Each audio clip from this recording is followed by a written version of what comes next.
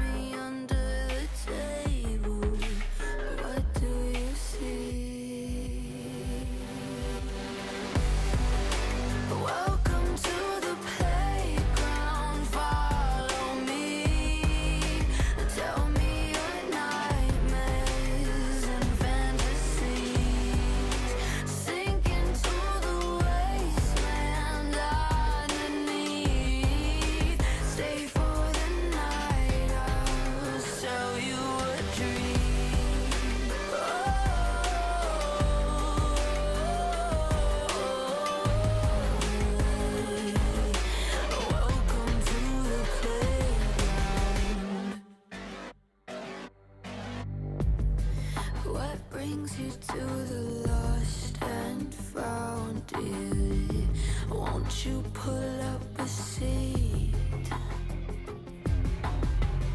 Everybody got a prize round here to play. Make me an offer, what will it be? Oh, what will it be? Welcome to the playground, follow me. Tell me your nightmares and fantasies. Sink into the wasteland underneath. Stay for the night, I'll sell you a dream.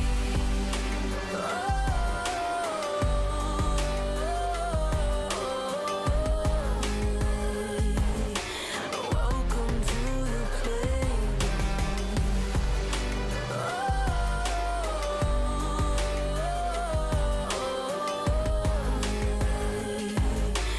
Welcome to the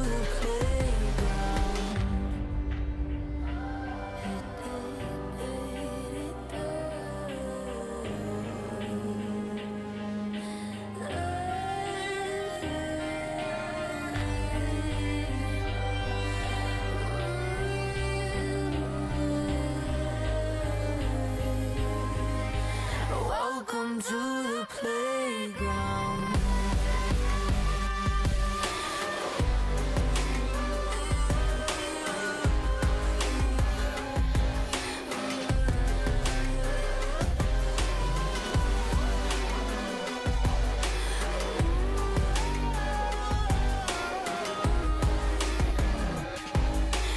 Welcome to the playground. Welcome to the playground. Follow me. Tell me your nightmares and fantasies. Sink into the wasteland underneath. Stay for the night, I'll sell you a dream.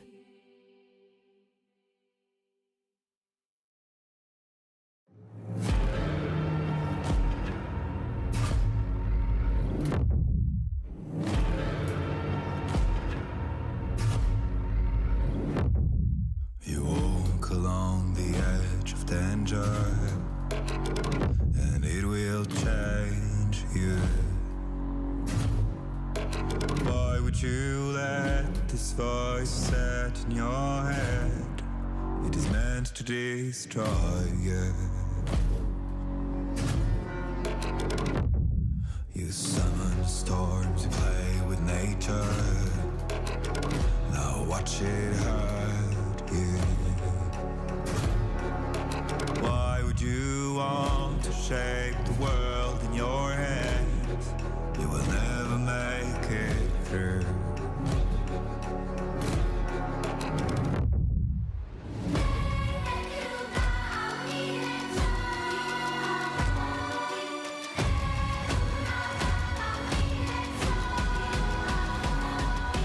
Catch the fire burning out your soul.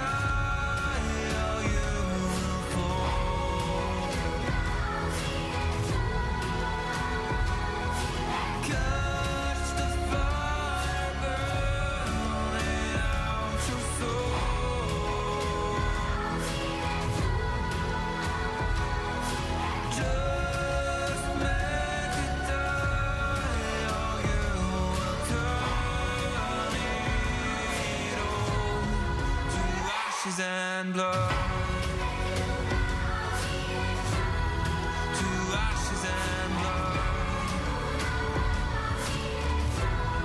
To ashes and blood. To ashes and blood. To ashes and blood.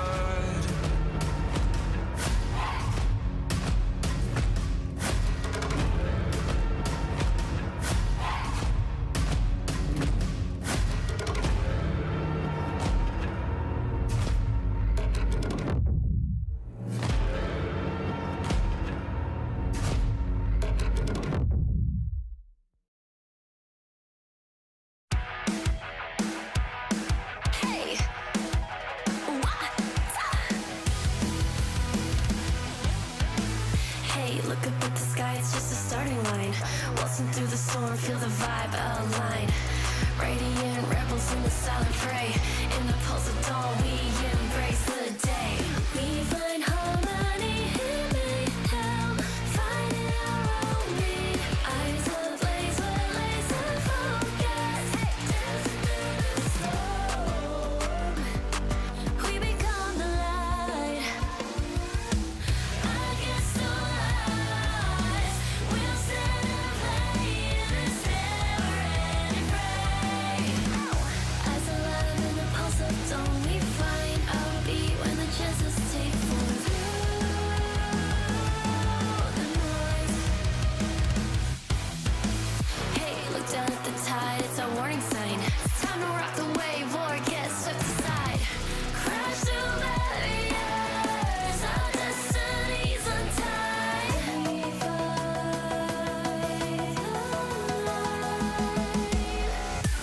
We find harmony in mayhem, finding our own beat.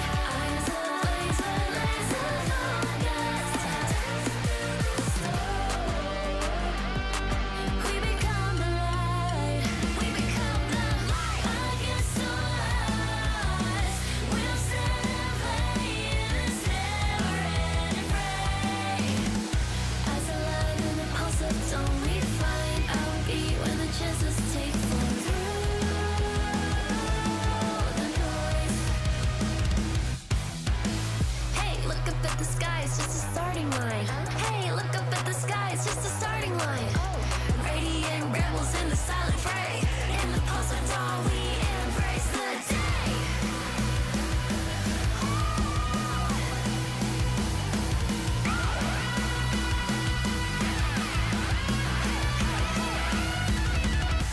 We find harmony in mayhem, finding our own beat. Eyes ablaze with laser focus. Dancing through the storm, we become the light. We become the light. Against all odds, we'll stand and play in this never-ending fray. Eyes alive in the pulse of dawn, we find our beat when the chances take form through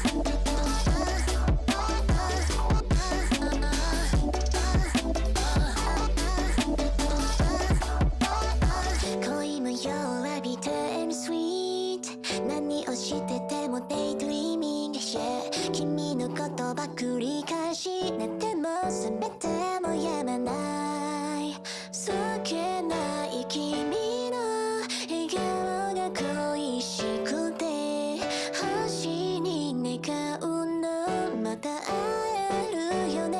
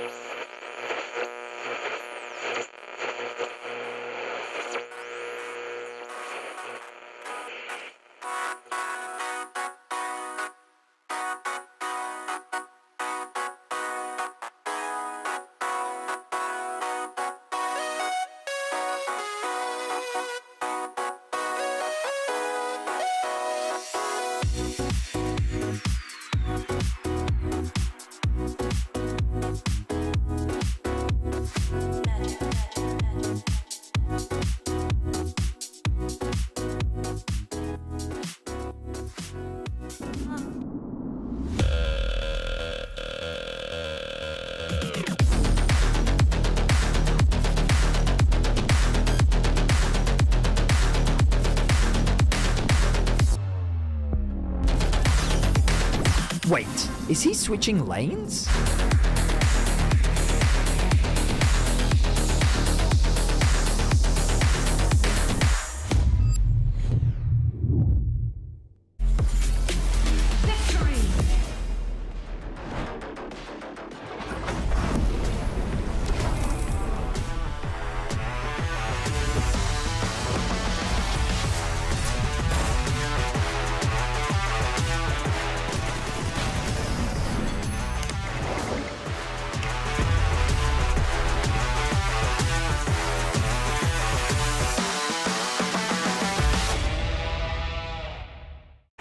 Now approaching the final pick, and what a ride it's been. A moment of hesitation, but we're getting closer to the game changer, and what a legendary journey we've been on. I mean, there's so many excellent options, but one of them has to be a perfect They're about fit. to lock in. Oh, what a pick! What a way to close things out. Explore over 30 hotel brands in legendary destinations. Marriott Bonvoy, a check-in at every checkpoint.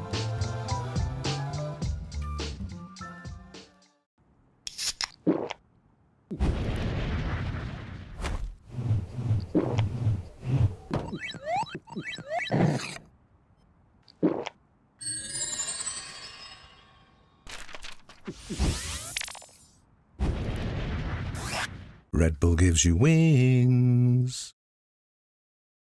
No, on to 5! What an ulti! What an incredible play there from... Oh, that was incredible! You love to see it. Right, yeah, let's really What get into... a move! He's just so good. I mean, the persistence, the patience to find the angle. You just don't see that from rookies. He's got it all. He's got the bad. Have a break. Have a Kit Kat. Ooh, that looks good. Do you want to maybe share a little bit? Yeah. What a move! The human body was built to move. Not trapped at a desk in one singular posture for 12 hours a day. It's time your chair evolved. This is Secret Lab Titan Evo. Ergonomically engineered for you, gamers, hybrid workers, artists, backing your every move.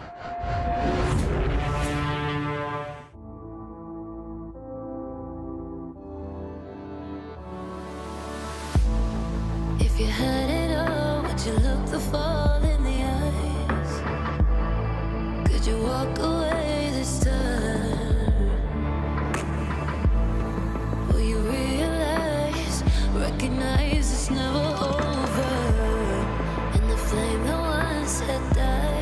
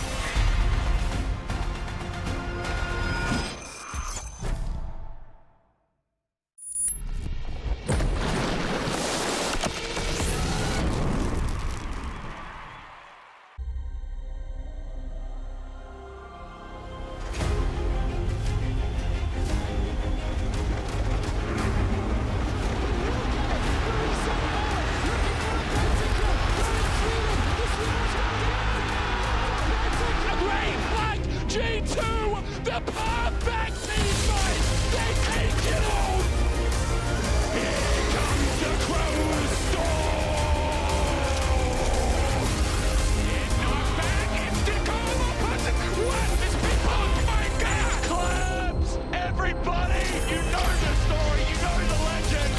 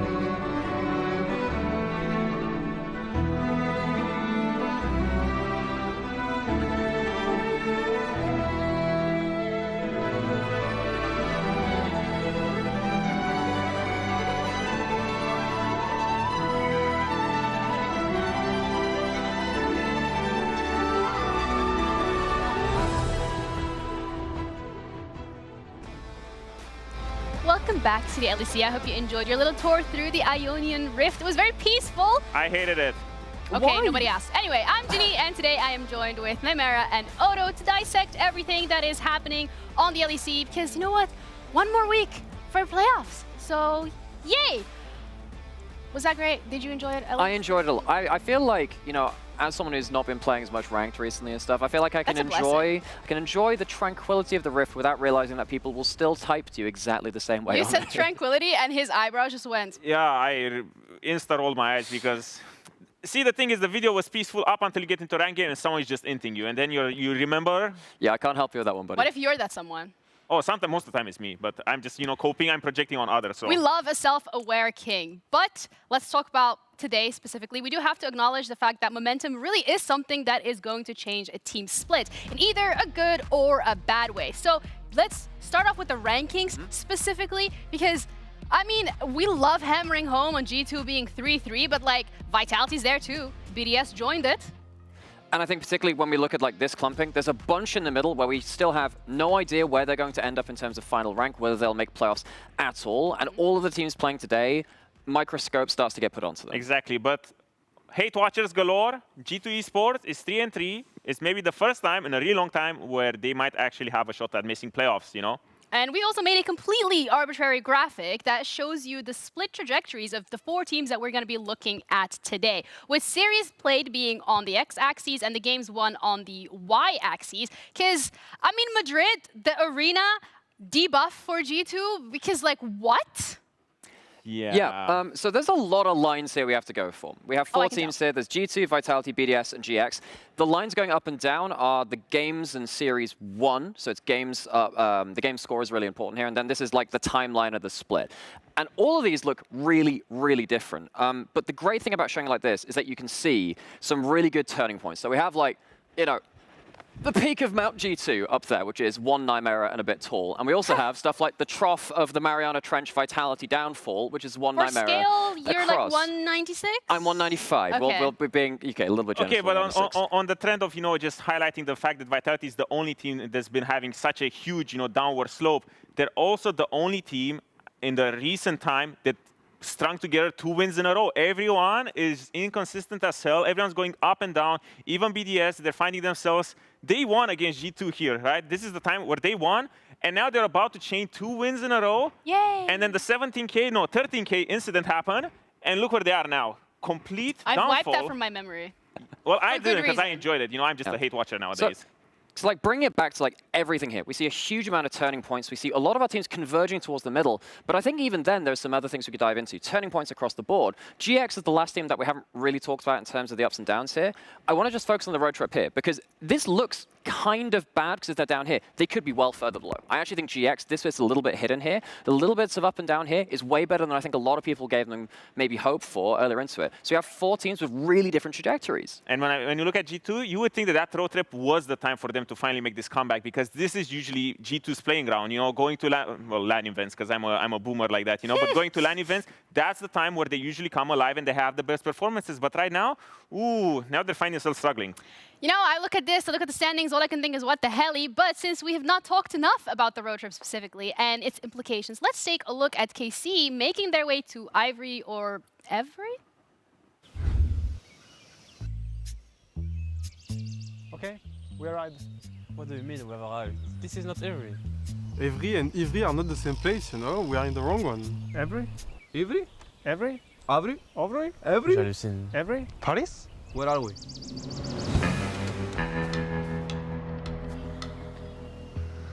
There's been a classic map reading issue. No worries, it's part of the process. Take it as a learning experience. Okay, so what do we do? Great question. What will you do?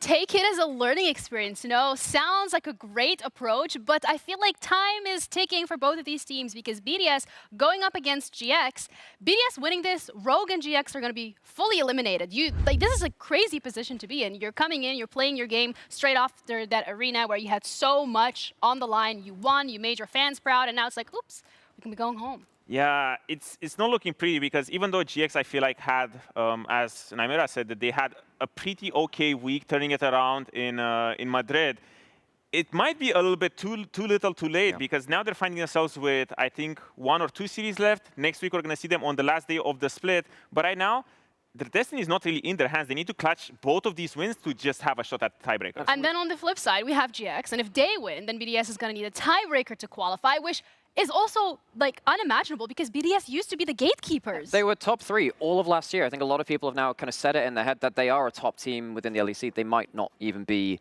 in playoffs. So both of these teams, I think, we can go back to the trajectories we were talking about over there. Feels like they're a little bit different to now what I've got set in my head. GX is quite far below the bar, but I feel like they're better than that record suggests. And BDS, they're in trouble streets. They are, but I don't know. It's kind of as you said, with BDS, you would expect a little bit more for them. I still have faith in them, even though they've been so damn inconsistent going up and down, left and right.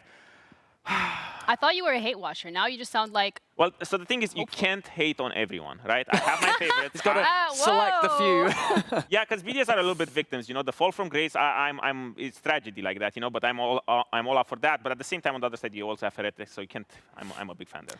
Right, well, earlier, Shocks did have the chance to sit down with Striker to talk about BDS specifically, their performance, their search for identity, and I guess what Odo said, them being victims?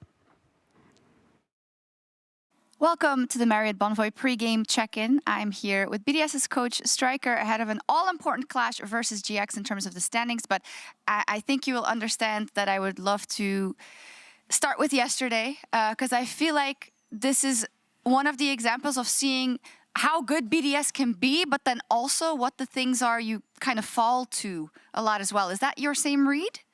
Yeah, I think what people see is what we are, right? I think we're a team that can get lead, get to decent spots in mid to late game. And then when it comes to the important moments, we may struggle a bit. I think yesterday we're on Nashor, also in their base. We didn't quite finish the game when we should. Hopefully today will be different. We did review, we did prepare a bit more, so hopefully today will be different, yeah. Is that something you can contextualize in that Fnatic is kind of coming off such a high from being in Madrid that know how to play these situations expertly, or did you really say, no, it was really our fault and something that, we can rectify? Oh, we try to focus on ourselves, obviously, because if you go that way, you could also say that Fnatic just won in a big arena, they don't have much time to scrim as well, so they should be weaker than what they are. So you can take it either way. What we have to do is focus on ourselves, and today we have to take the learnings from the previous match against Fnatic to make sure that we beat GX. Yeah, it's all a matter of perspective, of course. You said it, it's up versus GX. There's a lot going on here. If you do manage to win, you will knock out GX and Rogue, but you will still probably have to play a tiebreaker. There's a lot. I always wonder, because we as a broadcast, we hammer on that a lot. But do you think about all those scenarios, or do you talk about it as a team, or can you really just say, well, it's win or bust? I mean, you do, because you want to know, right? Then when it comes to the preparation, you just go one match at a time. You make sure that you put your best chance in every single game, every single draft, and that's what you do, yeah. Yeah, speaking of drafts, I feel like we saw from BDS throughout this year kind of different approaches. I mean, when it comes to just the top lane, for instance, you have sometimes carry top, sometimes tank top, sometimes compositions that play to that, sometimes not. Would you feel like you're still kind of looking for your identity, or you've been testing out a lot, or is that a wrong observation to make? I think we have different roles in the team that can be filled by different players. What we try to do, especially with Fearless, is be adaptive based on how we approach teams. I think a lot of teams have a strong identity, and we try to maneuver around that. Sometimes we pick a champion and then we drop it simply because I don't like how it looks on stage. Sometimes the patch makes you want to play also different. So those are all things that we take into account when we do different preparations. Okay, how does Nuke fit into all this? Because I know in the beginning of the year we talked about how he is taking up a big mantle of being more of the captain who can be, can show very different things in games, but also outside of the game. How do you think he's evolving in that way? I think he's evolving into the leader he should be and he's meant to be. I think that if it was not for him, or maybe our playoff chances would be slimmer than what they are already. So I think that he did fill his role in a very important manner, both in game and outside of game. And yeah, he's leading the game. Inside the game, he's the one that makes sure that our macro is correct, and at the same time, he has great individual performance, which is important for us as well. Yeah, it's been great to watch for sure. Thank you for your candid answers and good luck. Thank you, guys. I mean, high words of praise for Nuke specifically. And that is also, I mean, he said it himself, like, if it wasn't for Nuke's performances, the playoff chances might not be where they are today. I agree with pretty much everything that he said, because I feel like Nuke is no, I don't feel like he is the only player that's still here from the previous BDS iteration. And when I look at BDS, if it wasn't for him, they would be struggling a little bit more. But my main concern for BDS is the fact that they're trying all of these things. It feels like if they would have a little bit more stability, more wins, more time, they could be able to pull off all of these things left and right. But right now, I really feel like they're just overcooking a little bit. The bit where they're not cooking, though, because I agree with the rest of the map, that's true. Look, we've got the mid laners highlighted behind us, Nuke on one side and then Jackie's on the other. I think it's a great way to tie both of these teams together, because I think the part of BDS's identity they have set is Nuke long-range DPS. He has not played a single melee mid this split. He has incredible KDA, and his damage is really good too. It definitely feels like Nuke is core with the champions that he's picking, and I think that's really good to then put that over to the other side for GX, where Jackie's, I feel like he has been not so great in the lane, but he has been skirmishing and playing later on effectively.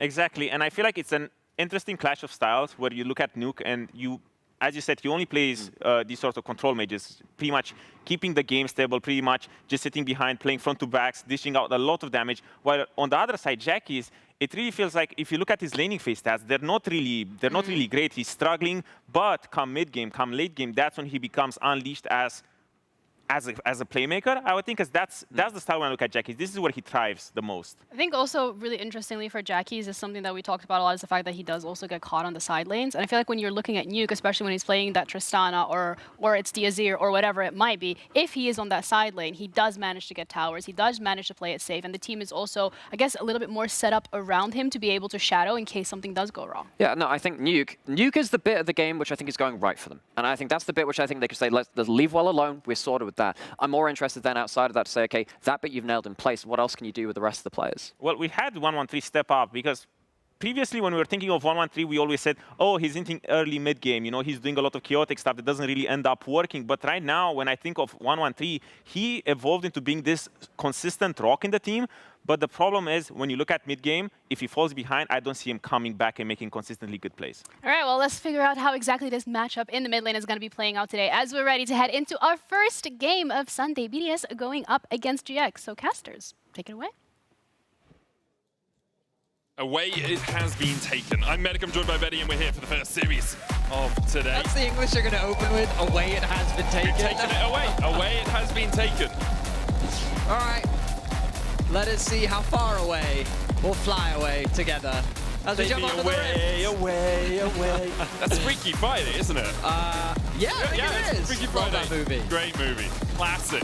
Now, while we're having fun and games here on the caster desk, It's a Super Sunday. It is it's also a very serious Sunday for both these teams. True. A lot on the line for Giant X, as a loss here will remove them from playoffs contention. They had a super exciting weekend last weekend over in Madrid, where they were able to defeat Fnatic, and they were able to get a...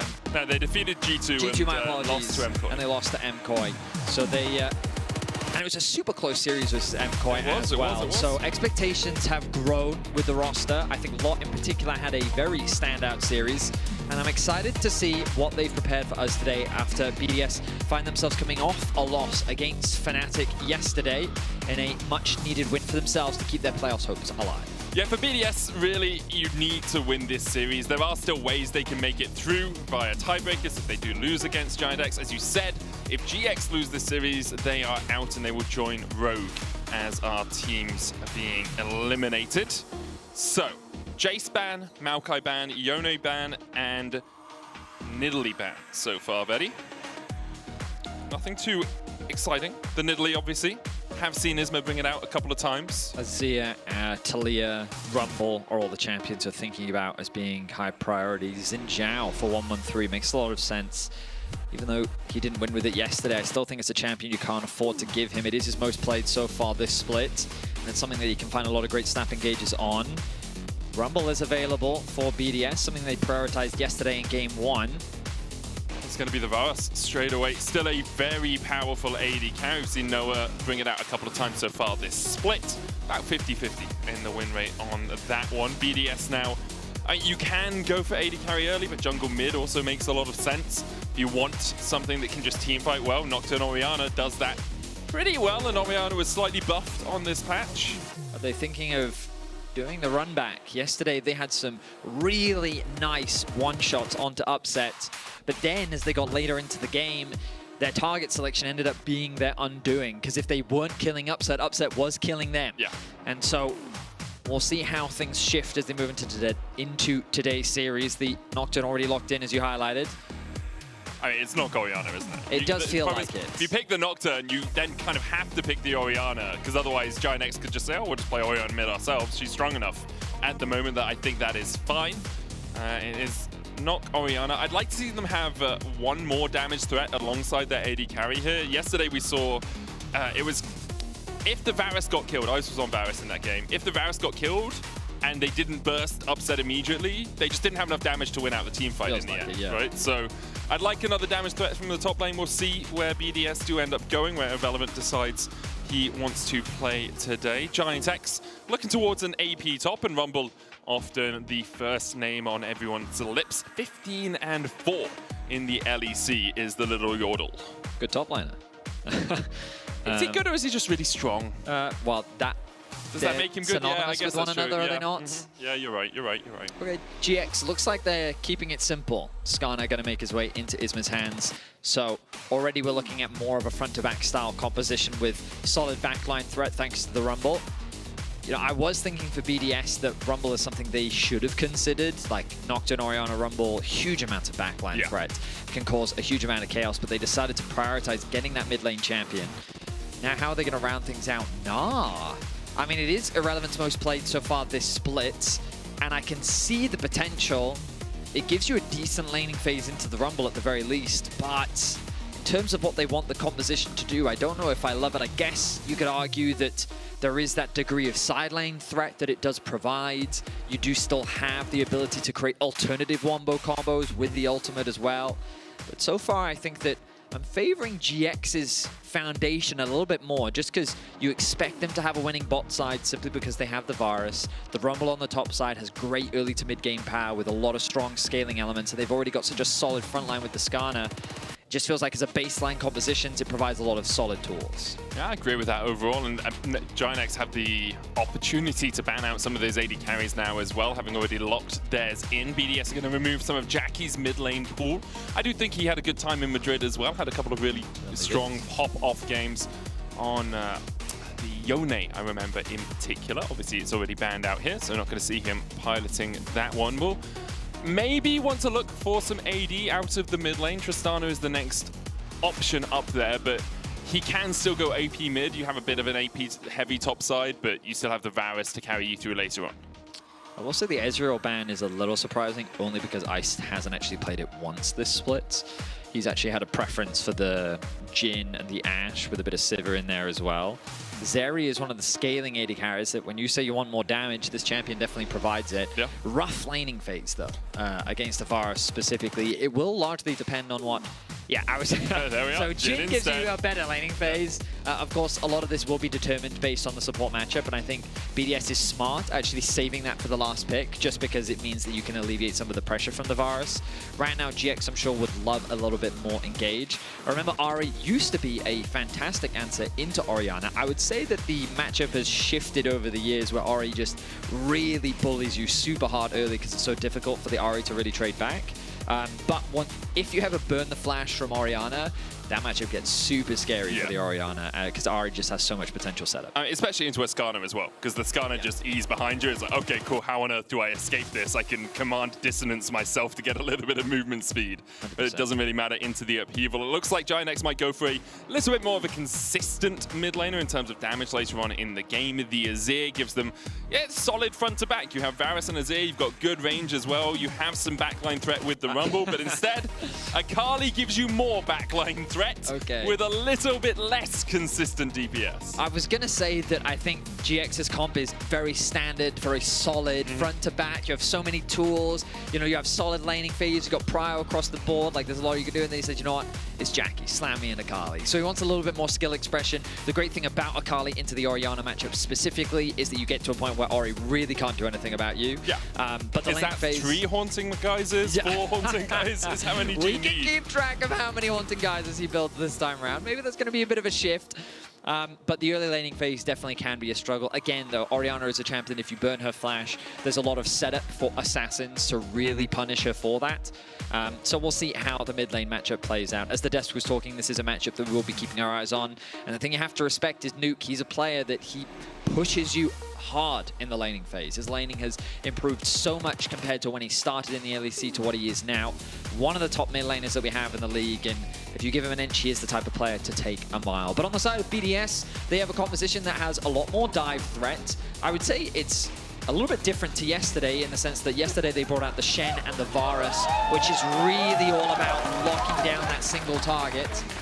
But this time around, they've got a little bit more pick potential. Of course, the Jhin can still follow up on things like the Shockwave. The Gnar provides you with a little bit more teamfight value, and the Rakan with the mobility makes following up on the Nocturne engages that much quicker. But I guess they're not so reliant on the Nocturne engage because they also have the Rakan there to follow. We'll see how well BDS can enact this game plan here against Giant X. Both teams not truly do or die, but pretty damn close. For Giant X, if they lose, they are out, and Rogue are knocked out of contention for playoffs as well. BDS can lose and still make it through via tiebreakers, but can't lose and make it in without those tiebreakers. So we will see how well both teams do as we make it onto Summoner's Rift for our first game of the day. Only 5 days left of the LEC regular season, Betty. Then we get to take a wee break before we come back for our 3 weeks of playoffs. I think it's 3 weeks. Yeah, I'm pretty sure it is. A certain event also occurs during those. What's that? Just is it the release of the new Pokemon set, Benny? I don't know, is it? It is, well, I think it happens on the 18th is pre-release, so... Okay, I mean, the fact that you're hesitating on that answer would disappoint your wife. Well, it's either the 18th or 17th, and I keep getting it wrong. I do know I'm going to be in the shop making sure I'm getting some of those ETBs, Betty, okay? It's one thing I've been asked to do. Fair enough, fair enough. All right, so we look across some of the runes that we just saw on our screen. Phase Rush on Orianna, I think, is a great choice into Akali specifically. Getting that extra burst of movement speed is really valuable, just because you also apply that slow onto Akali and then also get the bonus movement speed. It helps you create that distance when she's really threatening some sort of kill. Is going to be spotted out with the ward dropped early from BDS to investigate where he is beginning his jungle clear. And Lot, a player that I think really did stand out, because I think that so far in Spring, he hasn't had the strongest of performances, but last week in Madrid, he really did show up for the team. And GX, it was great getting to hear from them, the excitement that they showed, especially after their big victory on the first day. A lot of eyes are on GX to see if they can make this miracle turnaround happen, and if they can qualify for the Spring playoffs. It would be pretty miraculous if they do manage to do it. That G2 win, only their second win so far in the LEC regular season. For BDS, they're playing their last series of the regular season here against GiantX. GiantX have one more against Heretics at the end of week 7. It's a bit surreal to think that this could be BDS's last series of the split. Oh, it could be the last series until, what, August? Start of August or so for summer? Yep. That's a long break. Like, basically, it's like being back at school. You just take a long summer holidays and then come back, you know? But we know how eager these players are to compete, and that's what they want to be doing. So everything on the line today for both sides. We find ourselves off with a timid start to the game, very much as what we would expect. Right now, on the bot side of the map, losing out on that prio, just because GX decided to go for the Alistar. Doesn't give you the strongest laning prowess, and especially with the Jhin Rakan, it does give you a little bit more push. Meanwhile, in the mid lane, you're seeing very much what we expected. Janky's being chipped away at. So I just love the take notes emote sliding down the bottom of the screen as Isma makes his way over to his Razor Beaks and will clear towards that bottom side. Both the junglers, as has been mentioned, are going down towards that bot lane. Looks like 113 is about to camp ahead right now, as I wonder if we will see a battle over the Scuttle Crabs. Both the entrances for Isma have been warded, so it's going to be a little bit tricky for him to actually find an avenue into that river unspotted, and also he's going to be a little bit slower than this Nocturne on the first clear. Jackie needs to be thinking about pacing soon, but he's just now going to pop his pot. If he gets level 4, he can survive a little bit longer. On the bot side, a bit of a wave stacking up should make it easy for 113 to be able to secure that bot crab. But overall, timid start to the series, very much as we are only 3 minutes in as well, Betty. Yeah, I think sometimes we can build ourselves up getting into a series, or the hype of through draft, the walkouts, etc., and then it's like, oh, nothing's happened for the first 4 minutes. No, it's please. a standard start, I would say. Yeah, standard. I'll give you standard. I mean, it's a significant juxtaposition to the traditional solo queue experience, where at this point in the game, people are already typing FF. Yeah, true. You know? So, 113 smite. Not able to get in range in time. Isma gets the smite down. Information garnered. Yeah, well, I was hoping. 113 did have a very small window where I think he had a smite advantage there. He could have flash smited. Learned from Blabber. He could have done that, could he? I mean, Blabber did it, you know? How'd that pan out? I can't remember the rest of the series. I'm pretty sure it didn't go pretty well. Pretty sure that was the end of the game, actually. It was a display of dominance that they said, cool, you got the crab. Right, League officials immediately stepped in and said, all right, we can call it here. The mercy rule in League of Legends. If someone flash smites your crab away from you, they're just given the series. Now, 113, because he started on Raptors, the respawn timer had already come back up, so he's already on his second clear through the jungle. He is a little bit faster than that of Isma, who had to wait for the walls to respawn. And you can see that he's already going to go back to base, and this is tempo. So he's already back out onto the map first, and he has a window where he can make a play before Isma can respond. I don't think he's going to, but he can if he really wants to. We'll see if GiantX can deal with the whiplash of him being out so quickly, using this tempo so effectively. Oh, it's wolves, Vetty.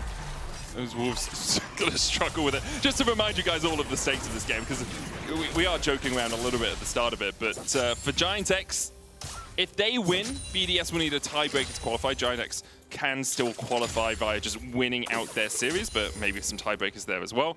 Whereas if BDS win, GiantX and Rogue are fully eliminated from playoffs. So obviously, if you're a GiantX fan, you kind of want them to win. Not that you'd want them to lose ever if you're a fan of them, but I do think as well, I did do the 5-way tie setup. Well, yeah, so there is a possibility of a 5-way tie between G2, BDS, SK, GiantX, and Rogue. And for that to happen, GiantX need to win this series. Damn. But the first 2 series yesterday went the way that we needed them to go. Oh, really? So with 2 out of how many series are left? Quite a few for that to happen. Okay. Well, we'll keep track of that throughout the day. I don't want to ask you what the other results are. Oh, I can tell you very quickly, buddy. No, I'll rack them off quickly. So Vitality would have to win next, then Heretics, then Koi, then SK, then KC, then Vitality, then KC, then Heretics, then Rogue, and then we would have a 5-way tie for 6th position. All right, did you all keep track of that? Did you all write that down? Write it down, noted. I take notes. I mean, it's already been given. Isma's been doing it.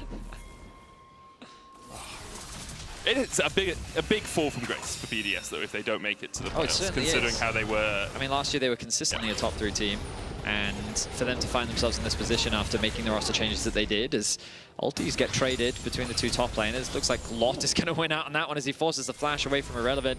Irrelevant has to be cautious of a potential dive. Looks like, yeah, you can see how hesitant he is. He's wary of the potential dive. He drops the ward in the brush as well. And yeah, this is not ideal for Irrelevant, so he takes a bad trade, he loses his flash, and he also loses the wave, and now he also hasn't based yet, which means that Lot is also going to come back to wave quicker, and it's already pushing out that wave, so Lot already off to a massive lead on the top side of the map. Yeah, it was already winning out in the 1v1 as well. You can see about a 20 CS lead for the Rumble over the Nada. Jackie's starting to trade in effectively against Nuke, who has gone for the tier first. Seraph's an item we most commonly see on the Orianna, especially into things like Akali that want to burst you down. I was wondering perhaps if Nuke would go for the Catalyst of Aeons build, where you start the Rod of Ages, but you never complete it. You just get that Catalyst, sit on it for the game, and then sell it for 900 gold, 3rd or 4th item when you want to get a good spike for later game. But I say we saw it on. Yeah, Humanoid did it yesterday, but seems like he's not going down that route. Or at least for now. I mean, credit to Jackies. This can be a very difficult matchup, but he's done a good job of staying even in CS. There's the first haunting guy. Yeah, 1 mask down. Yep. We'll see if he continues to stack those. For now, though, really the only significant advantage gained is on the top side of the map. Grubs are already spawned. No early prioritization on the Dragon. Are we going to see a swap come through? I know that this has been a big discussion pretty much throughout the day yesterday. And I feel like that the game... So my opinion on the game state right now is that Artican isn't that big of a deal. Sure. So between 15 and 20 minutes, the game just slows down a lot. As opposed to these first 8 minutes that have been breakneck. Yeah, I mean, admittedly, but I understand for these teams, obviously a lot on the line, so it makes sense they would want to take things slow in the early game. Isma's going to start off the Dragon, but that 15 to 25 minute window is actually where I think is super interesting, because teams, I think, get very impatient when they don't have a clear objective to necessarily play for, and that's when mistakes happen. And so that's going to be this window where both teams need to focus and make sure they're thinking very clearly about what they want to do in the next steps, and they don't overstep, and make sure they give that opportunity to their opposition to punish. It's interesting how quickly sort of like the collective memory of players and of people shifts. Because up until 5 months ago, Artican never existed. And there was this huge gap in that time anyway. Baron spawned at 20. Baron spawned at 20, that was the biggest difference. Yeah, so if you were in a winning position, you could force it. You could force Baron at 20 minutes. Now, is on 113, hovering around top lane here. Oh, 113 is going to go in with the Paranoia. Flash away from Lot. The Fear still should connect here, but Isma's on his way across. Has that impale. 113 down, as is Lot. Now Isma trying to trade in with Irrelevant, but Irrelevant has no flash to follow up. Perfect execution from Jackies. Has to flash away after using that ultimate. Uses the R2 to escape across the wall. So Flash is exchanged in mid, a top lane and a jungler exchanged in top. Action kicking off now across the rift. It was BDS that drew first blood, but as you rightly identified, the exchange did come through. Nice use of the spell shield from 113 in that skirmish to mitigate the knockback that was coming through from Isma, allowed him to stick onto Lot to make sure there was enough damage to be able to secure that kill. We'll get an early Tiamat as Isma now looks to finish off the Grubs, meaning all of these early objectives actually going the way of GX, given that Isma chose to stick around. Crucially, in this mid lane, both flashes used. Could be a potential gank opportunity for both sides as we move closer to the mid game. We look back at this play. The ultimate comes down from 113. Flash to make sure that he can connect the tether. And then here you'll notice the spell shield comes through. Isma not able to drag him into the wall. Means that 113 has just enough time to be able to get enough damage down. And they get the flash out from Isma as well. Arsteel going to be completed. Find ourselves 1-on-1. Gold still very even with still a sizable advantage in favor of Lot on the top. Yeah, the advantage really is mostly that Rumble in the top lane. Very powerful in the lane, can just push things out. Building up towards his Leandries, both the AD carries are being switched towards the mid lane, but Grubs and the Drake over to Giant X puts them in a good position, at least on the early neutrals. We didn't see the first Paranoia having as much effect as 113 would like, but did manage to pick up a kill in the end. You'll notice now Orianna being moved off into a side lane. Nuke has to be a lot more passive than he was in the mid lane. The longer lane, especially without the flash, leaves him much more prone to a potential gank. And without huge support from his team, he has to be very cautious. And what you see on the map right now is exactly what we're talking about. He realizes that It's GX that have the push in mid. They're already moving into the bot side jungle. Nuke has to be very cautious. And this is great for Jackies because he's alleviated a lot of pressure. He can now push out waves comfortably, and he can quickly start ramping towards that first major item. And it's also why we see Jun moving with Isma into that jungle, just to deny vision as well. Like, Nuke has no vision in his blue side jungle. You never know where that Alistar is. The Varus can deal with the mid lane by himself, has the teleport as well, so even if it takes a bad trade, can get back in there quickly enough to hold down the fort on the tier 1. I mean, you can even see it on the minimap. Just notice how hesitant he's playing around this tower. There's just very little vision, as Medic was just highlighting for us, and so he just has to play super defensively and super safe. And it's also why Paris recalls, gets stacks on his warding item, and then immediately runs back through this blue side. It's like, okay, I have to invest some vision around here, at least have to try and clear out some vision for the Orianna. Puts one control ward around the blue. Now we'll put one in the tri-bush. A lot of resources being invested in making sure Nuke is safe in this bot lane. Then we might see that change in about a minute and a half time when Nuke's flash is back up, but it's still possible that BDS will want to make sure Nuke gets towards that first, second item in a timely manner. And I'm looking at 113 here. Oh, Paranoia going in. There's the chase. Flash away from Noah into the CC from Ice. The curtains open immediately. 113 closes them on Noah. That's the risk when you're playing against a Jhin and a Nocturne. Irrelevant going in here as well. The Equalizer on the wrong side from Lot. Irrelevant not tanking it at all. Lot has no flash. Irrelevant needs 2 more autos, but the scrap shield's enough to keep Lot alive. Meanwhile, Paris caught out down towards the bottom side, pops the quickness and dashes away to Nuke.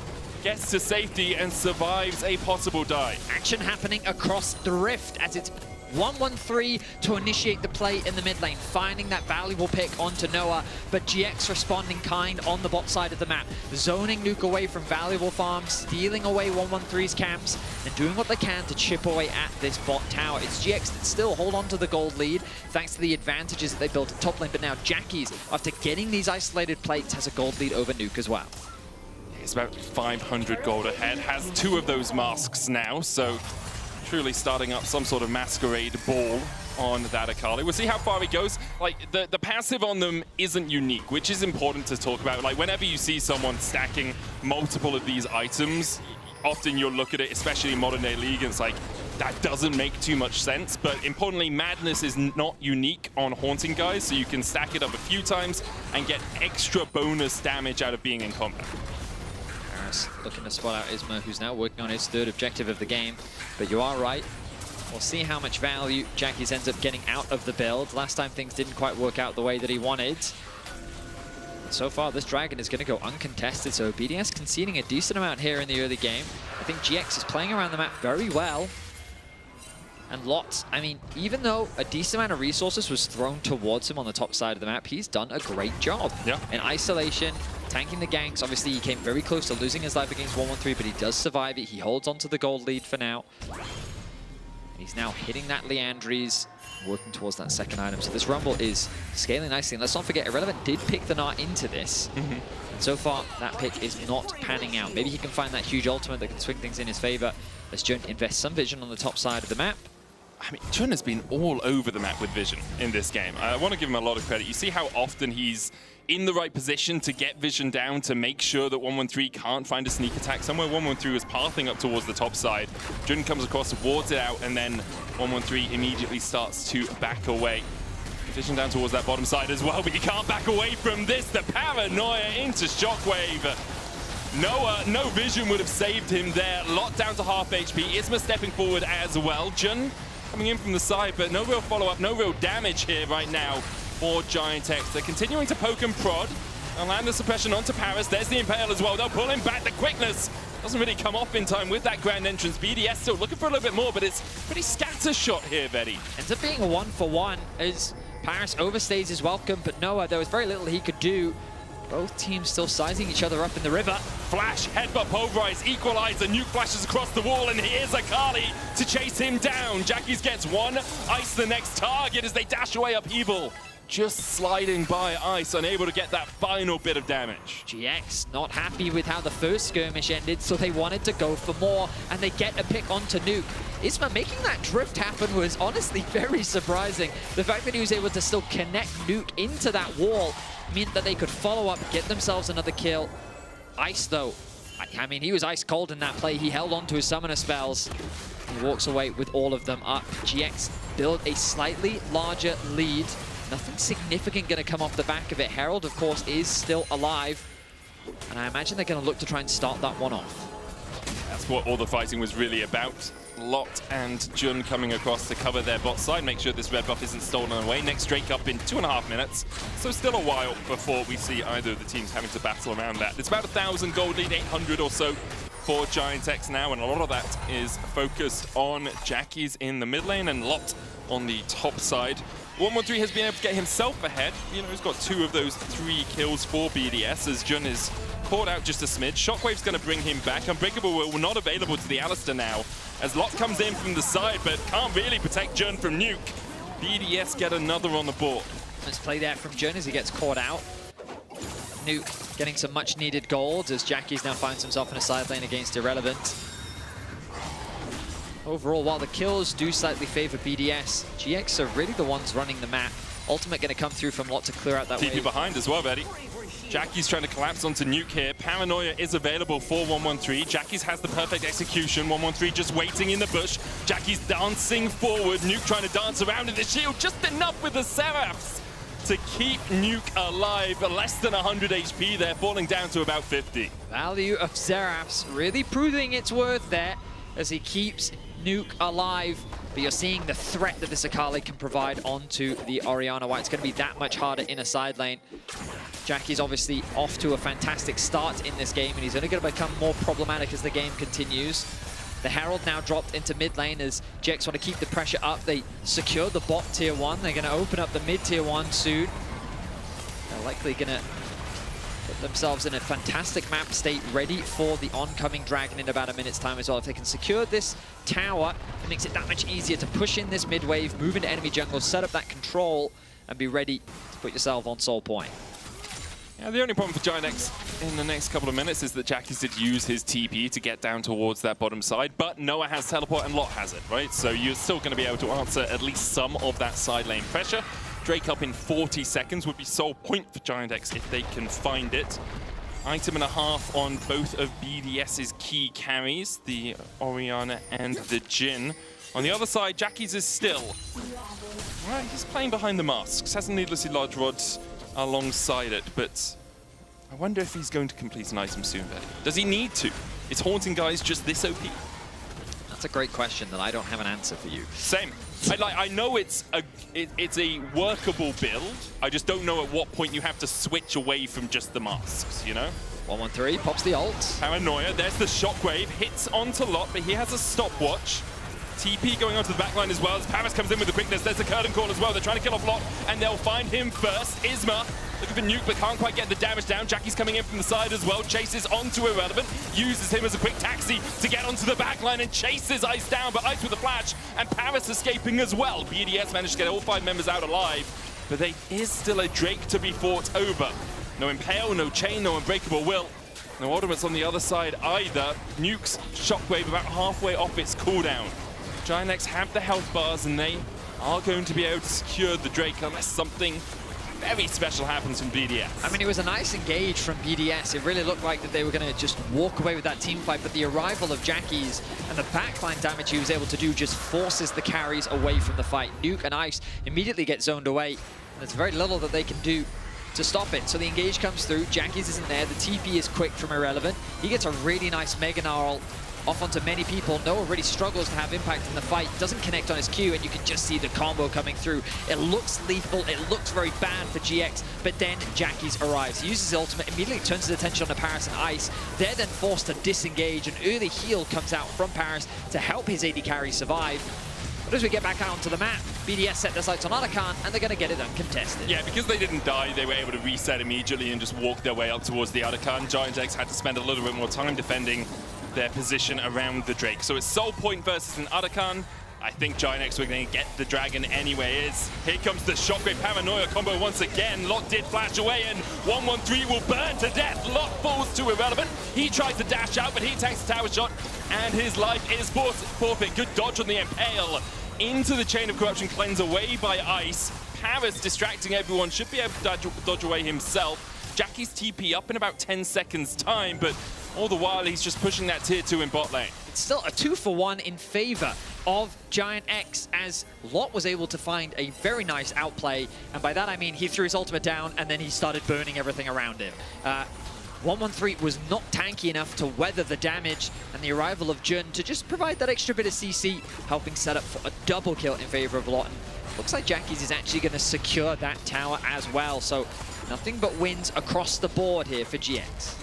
Take that if you're Giant X. Still only about 1,000 gold ahead, but in such a strong position for your carries. A lot of AP coming out. Shadow Flame now complete for Jackie's.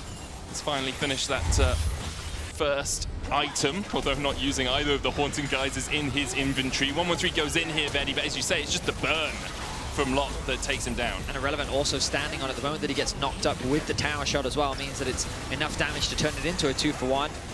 And then Paris just buying time. He knows that he has the mobility to use Nuke to get away, but we immediately return to the map state. GX looking to chip away at Paris' HP bar.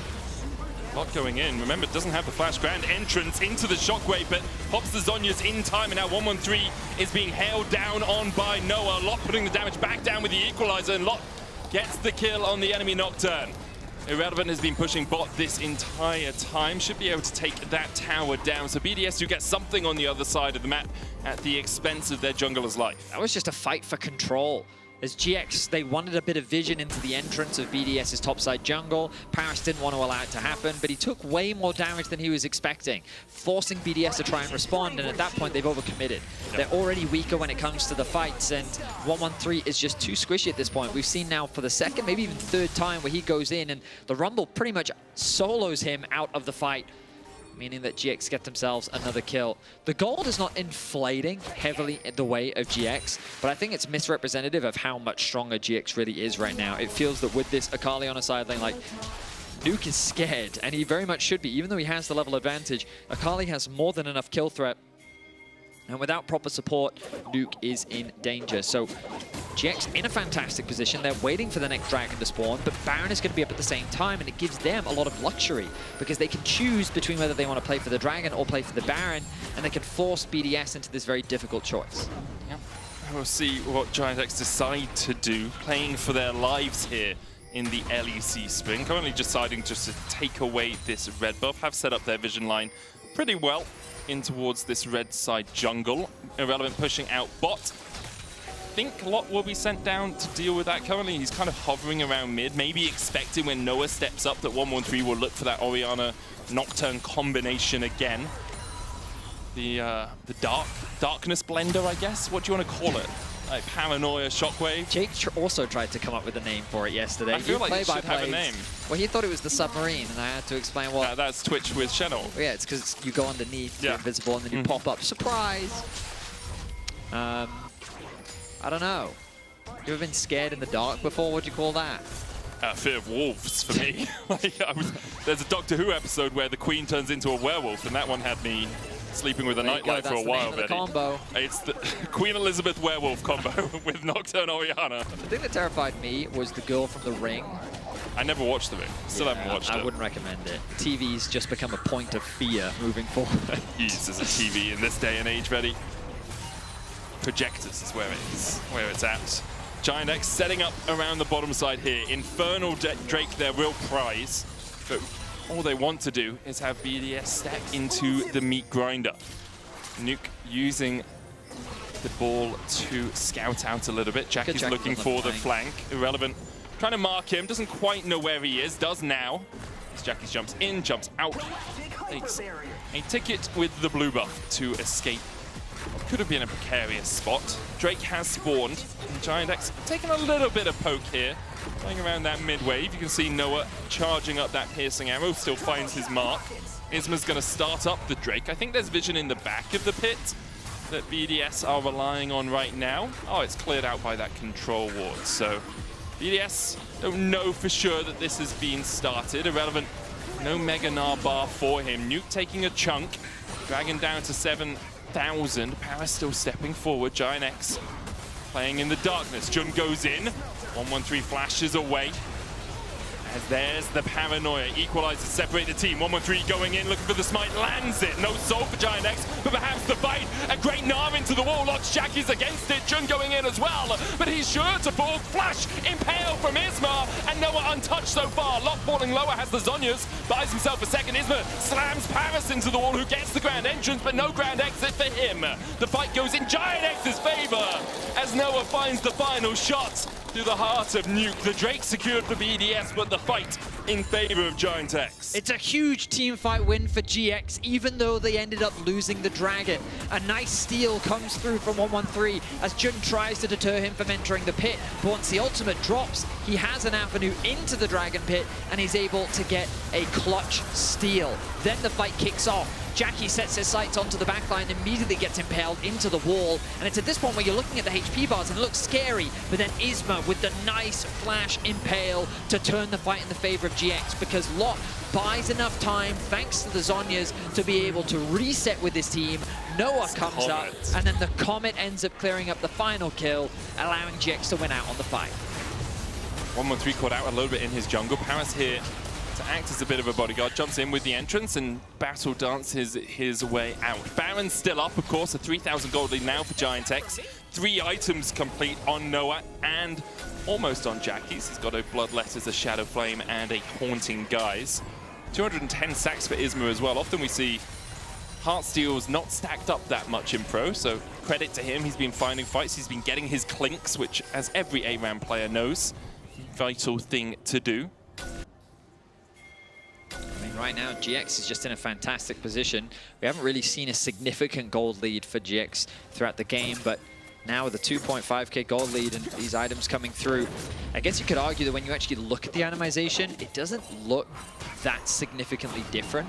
The fact that Nuke has Death Cap as well, that kind of both mid lane is pretty much even in terms of itemization, depending on how much value you put behind the Haunting Guise, contributing to all the additional damage it's generating from the other 2 items. I'd say they're pretty even right now. Yeah, I'd agree with you there, and then the AD carries are also, I mean, they're both bang on 3 items, so the gold is deceptive, but just the way the fights are playing out, it feels like the GX are just playing them better.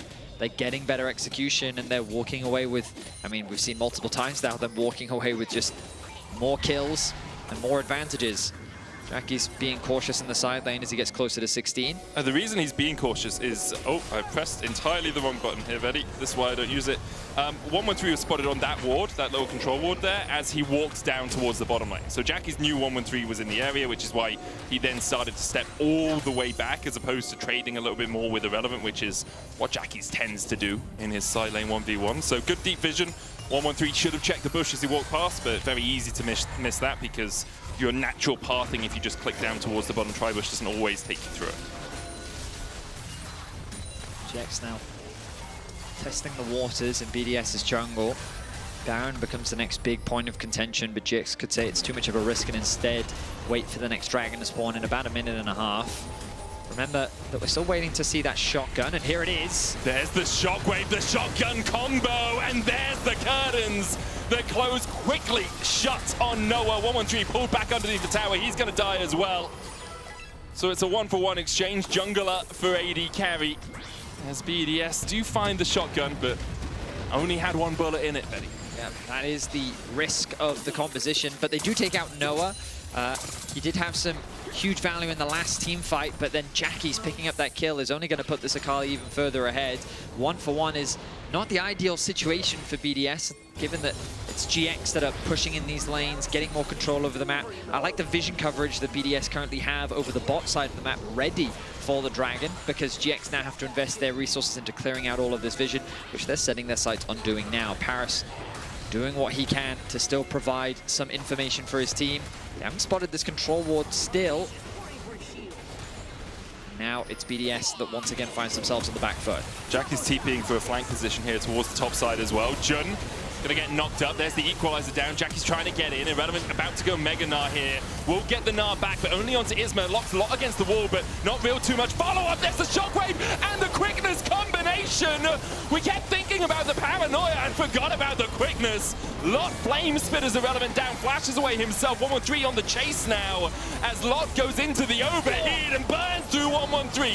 Isma across the wall is now in the middle of 4. Lands the impale but dies for it. BDS fight back. only Noah left standing. Paranoia will get rid of the edge of night, and in goes 113 again. It's curtains for Noah. A great fight for BDS. It's an ace for BDS out of nowhere. In a match state where it felt like GX was riding the momentum, making it impossible for BDS to find the play, they're able to find the angle. Noah wasn't with the team. BDS had a numbers advantage, and the shockwave that came through from Nuke, the engage that comes through from Paris, was a game-changing play. We look at this poke coming through from GX, testing the waters. The Rumble ultimate comes through. Jackie's on the flank. They force the flash out from Ice, but it's at this point where Irrelevant gets the ulti. He sees the stun that comes down onto Jackie's, and then the follow-up from both Paris and Nuke. Then at this point, it just becomes a chase. Lot is doing insane damage. You think at this point, there's even a window where he'll even get himself another kill. Fortunately, his team is there to help secure that kill. Isma thinks that with Noah, maybe they can get more, but Noah's not in a position to follow up. We get back to live, and Jun is trying to interrupt this Baron. And Paris looking for the knock-up. Jun flashes forward, though. 113 has to flash away. TP coming in from Irrelevant, who has just come out of base. Sterak's complete for him. Mega Nav trying to build it up. Needs to jump over the wall. Goes Mega as he does, so has enough health to survive. Giant X might use that as their cue to go towards the Baron, knowing that 113 is low. No flash now on that Nocturne, but they won't quite, well, they won't decide to immediately force it. Lot will get the mid prio. Looks like resets coming out from Jun and Isma. Tense situation now as the game kind of resets. BDS have done a successful job of denying the soul away from GX. Baron is still a scary objective to just start up on a whim, especially given that Noah is going for that lethality build. They don't have the fastest Baron taking team on the side of GX. I mean, Irrelevant shows bot, though, and had just used his teleport from the fountain to the mid lane, so Giant X will just immediately start this up. 113 has the Paranoia, and we have the Shockwave. I'm going to call it the dishwasher, Betty, because it spins, it's dark, and you get rinsed if it hits you.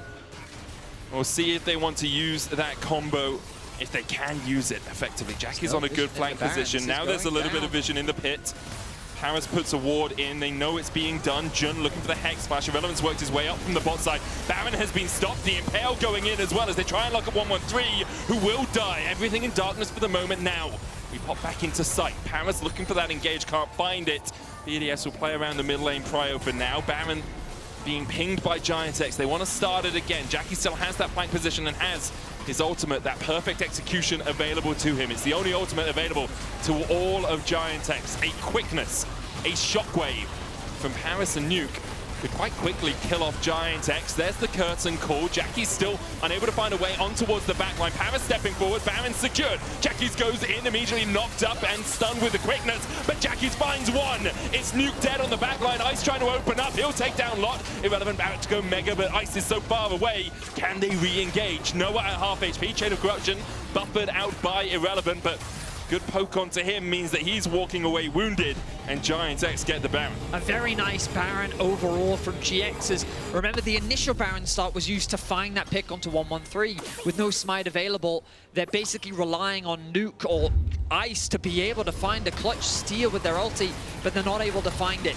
The position is quite threatening as the ulti drops down from Ice and Nuke is in a position to steal with the Shockwave. The Shockwave comes through, it doesn't quite do enough damage, and then Jackie turns his attention onto the backline. Very nice pick onto Nuke, a follow-up kill onto the Rakan. But then once they lose their front line, GX realize we don't have the HP to chase this. We'll be happy with the Baron. With 2 minutes left on the Baron buff, Lot not getting it, obviously pretty impactful for them, or dying at least. He's almost at 4 items on this Rumble. Irrelevant stepping forward, TP coming out from Lot. Drake up in a minute's time. Both teams just scuffling for this vision control. Jackie's is pushed in the bot side. BDS, all 5 members close enough. You could throw a towel over them right now. Everyone grouped up in mid. Irrelevant is going to work his way down towards that bottom lane. BDS unable to step forward to gain control of the mid wave. Ice trying to catch it as high as he can. Keep the possibility of BDS pushing Giant X out of this jungle, but Jun takes control, as does Isma. They'll clear out any BDS vision, and now BDS are fighting into the darkness. I will say, as we get closer to this dragon, Ice is nothing but exceptional on this Jhin. Yeah, he is. Constantly finds ways to build gold leads, and I mean, with a 6-0-5 KDA this game, finding a way to avoid death. He's level 18, 365 CS as well.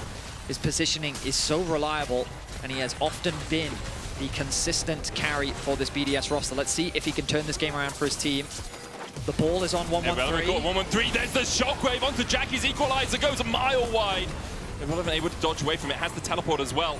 Jackie's down to about a third HP. BDS still looking to get some purchase on a location in this river. TP coming out from Irrelevant. Problem is, BDS, they've got no ammo, they can't reload. They've used the ultis now. That one-shot potential is gone. Jackie's will return to the fray. Irrelevant face checks Lot. Irrelevant has to jump away. There's the Zhonya's out of Lot. That's big. Nuke from the side. Lot has to flash away. 7,000 HP. Now on the Drake. 113 looking for that steal again. Doesn't have the flash. The curtain's open. Jackie's can get on towards the back line here. Drake secured. It's Infernal Soul. The quickness comes out. And Jackie's falls twice. BDS. Although they've lost the Drake, they've lost the Soul. Maybe they can win the fight. Ice stepping forward again. There's a double for the Jin. Yesterday it was 4. There's 3. Make it more for BDS. Only Isma and Noah left alive as Ice continues to chase, but probably doesn't have the range to catch up with Noah. BDS find another successful fight. Even though their initial burst combo doesn't really gain them much, in the extended trade they're able to turn things around. So much credit needs to be given to Paris. The quick reactions to chains. You see Jackie's coming in from the flank meant that Jackie's was null and void before he could really do anything. BDS now with the numbers advantage set their sights on the bot lane tower, and they're looking to stay relevant in this game 1. Probably just 2 tier 2s for BDS off this though. You can see Paris should be able to collect the local gold from that mid lane tower falling. So BDS take a gold lead, but remember Isma secured the Soul. He won the smite fight, so it's going to be a difficult fight back. As you say, Vedi, Jackie's tries to get onto Ice, and immediately Paris is there. Just such a good response from Paris, and at this point, Lot then gets locked up. He doesn't have his flash available, he doesn't have the Zhonya's either. Jun doing what he can to keep his teammates alive. Ice does commit his flash to securing that 3rd kill. But BDS keeping their hopes alive here in this first game. Baron up in a minute 40. Ice full build 905, a Medgice for Nuke. 6 stacks on it. Jackie's almost has his 4th item as well. The Rabadon's his prize at the end of that gold rainbow, I guess. The question for BDS is, can they win fights? Like, is Jackie's going to overextend onto the backline in a similar way?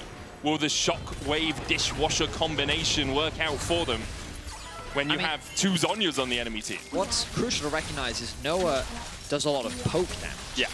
And so really, when you think about the consistent DPS, if you ignore kind of Jackie's wanting to try and assassinate someone on the backline, it's very much reliant on Lot. True. And so when he doesn't have his flash available, when the ultimate was already used very early on before the fight really kicked off, and then the fact that he didn't have his Zhonya's available either, it became very difficult for him to really impact that fight in the way that he would have wanted to. Now he's got the death cap available, his flash is still about 2 minutes away. He's a player that we'll have to keep our eyes on moving into the next fight because he's going to be crucial. But we're basically nearing full build across the board. The gold is meaning less and less by the minute. BDS was in a similar situation yesterday where they fell short to Fnatic in the final moments. A single fight could very well determine the entire game. And in this situation, it all comes down to execution. Jackie's, will he have enough for the death cap? Yes, he does. Yes, he okay, will. so both sides are happy with the itemization that they've gotten. And now we're just building towards the Baron. I think for BDS, a single player making sure they press tab and ping the fact that Noah has a Zhonya's as well could change the outlook of this fight, because so often you just go on the AD carry and think, oh, we can burst him, right? Here, he's got Edge of Night, he's got the Zhonya's. If you go for him, the team is immediately going to collapse on you and you're not going to kill off that Varus. You can see the poke he's doing with the piercing arrow and the Infernal. Flash forward, there's the equalizer onto Nuke, and Jackie's immediately on the backline. Shockwave has to be used to try and disengage. Paris flies in once again with the quickness, but Jackie's is having none of it. He'll get the kill. It's a 1-for-1 exchange as both the mid laners fall. Jackie's was committed for at the very least getting his one. He will secure the kill onto Nuke, but he had to invest everything to get it. Now, with both mid laners gone, Irrelevant will TP back into the fight. But what's he really TPing for? 113 doesn't have the HP to really go for any more of a fight. His ultimate is unavailable. The poke connects. Cell shield down as well now for 113. He's going to have to go back into his jungle to try and heal up some of that HP. In fact, just going to go for the recall Isma constantly poking across the wall there. Paris looking for the engage. Jun goes in onto Irrelevant. Headbutt pulverize. Irrelevant about to go mega, but 113's a mile away. Doesn't have that paranoia back up. Baron available to both teams. Jackie's has TP in 15, as does Nuke. Their respawn timers basically equal between the two of them now. The Medjai's, unfortunately for Nuke, not really getting a huge amount of value. It's the Medjai's curse, man. You buy it, you have to immediately die. It's just the way it works. Down to 2 stacks. BDS gain position over the Baron after GX need to commit some resets. Ward's now replenished by Jun, but Paris is basically out. Oh, this is really good positioning from Paris. If you can find something sneaky here, Noah's going to check the bush, though. Paris pops the quickness. 113 looking for the engage, but Paris is already down. Could have jumped across the wall, decided not to do it. Jackie's dives in, Jackie's dives for it! A 1-for-1 exchange. Just 2 players getting caught. This late into the game, you can't be trying to make those isolated hero plays because BDS has proven that they're way too good at locking you down and shutting you out. Jackie's needs more of a distraction before he can look to try and make those plays. The good news for BDS is that GX ultimately got too hypey. Yeah. They saw that pick, they wanted to try and fight for more when they should have just turned their attention back towards the Baron. Tried to use that to force another fight given that 113 had already used his ulti. So we return to a neutral state. The Elder spawns in 20 seconds, and it's BDS that have position over the Dragon. And Jackie's won't be alive for the spawn of this Elder, who will be up a couple of seconds afterwards, but doesn't have teleport, remember. Used it to get back in to the last fight around the Baron. BDS trying to set up around the Elder. Paris on his way down through mid, currently just passing the inhibitor line. BDS have the vision control. You can see Giant X trying to poke through here, see if they can spot anything. Now Jackie's respawns, immediately sprinting his way to join the rest of his team. BDS playing through the mid lane. Prio could just go for the Baron as well. Don't really want to give up the Elder. Nuke and 113 stepping forward, perhaps looking to see if they can catch out Jackie's. 113 goes in, but Nuke wasn't ready to pop the shockwave. Now 113 has to use the spell shield to get out. It's the paranoia down for a little while at least, and BDS's opportunity to put Jackie's through a quick cycle comes up short. Get the idea, but onto an Akali, that was going to be a very difficult task. That ulti from 113 being unavailable for the Elder is a scary situation for BDS to be in. We turn our attention to Ice once more. 10-0-6 the scoreline for him, reminiscent of what we saw from him yesterday. The Elder getting lower and lower, and BDS can't find a way into the river. And 113 doesn't have a quick route in either, because that paranoia is still not off cooldown. Curtains open, Irrelevant looking for it. Equalizer onto Ice. He has to step off. 113 trying to get close, but the Impale will lock him up, and there's the Elder Drake over to Giant X. And with how close the fights have been, you have to feel this is the opportunity for Giant X to really win things out. They find 2, they'll turn their eyes instead of the fight towards the Baron. And that might just be the final nail in the coffin for BDS. It's been an intense back and forth between the two teams, but without that Nocturne ult available, BDS did not have an easy way to contest the Dragon. They concede the Elder, they will lose the Baron, and now GX is in a prime position to take game 1 of this best of 3. 45 minutes in. Man, the last couple of weeks have been full of these long games, close back and forth. Maybe we'll see a Nexus left on 1 HP again. For Giant X, it's really well played. Like 113 obviously has already used the paranoia. Equalizer going onto the curtain call means Ice can't get more shots out. And then the Impale on 113 as he tries to get in, just locks him up. It was a very challenging approach for BDS, and Jun doing a good job of gatekeeping the river. Yeah. Now we turn our attention back to live. 45 minutes in, GX is fully empowered with both the spirit of Elder and Baron. But not of Atakan, Vedi. While that is true, I don't think they care. They'll set their sights on the first inhibitor tower of the game. Yeah, they have two waves left of the Elder Dragon buff, so they want to try and escort these minions in, keep them alive as long as they can, because otherwise it becomes hard to really force into BDS's base. Only committing onto this lane though, you look across the minimap and those wave states are not ideal. This could be great for BDS to stall things out. 42 seconds before the Elder expires. Equalizer does clip onto Irrelevant.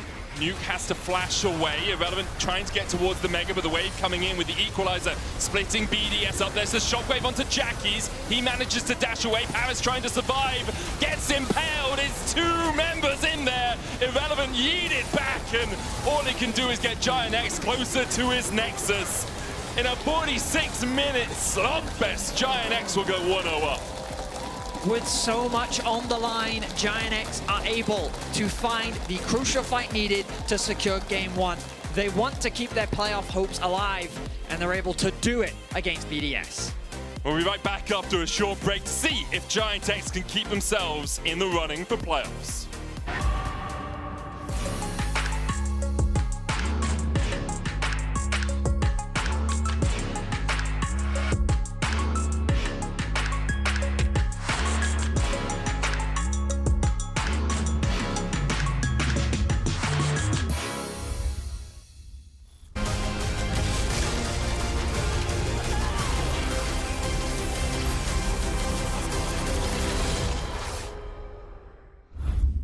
He doesn't like that. Look at him, he's a good boy, but he don't like that. Maybe we could play some A-rounds or something like that. I mean, this is map, right? New towers, new objectives.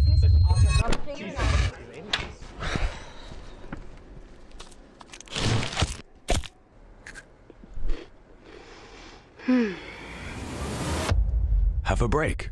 Have a Kit Kat.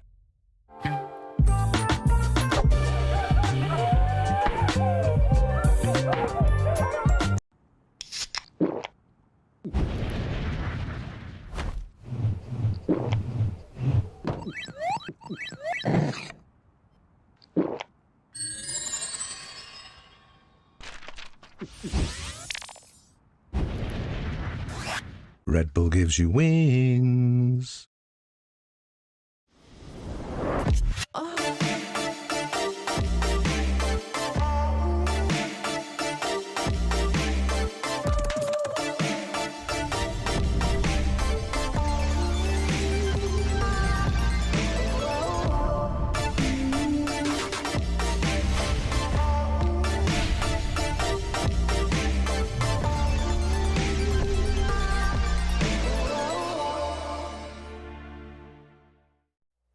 Let's go, let's move side to side, let's go. Let's go, let's move side to side, let's go. Let's go, let's move side to side, let's go. Let's go, let's move side to side, let's go. Let's go!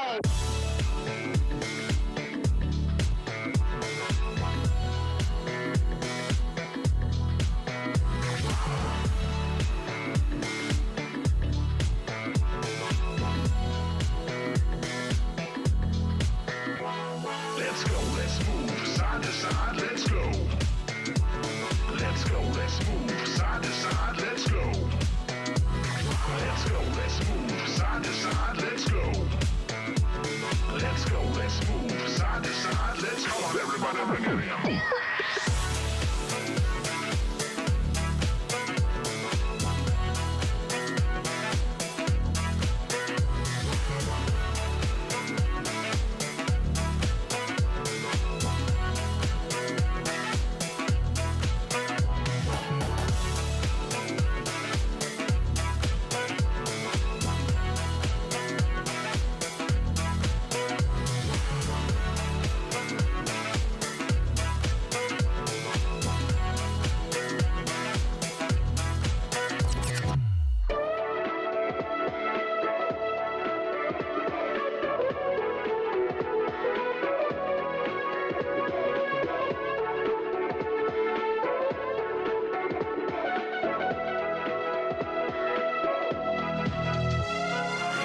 Let's move side to side, let's go.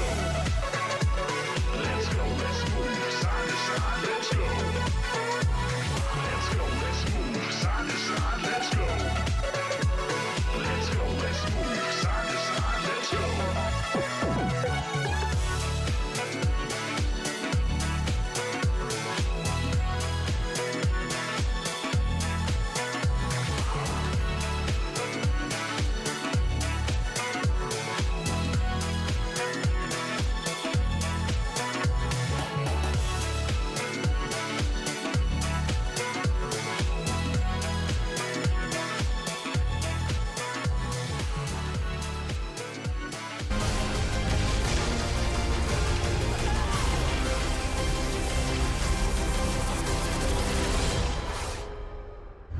I cannot. S-flash. I'm looking W. Yeah. I see that. Really good. Can you give me ball? I am looking. I go. No flash. TP mid. Can we look to TP as well? I can one shot him. I can one shot him. Trust me. Okay, go. Yeah. Top shorty. Here. Nice. I'll go with that. Good job, guys. Nice. It's the grand entrance, but no grand exit for him. The fight goes in Giant X's favor as Noah finds the final shot. No. Nice. Giotto, important draft because it's important games. It did seem to me like BDS, they have been tunneling quite a bit on this kind of Nocturne Orianna, but they gave you a lot of power picks in the process. So what's your view on the draft? I think both teams have tools. They have a way to win the game with the Nocturne Orianna. We have good ways to avoid it later on. So I think it's just going to be a matter of execution. Okay, how does the camp feel overall, knowing that it's really do or die, and regardless of what happened in Madrid, it could be over? I mean, we are just thinking of next game, trying to enjoy playing on stage, not think too much about playoffs. We'll just do the math at the end. Madrid was a hell of an experience, both there and when the lights went out.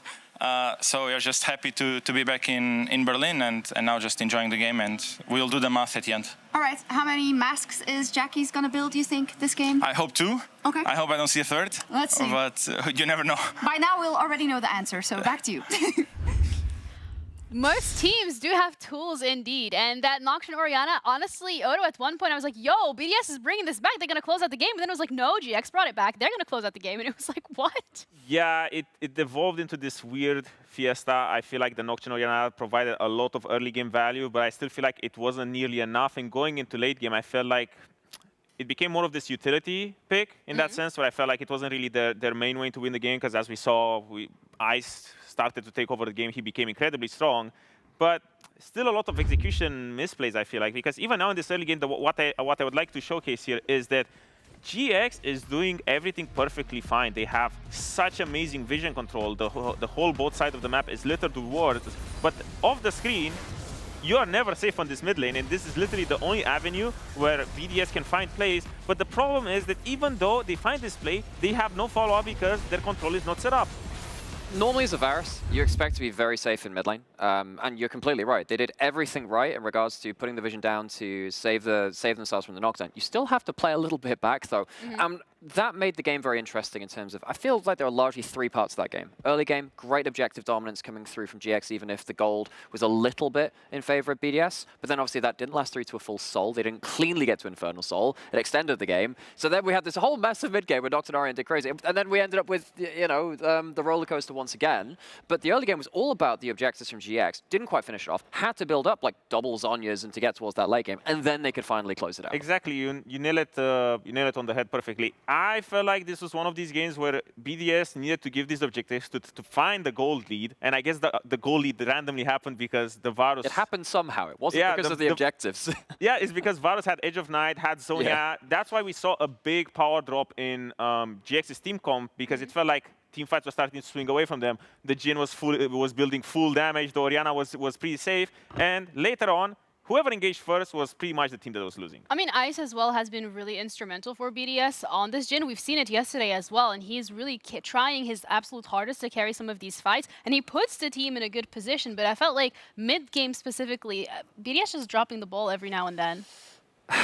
It's really difficult because we talked about Nuke a lot in the pregame, and obviously is a big engine for part of this, but when it came through to most of the damage that was coming through from this comp, it was the long-range follow-up from the Jhin. Ice has been exceptional for this team. I actually don't know where they'd be without him, without Jhin games like this. Yesterday, he could have arguably carried as well. Strikers did say that Nuke is the heart of this team, but I do feel like it was mostly Ice, because when everything goes bad, and when I think of BDS's best games is when when Ice is finding this foothold. But at the same time, big props to GX, because I feel like this game went to a place where it wasn't really theirs to win anymore. It felt like they didn't really have tools to win the game. They didn't really have consistent engage to deal with the Orianna, with the Jhin, but still the misplays, I guess, came to bite them back. And now it does feel like we get to a very tense situation. This was not a one-sided game as we thought it might be after like a really early soul point. GX did manage to close it out, and BDS they've used this kind of tunneled Nocturne Orianna that they looked more comfortable on the last couple of days. They now have to go beyond Fearless, flex again, and see if they can get them claw themselves back into the series. Yeah, it's going to be interesting to see what they're going to be pulling out in terms of the draft. But also when we are looking at GX particularly, it felt like their team fights were also in a really good position because you have the Rumble, you have that ultimate that brings you a lot of value. And in general, Lot has been doing pretty good in lane 2.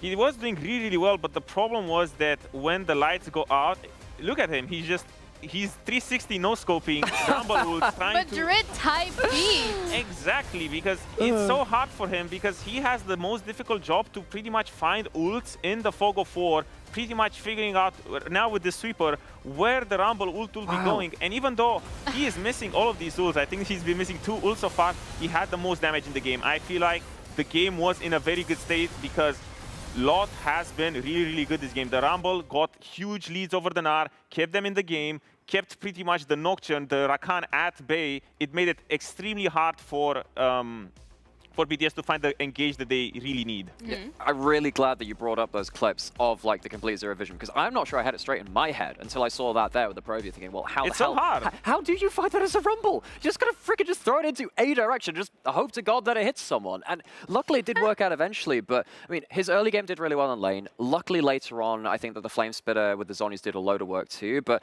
you can see how hard it was. And even though we praised Lot, yeah, good one. Even though we praised Lot for the great game, and Jack is sure he had the 2 mass build, he was doing a lot in the late game team fights. I feel like we need to give huge props to Isma and to June because their vision control has been sublime this game. Yeah, and they're going to have to keep it going if they want to close this out as a 2-0 because, again, the stakes for GX here are on the line. They need to be able to win this to make sure that they at least have a fighting chance. But exactly the same thing for BDS. They do end up choosing red side. We're ready to head into draft. So, Medivedi, do your thing. We have a thing? It's Maddie. It's Maddie. It's Maddie. It's Maddie. It's Maddie. Maddie. Maddie. Time! How did you forget your own name? It's been so long, man. Okay. It's been many years. That's like 4 years old now? The end My of favorite those? one was the elevator one. The elevator one was great. Anyway, we're going to stop doing our thing now. We're going to instead do the actual thing we're paid to do. GX versus BDS. The desk already highlighted the importance of this series. GX finding themselves a game up puts them in a, naturally, very good position. We move into the second game, and we'll see what the adaptations are.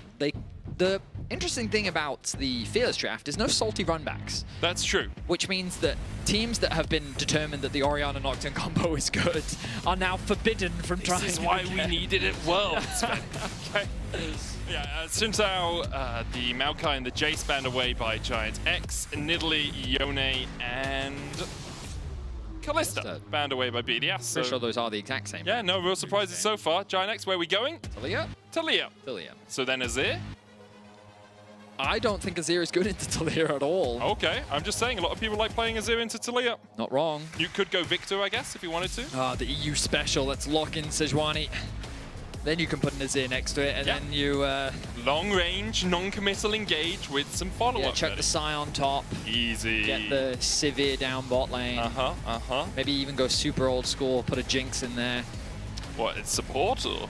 Yeah, no, AD carry. Oh, okay, well, because you already have a Sivir. You No, throw I one meant in, right? So... Sivir or Jinx. Oh, Azir, Betty. Yeah, I said now you can put an Azir in okay, Sejuani's there, Sejuani, that's the EU special. Okay, so I like Vi. I prefer Pantheon. I was also thinking of Pantheon. Yeah, I like Pantheon with Taliyah. I think it just makes it super easy for you to get follow-up with the Seismic Shop. But people are often going to the Vi mostly because, have a little bit more practice on it. Makes a little bit more sense. Over the years. Does give you a bit longer range than the Pantheon as well, but I think you have more side lane threat with the Pan over the Vi. Instead, Isma will be piloting the Vi once again on the blue side for the third time this year, or this split. He's yet to win on it, although that's not saying a huge amount for Giant X, because they have yet to win on a lot of the champions that they have played across this split. Just kicking them while they're down, that Medic. They're up right now, they're 1-0. Not wrong. Yeah. And all I'm doing is stating facts, Vedius. Jack's going to be locked in for Lot in the top side. This was a champion that he did bring out in Madrid last week. He had a great success. Really good series, a really good game. I mean, I also think his game one was solid. Some of his Rumble ults towards the end of the game were a bit whiff, I guess. But overall, I think he had a solid performance. Oh, a return of the Shen. I'm trying to think of like, I think Shen was an old school answer into Jax, just because basically when he does his... you just E through him. You then put the... Oh, I've forgotten all ability names. So, when he spins his weapon above his head... When he uses Counter-Strike. You then put the thing underneath you. Keys the shrouded thing. This is your job. I think it's something to do with key. I'm pretty AI. confident it's his W. It's definitely his W. Yeah, so when Jax uses E, Shen uses W, and you're pretty... Key Barrier is his passive. Spirit's Refuge is his W. Spirit's Refuge, that's the I was getting it confused with Twilight Shroud, which is the Akali W, obviously. Anyway, point is, I think it can be a decent matchup. Yeah. In theory, with most Shen lanes, no one should really die. Shen often doesn't really have that much kill threat, but also he's a very difficult champion to kill. As we move into the second phase, bot lane naturally becomes the focus. Nico going to be banned away from Jun. I think pinching his paw makes a lot of sense, because when we look at Jun, Alistar and Nico have been his two most played. Rel then rises in priority for him. We think back to when he was on Fnatic, and Rel was a champion that you really couldn't afford to give him because of how good he was at finding those engages. We haven't gotten to see his Renata really at all this year, and it was something that was a real big powerhouse for him when he did play for Fnatic. So we'll see what direction they decide to go. As the Misfortune gets taken off the board, will it be another AD carry ban? It will. So the Xayah Rakan, well, there is no Rakan anyway, so just the Xayah ban going to be directed towards Ice. It makes sense. Xayah is so good at staying safe into things like the Talia, into the Vi. Like, getting rid of that Feather Storm does reduce your capabilities a little bit, and you kind of want more damage from your AD carry than an Ezreal would offer you, who is the other safe AD carry, because you just Arcane Shift away or over a wall, and the Vi is in absolute Narnia, right? So, looks like BDS are going to go instead towards the Zeri. So they are going hyper scaling. Yeah. Front to back, safe scaling. Right now, their only engage is the Sejuani. Ooh, I wonder what support. I guess Leona is where you would think for Paris. I think it really depends on the matchup. It depends how aggressive Giant want to go in the lane. If it is something, if they pick the Leona, you could look for something like the Nautilus into it if you wanted to try and hook her out of her Zenith Blades. Instead, Giant X will go for the Nautilus themselves, so likely an aggressive AD carry. A lot of dive already. Kai'Sa would be the obvious one, but that was banned out by BDS. Nautilus Lucian is not something we've seen too commonly. Yeah, you're right. There we go. They're taking their time. I think Corki makes more sense. But it's going to be Lucian. Okay. It is. Yeah. I mean, I think it's still a fine bot lane 2v2. Oh, it does a huge amount of damage, right? Yeah, It for can sure. absolutely burst someone. But it's definitely uncommon. Yeah. We haven't actually seen a Lucian at all this year from Noah. From Noah, yeah. Because we Noah. did see one. We saw Nuke play it mid, and he didn't do too well. There was also someone who played it on AD carry this split here in EU, but I cannot remember who the player was. I'll find out for you, Betty. Instincts want to say it was Hans, but I'm not entirely sure. Okay, they're going to pair Ice up with the Paris on Rel, so they're going to get a little bit more engaged for themselves, which I do think makes sense. When Sejuani is your sole engage, I don't love it, just because it's very easy to play around, especially with a Talia on the playing field. Now they have a few more options to get creative. Shen has a lot of champions that he can potentially use his ultimate on to assist. But basically the idea is GX have a lot of single target lockdown. They have a lot of potential backline threat, whereas BDS want to try and play this patient front-to-back style. They do have a degree of side lane threat. I wouldn't say that Shen is like the best side lane champion in terms of taking towers, but he's someone that, because of his ultimate, can easily join the fight in it.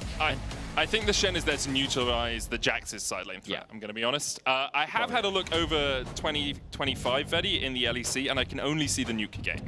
So maybe they're remembering the a Han Summer game from somewhere else, but it's also, I've just Googled it, right? So it's possible that I am also incorrect. For Giant X, do or die in this series. If they win this game, they are still in contention for the playoff spots.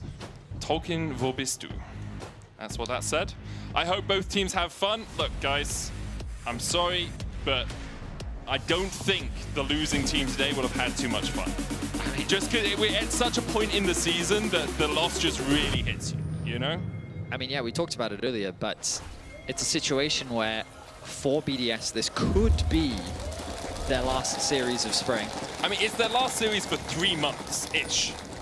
if they lose this. And obviously they then get knocked out. They're not automatically knocked out if they lose this series. There's still ways they can make it through with tiebreakers. Yeah, and for those a little bit confused, because the way the schedule works, every team didn't play every week. Yes. And then also because of the road trips, with only 4 teams participating in the road trip at any one point in time, some teams played a lot of games early on compared to later. Like G2's now like backloading a lot of their games, whereas Rogue was very front-loaded. And so BDS, this will be their 9th game of the regular season. GX still have 2 more to go, with the potential final scoreline of 4 and 5. If BDS lose here, their final score will be 3 and 6, which naturally puts them in a very precarious position when top 6 are the only teams that qualify for the playoffs. So there's a lot on the line. Of course, as Medic has already highlighted, if BDS do lose this series, it doesn't mean that they are out of playoff contention. I believe it's just they're playing a tiebreaker. They would need a tiebreaker to qualify. Yeah, need a tiebreaker. They would need a tiebreaker to qualify. So it's and meanwhile, if now BDS win this game and then they win out on the series, then GX will just be eliminated. As will Rogue. Yeah. If that happens. GX and Rogue really relying on other teams losing around them and them getting to, 3 or 4 wins, depending. For the early laning phase, not really too much happening. Jun is going to look for the hook here, trading in with the Aftershock. If you land your hook, you can avoid the CC coming out from Paris, and you get a little bit of a beneficial trade. Lotte and Relevant trying to trade up towards this top side, both of them running Grasp, so likely see them just hitting each other to get those Grasp stacks off. Early on, you expect Jackies to have that early prio, but Nuke going to get level 2, means that with a nice trade, he's going to be able to push Jackies back a little bit. On the bot lane, level 2 secured. Yeah, nice hook forward there. Paris is going to take the bad side of this, just defending Ice as he jumps on towards Noah, but see Noah can just dash forward and trade in again with that light slinger passive, getting those 2 auto attacks down. Very nice timing there from Jun in the bot lane, just as he takes over to level 2. And on the top side of the map, Shen doesn't have the strongest wave clear early on, so Lotte's going to be able to get a slight push on the top side of the map. But across the board, Isma's getting the luxury of playing with 3 pushing lanes. It looks like he's going to leverage that push and immediately set his sights onto 113's blue buff. You can see Jackies is moving with him on the mini-map. He will spot out the blue. Goes over towards his Gromp. Paris there with the Shattering Strike will get the stun down, but Isma should be able to steal away this Gromp and maybe more as 113 walks his way down towards the bot lane. Isma will take the Gromp. 113 might look for a gank. In fact, just going through the Tribush here as Noah and Jun do back away.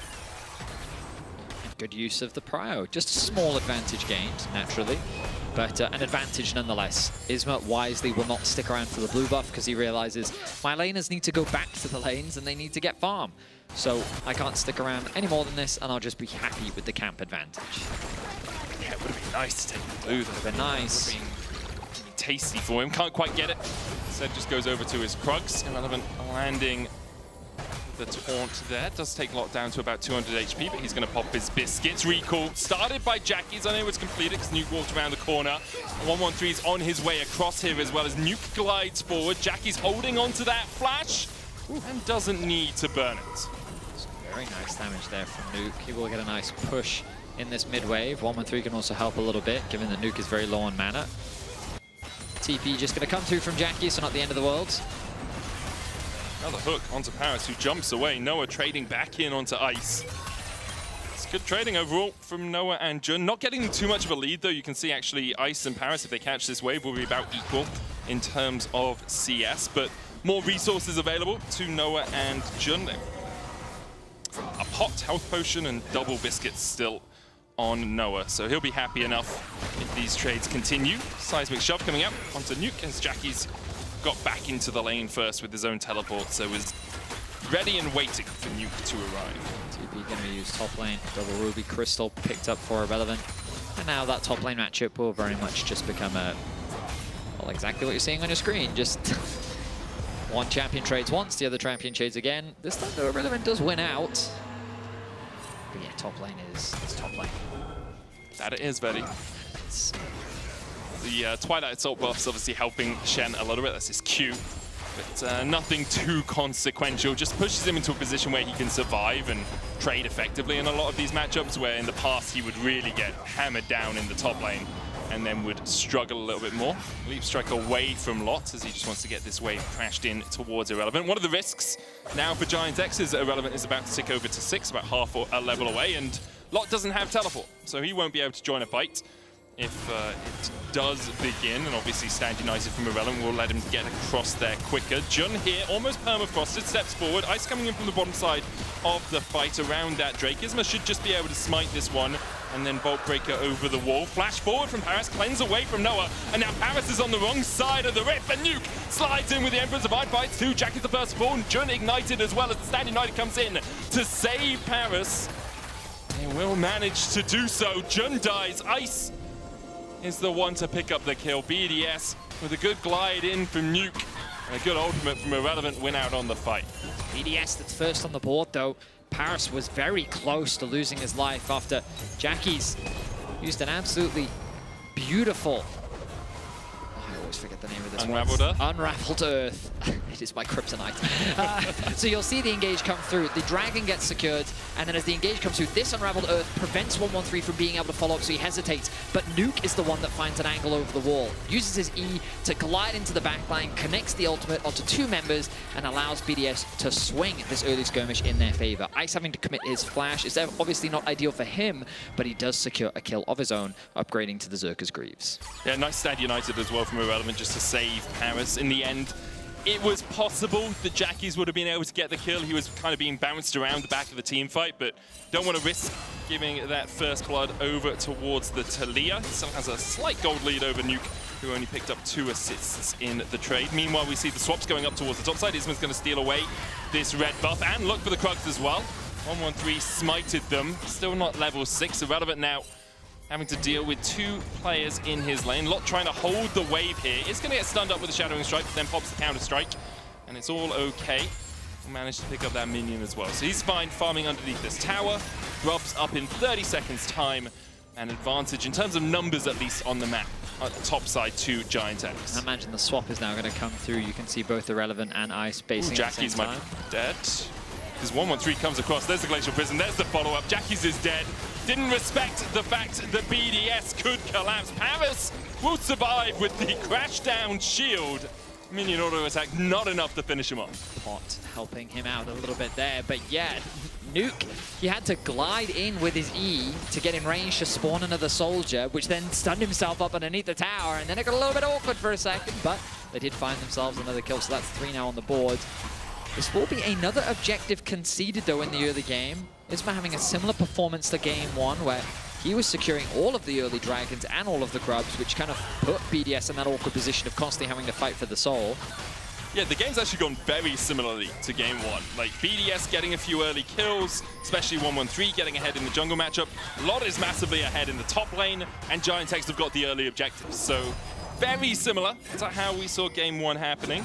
Here, I guess Jackie's a little bit further behind than he was in Game 1, and as in Game 1, he was able to get a bit of a lead on that Akali early doors, but only about a 600 gold lead between the 2 teams as of now. Importantly for Ice, he has managed to pick up that kill. It's about 10 CS up, and on the Zeri is beginning to scale. Yeah, so this is where things become a problem for GX, because I think that BDS just scale better. Zeri is perennial, is that the right word? Yeah, perennial is good. It's a perennial late game comp, right? And the whole idea is that you use your range to play behind a wall, and in this case your wall is Rel, Sejuani, and Shen, and you just hit damage, and you hope that they can't hit you. Yeah. And the thing is, if the Vi goes in, sure, you sit there and think, wow, this can be a problem, but then there's Sejuani wall, there's the Azir wall, there is the Shen ultimate, there's a lot of tools to just help protect the backline of BDS. So as long as they can just play the team fights well, which I think this roster has showcased they are capable of doing, being in a neutral state this early on is a great position to be in. Yeah, it's also Ice on his 2nd most played champion throughout his career. He has a 62% win rate on this Zeri, very comfortable on it. Lot trading with Irrelevant still. Shadow dash forward from Irrelevant, doesn't quite land the taunt, and a Lot goes in with the Grandmaster's might here. Should be able to kill off Irrelevant. Irrelevant using that key barrier passive relatively effectively. So I think Lot was more trying to get Irrelevant low so he could make sure this wave crashes in, but it looks like he has just given up the ghost on that one and will back away. Problem is the wave can now be frozen by Irrelevant. Of course, Lot has been building a nice CS lead of his own, but I guess he has the TP, so he can just TP back onto the minion wave, force Irrelevant underneath his tower. Looks like that's exactly what he's going to do. So now the Vi hovering around the bot side of the map. Dragon going to be spawning in 15 seconds. And remember that Irrelevant actually hasn't had an opportunity to base yet. So Lot can keep the pressure up on this bot side with a health advantage, with an item advantage.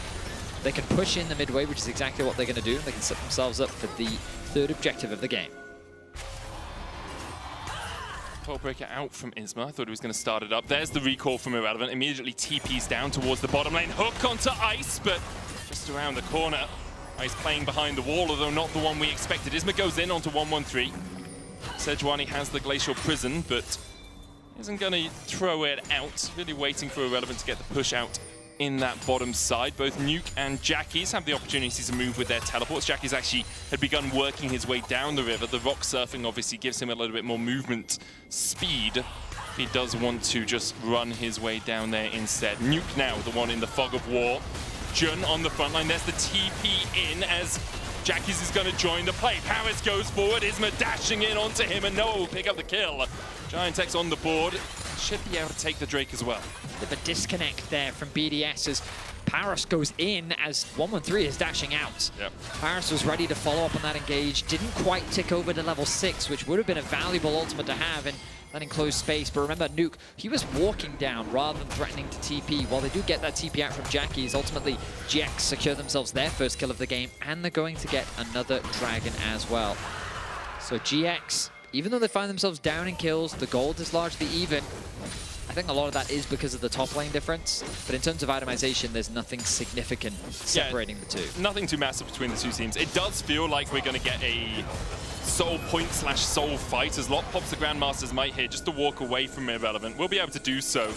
Wave should be shoved in by the time he gets back, but it definitely feels like it's the third, fourth Dragon fight decided game, right? If Giant X get the third Dragon and get the fourth Dragon, then we're pushing to the point of, well, BDS don't have the time to scale into a position they can actually fight back.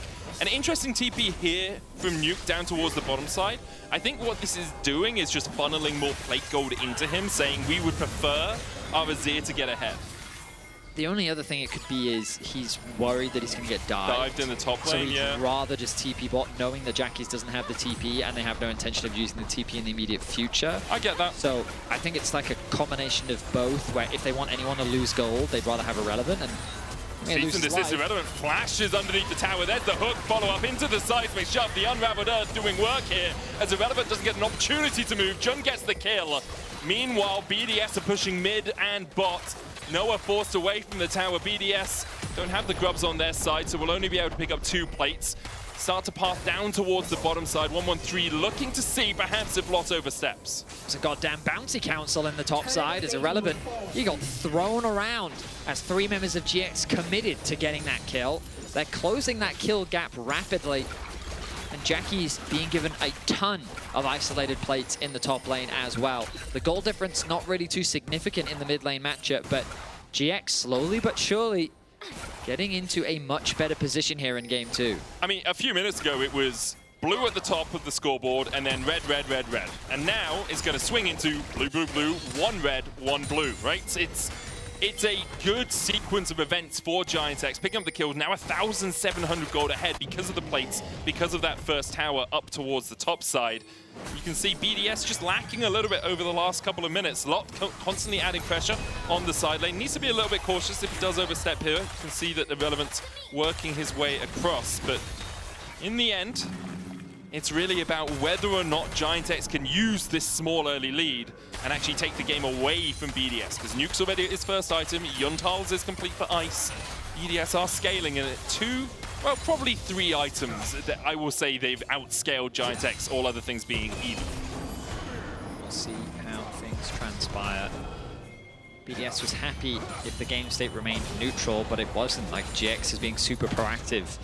You can say what you want about Isma this split, but right now in this series, he has been nothing but objective focused. He's securing these early leads, in a sense. It's not in terms of gold, but in terms of map pressure for his team.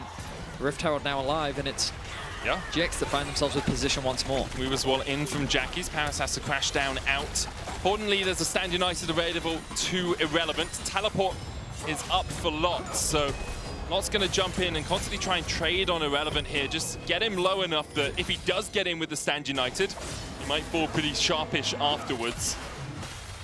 Looks like Lot is going to base. Already has that Triforce complete. Jackie's with a seismic shove onto Paris. The Hex Flash forward! And Paris is down before the Stand United can even be used. Giant X now. Once again, eyes on the prize. This objective will be theirs. It's another pick. It's another objective secured for GX. They've been doing this so consistently in this game, punishing these isolated members of BDS and converting it into something more. Now BDS are looking for a play of their own. There's two on the top side. Oh, Nuke slides in. Jackie splashes away from the Emperor's Divide. Glacial Prison going wide. TP invested as well. A little bit eager there from Lot. Immediately jumping to the defense of his mid laner, but wasn't needed in the end. So a few summoners burnt ahead of the dragon spawning in 40 seconds. 113 and Nuke unlikely to have their ultis available. Jackie's, of course, losing his flash, but in exchange for the junglers, definitely not the worst trade ever. GX will be able to, I think they're hoping to complete those second items. You can see Jackie's is so close to the Liandry's. If you can get that ahead of the next fight, you'd be in a great position. That'd be a lovely spike to fight on. Noah in a similar vein. Drake up in 10 seconds time. It's Hex Soul for Giant X as well. They'll be very happy with that. There was a risk. It was Chem, and that I think would have put a little bit of a spanner in the works for them. Riftherald now beginning her charge down this mid lane. No one in the bot side for BDS answering the push from Irrelevant. Nuke up towards the top side. Lot goes in with the Counter-Strike. Another hook's going to go down. There's the Stand United. Dex charge, though. Follow-up, and 113's already down. Irrelevant dashes in with the taunt, but he's locked up for days again, and he's forced away with the culling. BDS have lost their jungle, and Giant X can just walk away. GX, they get the tower, they get the kill. That makes securing the dragon that much easier, and similar to game one, GX put themselves on Soul Point. They've proven so far in this series that their early game can be very clean.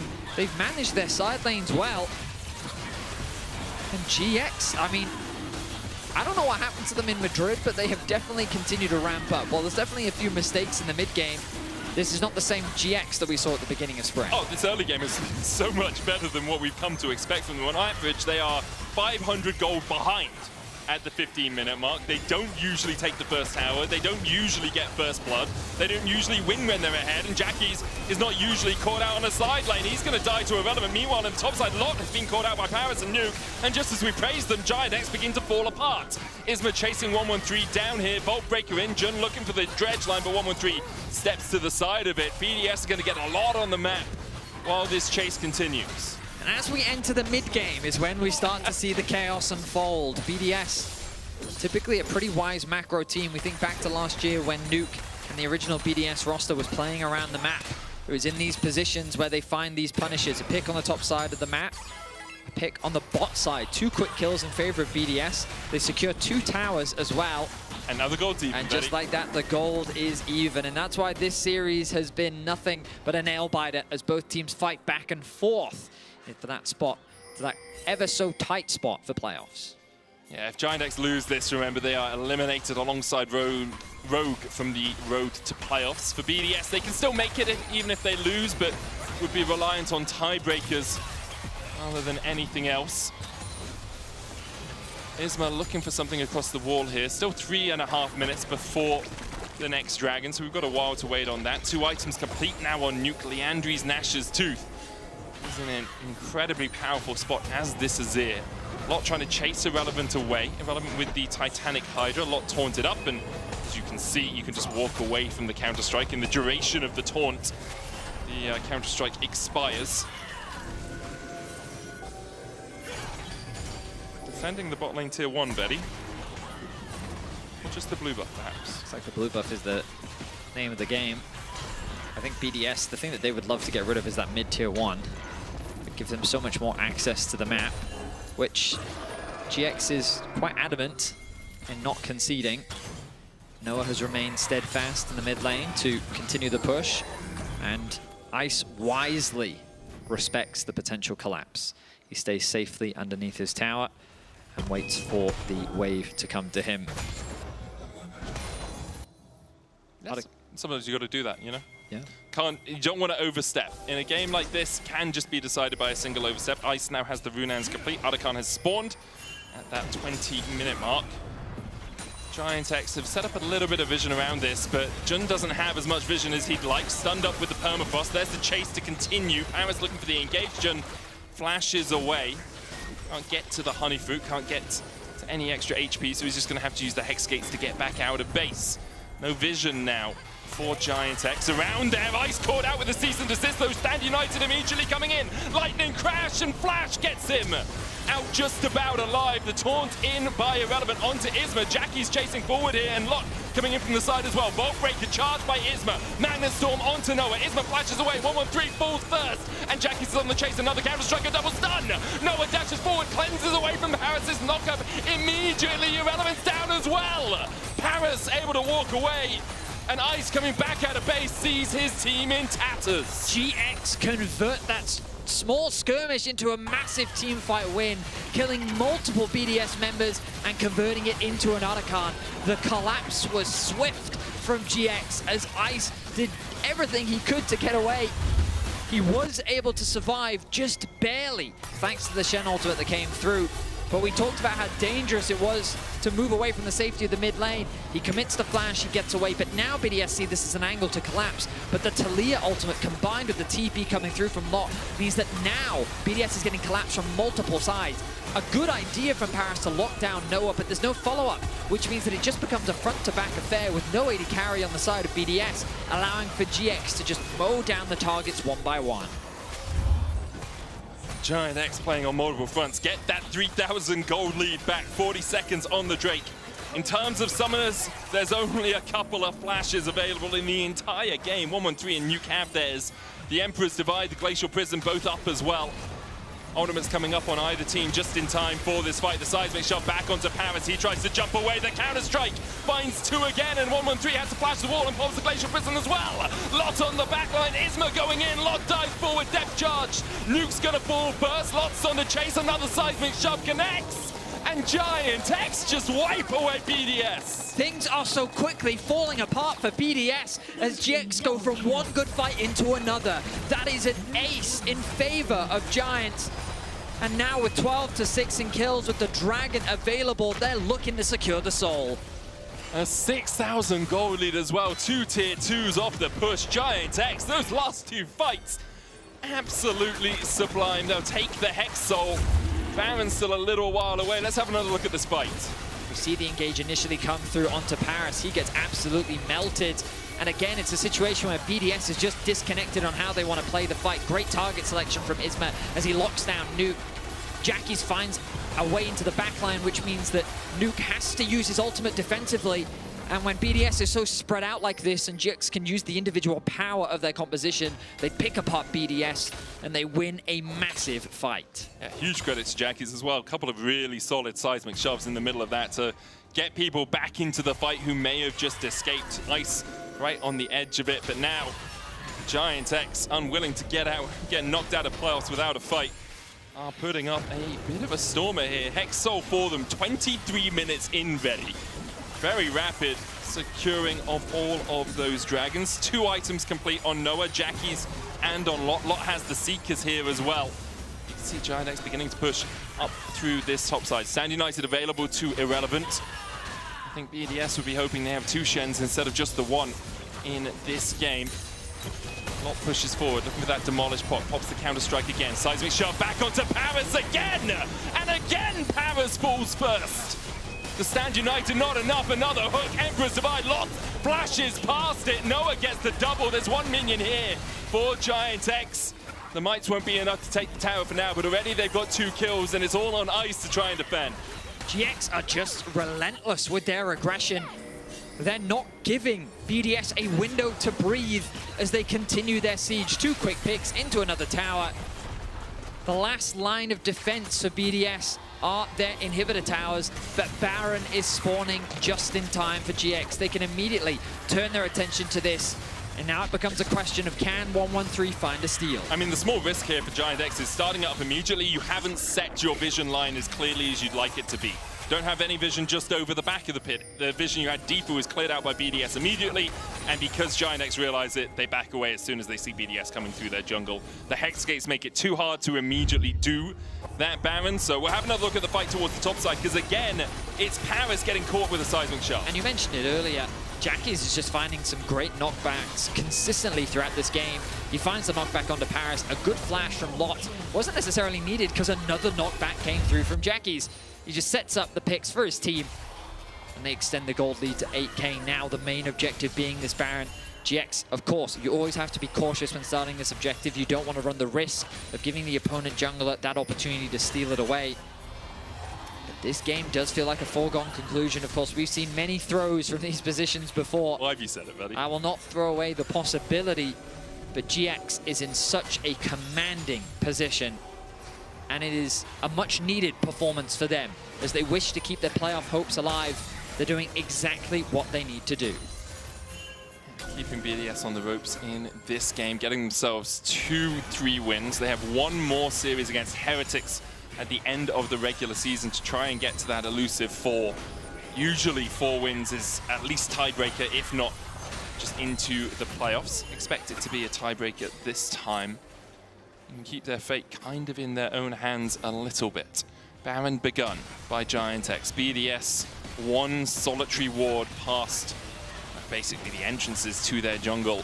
Unable to get any vision on it. Isma and Noah just mowing through this Baron right now. BDS will be there, but they'll be way too late. Baron secured by Giant X. The smite comes out. Now Isma was waiting to see if he needed to engage. Doesn't need to.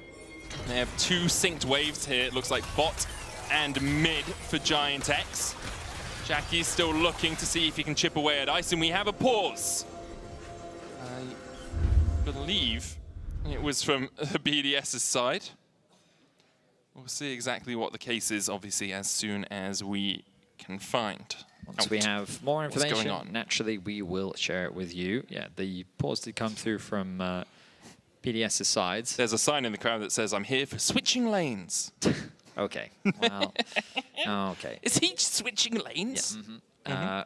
Right now, they'll need 2 because they have a Baron, and they'd want to play through 2 lanes rather than 1. You could just play through 1 and kill the opposition. Okay, you could potentially do that. I'm seeing ready checks. Oh, nice. Yeah. Doesn't that happen before the show? See, it literally says game is resuming shortly. Oh, nice. Live updates. Here we go. Live. As opposed to the live updates that you get after time. Correct. Or premonition updates, which sometimes we get every now and again.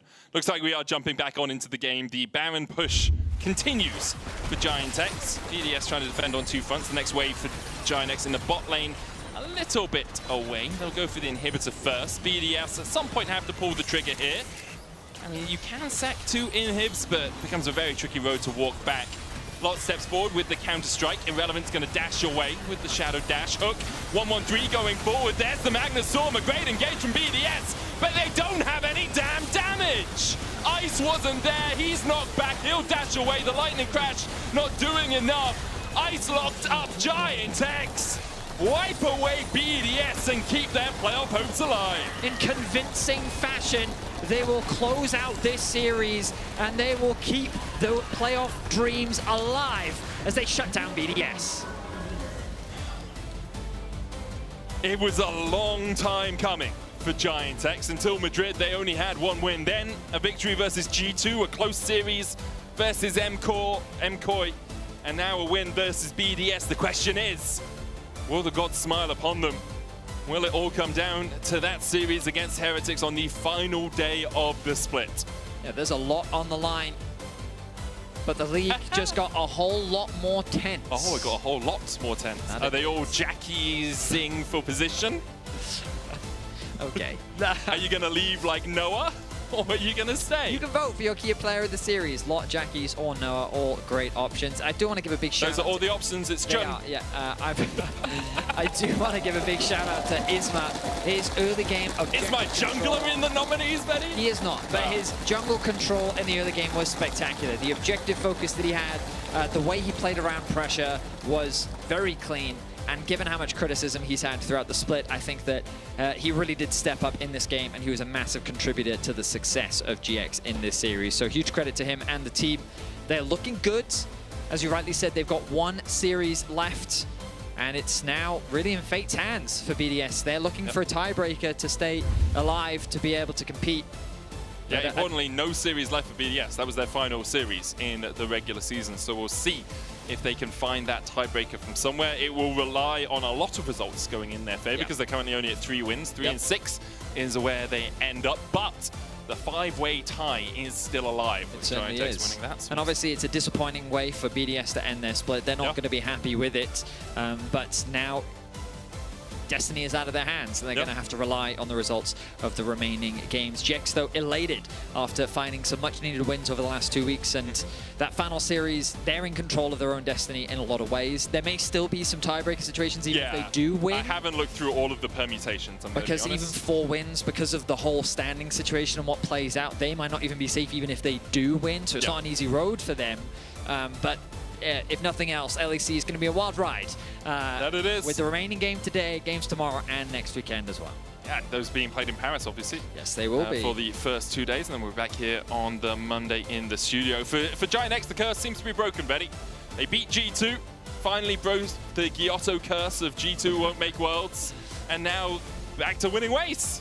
It took them a while to ramp up this split, but hopefully they can continue this form. I can see Shox standing behind us with Noah, with Gyotto. I don't know if she's ready. She can wave towards the camera. Oh, she's ready. Let's go. Shox, take it away. Thank you so much. They're already talking about the game. They can't wait. I mean, I would as well. No problem. Welcome to the Marriott Bonvoy post-game check-in with Gyotto and with Noah. First up, congratulations, you two. After Madrid, it's nice to get another victory on the board. Now, the first thing I want to bring up is that there is a difficult situation in that we saw that you were wearing the band, and I was wondering if there was anything you both wanted to say towards that.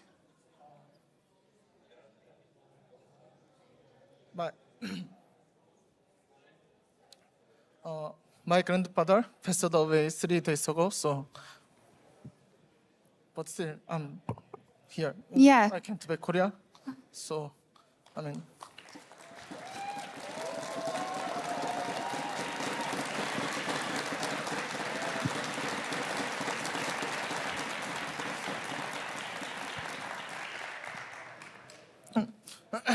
I'm really happy to win because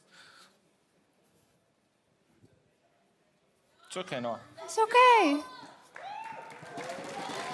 You okay?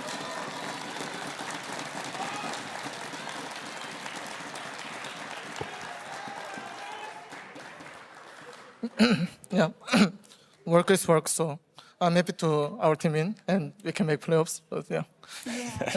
Thank you, Noah. Of course, I get it. This is a difficult moment, but you get the victory also in spirit for him. And I think, Gyotto, can you tell us a little bit about then the challenges of this is a situation you navigate as a team, right? And the fact that you were able to bring it home into a victory today in this all-important race for playoffs. I mean, obviously, the win is very important, but I mean, I told Noah, to me, today we just wanted, similar to Madrid, but now with obviously an extra purpose, we just want to play each game in a way where we can leave proud, and then if we don't make it to playoffs, we just want to be able to be happy with the way that we played. And preparation for this week, obviously it's extremely hard, and to me, family is always above, but I think Noah was an absolute warrior, gave his best every scrim, so obviously it just feels even much better to win, just to make sure that this can be attached to the memory of his grandfather, yeah. Absolutely. Noah, is there anything you want to say about how you performed as a team today and have since Madrid, where I feel like, you know, you are improving every single day, and it is commendable knowing now what you had to go through in terms of playing here this weekend? I mean, I think after Madrid, I think our team is finally can show our performance in staging. So I just wanted to keep it and Yeah, I think today, even I played worse. I think our team played really well, so I'm proud of them. Absolutely. That's why you have a team at the end of the day. Kyoto, is there anything that you want to lift out that has stood out to you the last couple of weeks that your team has really took on board and that has netted these victories? I mean, to me, it's just the fact that we were able to still have a good mood, even though our results were not satisfactory as well. I think that more than myself, this group of players put a lot of effort in that, and they thrive on those environments. So to me, just the fact that everyone is still able to come to an office with their hopes up and with a lot of willingness to learn and do better, and especially to have fun, I think is the key that is making us perform. But obviously, we still achieved nothing. We are still at the bottom of the barrel. So next week we have another final, and if we win that, our chances, I don't even know what our chances, if we depend on someone or not. But probably, but all you can do is look ahead. yeah, but for us, we just want to win regardless of anything, and that's kind of the mindset that we are having. And going to work every day with these 5 players and the 3 coaches that I have has just been very good, because when you are on these lows, that's when you really see what you're made of. And I don't know, it's just really, really nice. Yeah, it is. Congratulations on that part. Noah, you're also voted by everyone as our Kia Player of the Series. So I think, yeah. I mean, that definitely makes you probably feel good that it's like a big hug from all the viewers and everybody to you. So congratulations for that. Thank you. Thank you. Thank you so much for talking to us. GX, they managed to keep themselves and Rogue in the playoffs. We're going to head over to a quick break, but when we come back, it is our match of the week of G2 versus Vitality.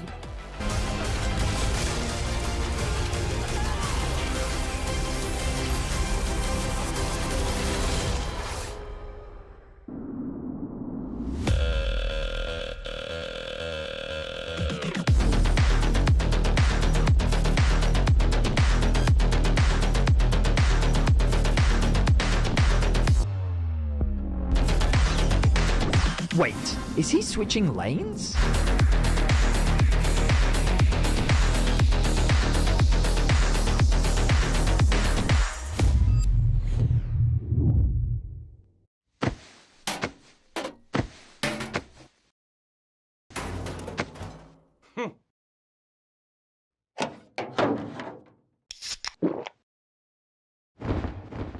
Red Bull gives you wings.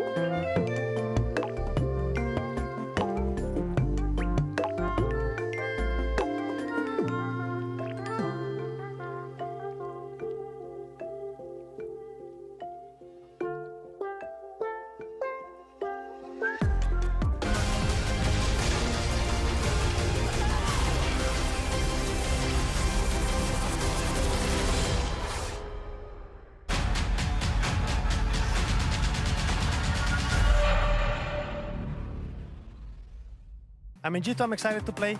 We haven't played them on stage yet, so I want to see how like Labrador plays on stage. We usually with G2 is like when they play bad, they come back very strong.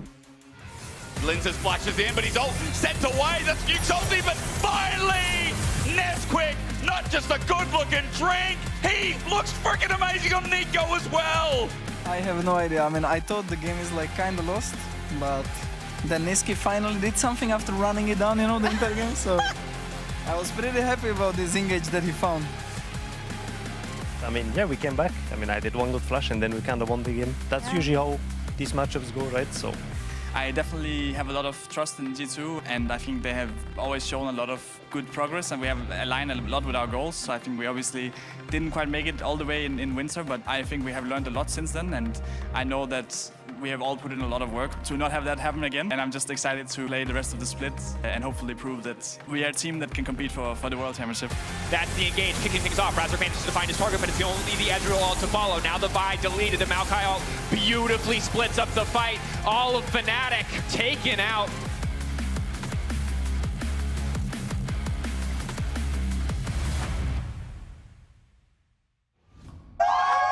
Welcome to the match of the week, G2 versus Vitality and our Marriott Bonvoy pre-game check-in with Broken Blade. Broken Blade, a really important day, and I think it's been a while that you had such big stakes, I think, domestically in EU, being that you lost 3 best-of-3s in a row, which is fairly unique, I want to say, in G2's history. So how is the team? How did you recuperate after Madrid? We definitely had a tough week, tough 3 series. But I feel like we had a very, very good conclusion. We had a very good talk. And I mean, people know G2, we always come back fighting. And I think today is going to be the day where we come back fighting and show up. So I'm very excited. I'm very excited of what we can show today. Very excited at what me and my team, you know, just how we perform today. I'm very eager to show that we are still here, you know. Yeah. G2 is still here, to contest the trophy, so. Yeah, for sure. I think that whenever I ask you a question, you're always very cognizant of answering in terms of the team, which I think is very important. But I do want to turn it a bit on your personal performance as well, because I feel like you left some things on the Rift in Madrid that you wanted to show better, I can assume also from a personal perspective. And it seems like the things that came natural to you and the rest of the team communication-wise and engage-wise last year don't seem to entirely all be there. Do you have a similar read, and how do you combat that? I mean, there's definitely, a change of like what kind of champions are being played, and for me individually, obviously, I'm always looking to you know what I can do better in these games. And I mean, thankfully for me and my team, I feel like we are very open with each other in terms of like what we can do and I can do better, and that goes for every single person on the team. So obviously that's something I've been working on, just to be, you know, always looking to perform the best. And today is hopefully one of those days. Okay, what do you think about people's opinions on your Yasuo? I mean, my Yasuo took out one of the greatest top laners in the world, so I don't really listen to those opinions. I know it's good. I like it. Finally, Vitality now, they kind of got away with murder with the Niski engage last week. What do you think the biggest challenges are in terms of playing them? I mean, the biggest challenge for me is to take Niski serious when I see him on support role. I played against him a lot, so seeing him on support is going to be something very different. Also, I like to play against Nagnako. He's also Turkish, so I want to play well against him. But overall, I think they have their own style. You know, for us, coming from a 0-3 lose streak, it's going to be a good match to showcase that, you know, we can bounce back. And I think Vitality is a good opponent for that, because we have to prove ourselves. You know, they are not just a random team to beat. They are playing well, so excited for it. Okay. But staying humble at the same time, you know. Yeah, I know. You're always humble and excited, and so are we. Thank you very much. Thank you. The biggest challenge is taking Niski seriously. This guy, like, went in. But the thing is, he's right. They have to do really well against Vitality, not because they have to prove themselves, but this is also your playoff spot to an extent, having to lock a chance to play a tiebreaker. So there's 2 things here. It's the playoff spot to get the tiebreaker minimum, yes. But at the same time, he did say it himself, they had talks. And teams like G2, the really top teams that are always contenders for the title, when they hit these sort of speed bumps, they hit the wall, they, you know, have the talk, they how to say, they bounce back from it. So now it's especially important because now you get to see what the talk was about. How do you put it into practice? Did it work? Did you get the right conclusions? And if it's not, then you have to go back to the drawing board. And I don't know if you can do it back to back like that. And zeroing in on something that you just said about bouncing back there, Vitality have already had to do that. For those of you who didn't see at the start of the day, we had a big graphic of like the wins and losses in a big line for each team. Vitality had like a giant canyon from the 0-2s that they had back to back. They've already come back from that. And I think that G2 cannot rest on laurels at all. They must get back to form soon because Vitality, they're looking, you know, some bumps aside, looking really like they have a really good ceiling. Yeah, it's not just the fact that Vitality has a really good ceiling, it's also when you're looking at G2 here and the fact that there is a world that we currently live in where they're not going to be in playoffs if they don't lock in today. They don't have time anymore. They can't wait until they're playing in the arena against KC where they're going to have the KC fans also shouting at them. It's like for G2, like it's today or maybe they're not even in playoffs. Exactly, because I'm looking at BB. I'm looking at BB, the adaptation that he's making. Every time we look at G2, he's the pillar in the top lane. It was always him and Caps and other people bouncing to it. And now he needs to prove it today. Yeah, and they're going to prove it hopefully on the Rift, but also Vitality has a lot to prove as well with Nisqy on that support, whether or not they're going to be able to make this first game sweat. Let's head over to our casters because we're ready to head into the match of the week.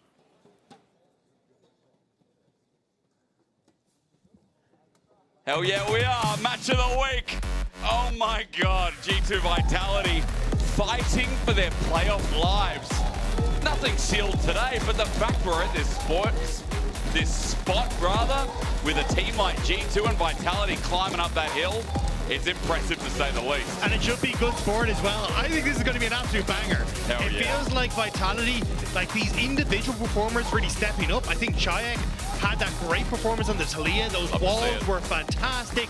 And now, if you can try and have that performance here against Caps today, that could be something. But we've also got the Turkish tussle in the top side of the map as well that I think a lot of people will be keeping their eyes on. Yeah, I mean, didn't you guys see, were you telling me that Nukknucker looked up to Broken Blade, that there was this a real respect for what is the GOAT of the top lane in this league? And that was the thing. So we were chatting to him kind of before Euphoria started, and very much the discussion was Nukknucker backing Broken Blade for the best top laner that we have in the league. Yeah. Maybe if Connor gets chased, it might be a little bit different. But definitely has looked up to Broken Blade, has kind of been that inspiration, and has said, look, this is the first time he's ever faced off against them. So he's looking forward to learning from the master himself. Although in the bathroom he did tell me they were going to look into a Shogath v Shogath, which luckily can't happen, but it would make me a little bit more disappointed, you know? I love that bathroom insight. Let's see what else gets taken off. Yone so far seems like a good bet for G2 since even Nukknucker has played it so far on the side of Vitality. That Maokai stable jungler still in 25-9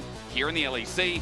Kalista still not getting through that much, and this seems like the usual, although taking away the Kai'Sa here seems a little bit ambitious in game one. The Varus, I assume, is going to be the final ban. So I imagine you go Varus ban, they're looking at a Ezreal pickup for Hans Sama because that's kind of the answer, I'd imagine, a lot of the times for that Kai'Sa.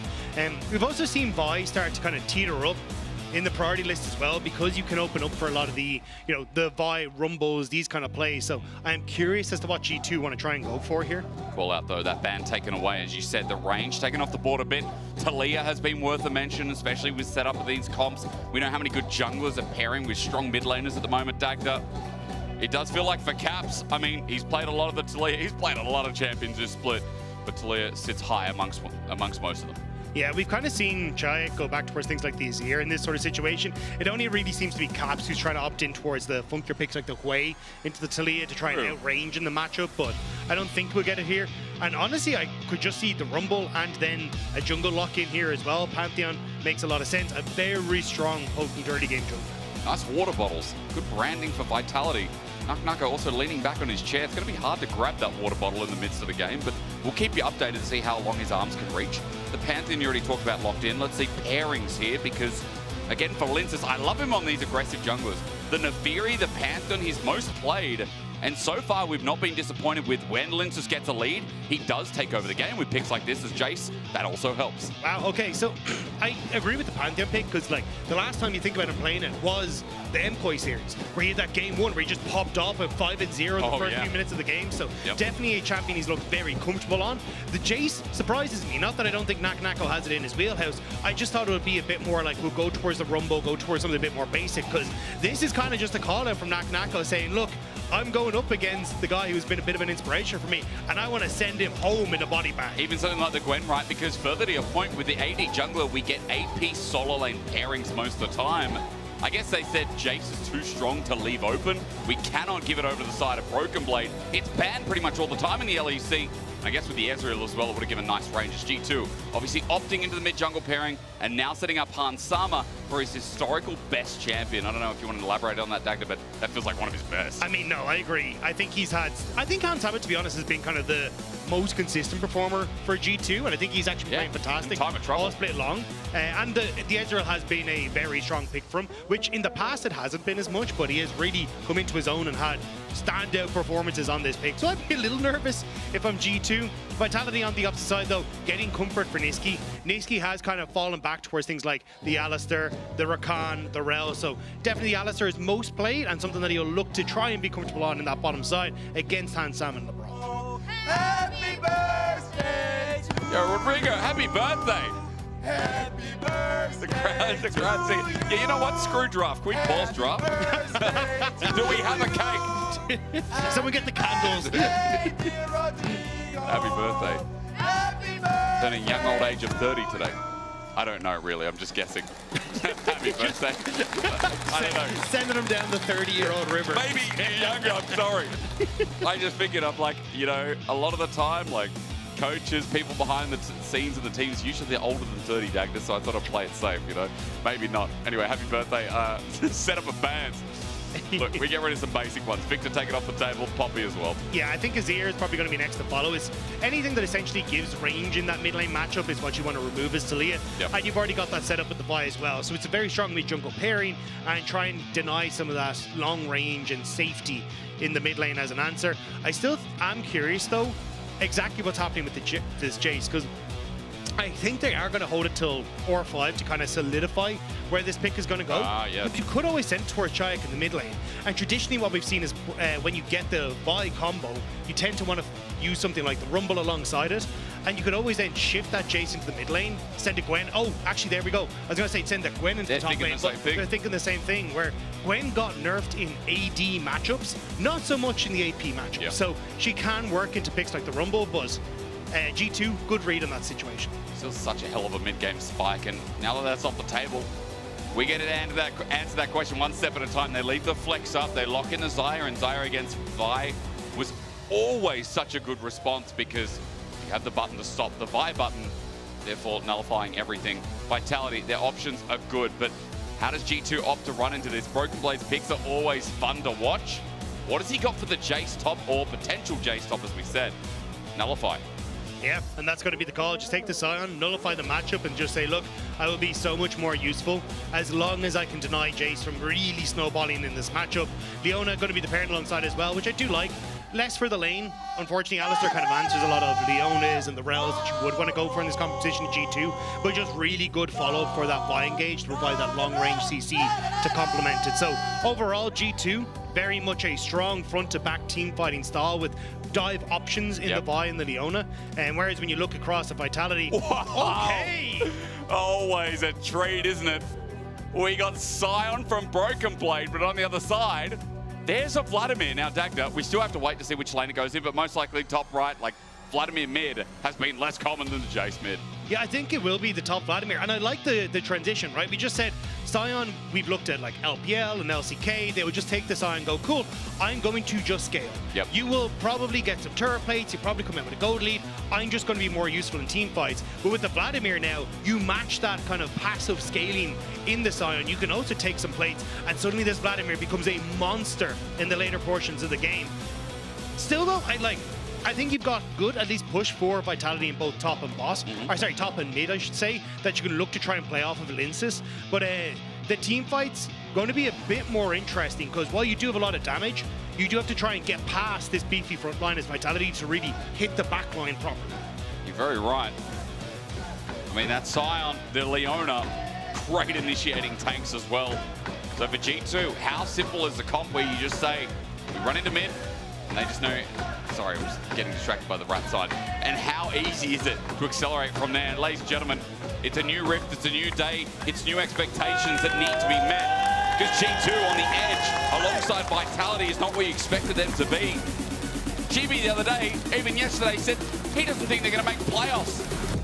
G2, their schedule, it might not be easy, but god damn, that's a big call when G2 are really the face of League of Legends in Europe. I mean, they haven't finished outside of the top 4 since joining the league. Yep. And now, there is a risk of them not making playoffs. Now, it's still there, but a win here will be massive for G2, guaranteeing them a tiebreaker situation. Same goes for Vitality in the if mishaps occur, but we'll have to see if G2 can find that success. And it hasn't been the most successful time for them as of late. Has not indeed. A lot of people are going to be asking the question of, like, what really happened to G2? And I think you can come back and you can say it really felt like it happened over Madrid, right? Only something to take away from one weekend, but like, oh my god, they're GD at 8, they're 14.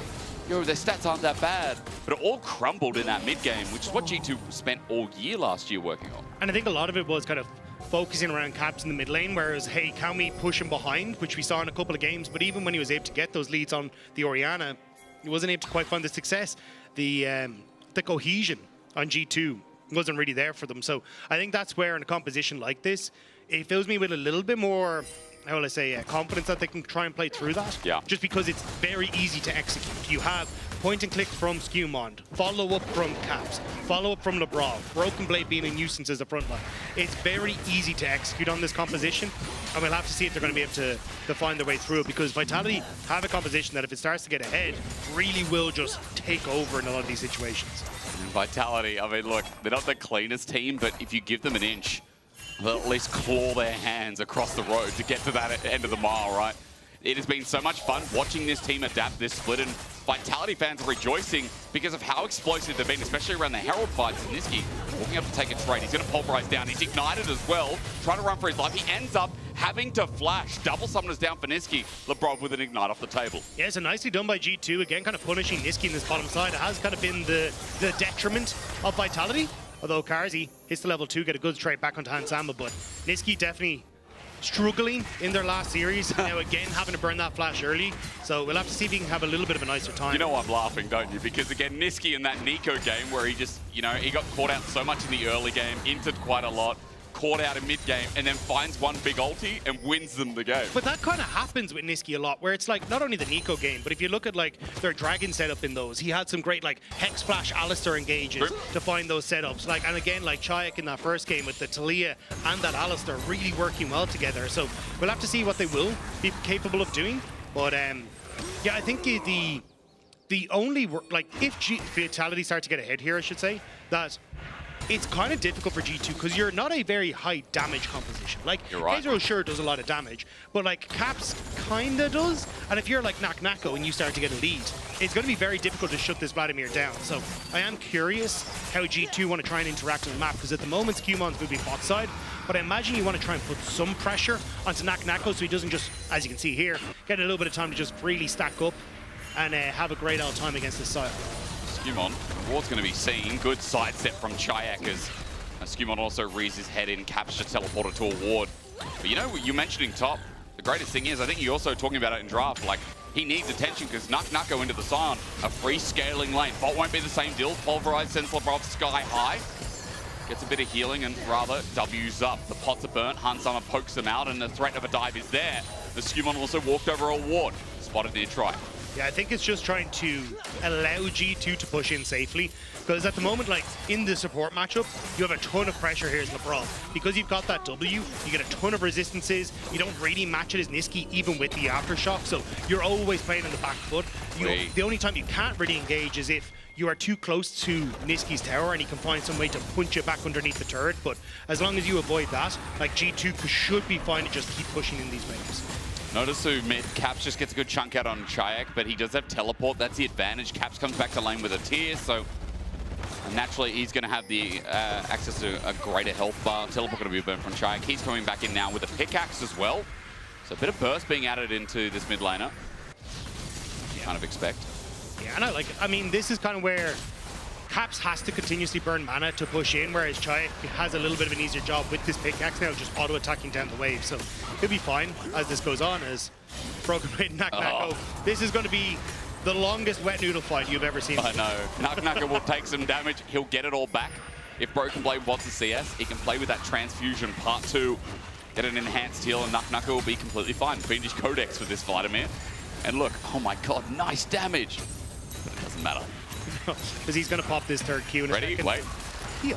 Oh. To be fair, though, Broken Blade has been able to consistently push in this wave and get some the Demolish procs down. So he got it in that top side. I don't think he actually got a plate for himself, but you'll see just as you peek at the top turret that there is a bit of that health bar gone. Thank you, observers. But also it's kind of been seen on the bottom side. So as Broken Blade is able to get these waves with the Soul Furnace, that W shield, he's just able to ignore the damage. And Knucknucker won't really have access to enough damage to break that shield until he hits level 9. So BB just making the most of the matchup. As he can. Level 6 now hit as well for both of them too. Their teleports will burn, so if there's any action that comes from Grubs in 2 minutes with the new spawn, it'll have to be them traversing up top with their legs. But Dragon's still up, Linz is hovering around, Scum on the same.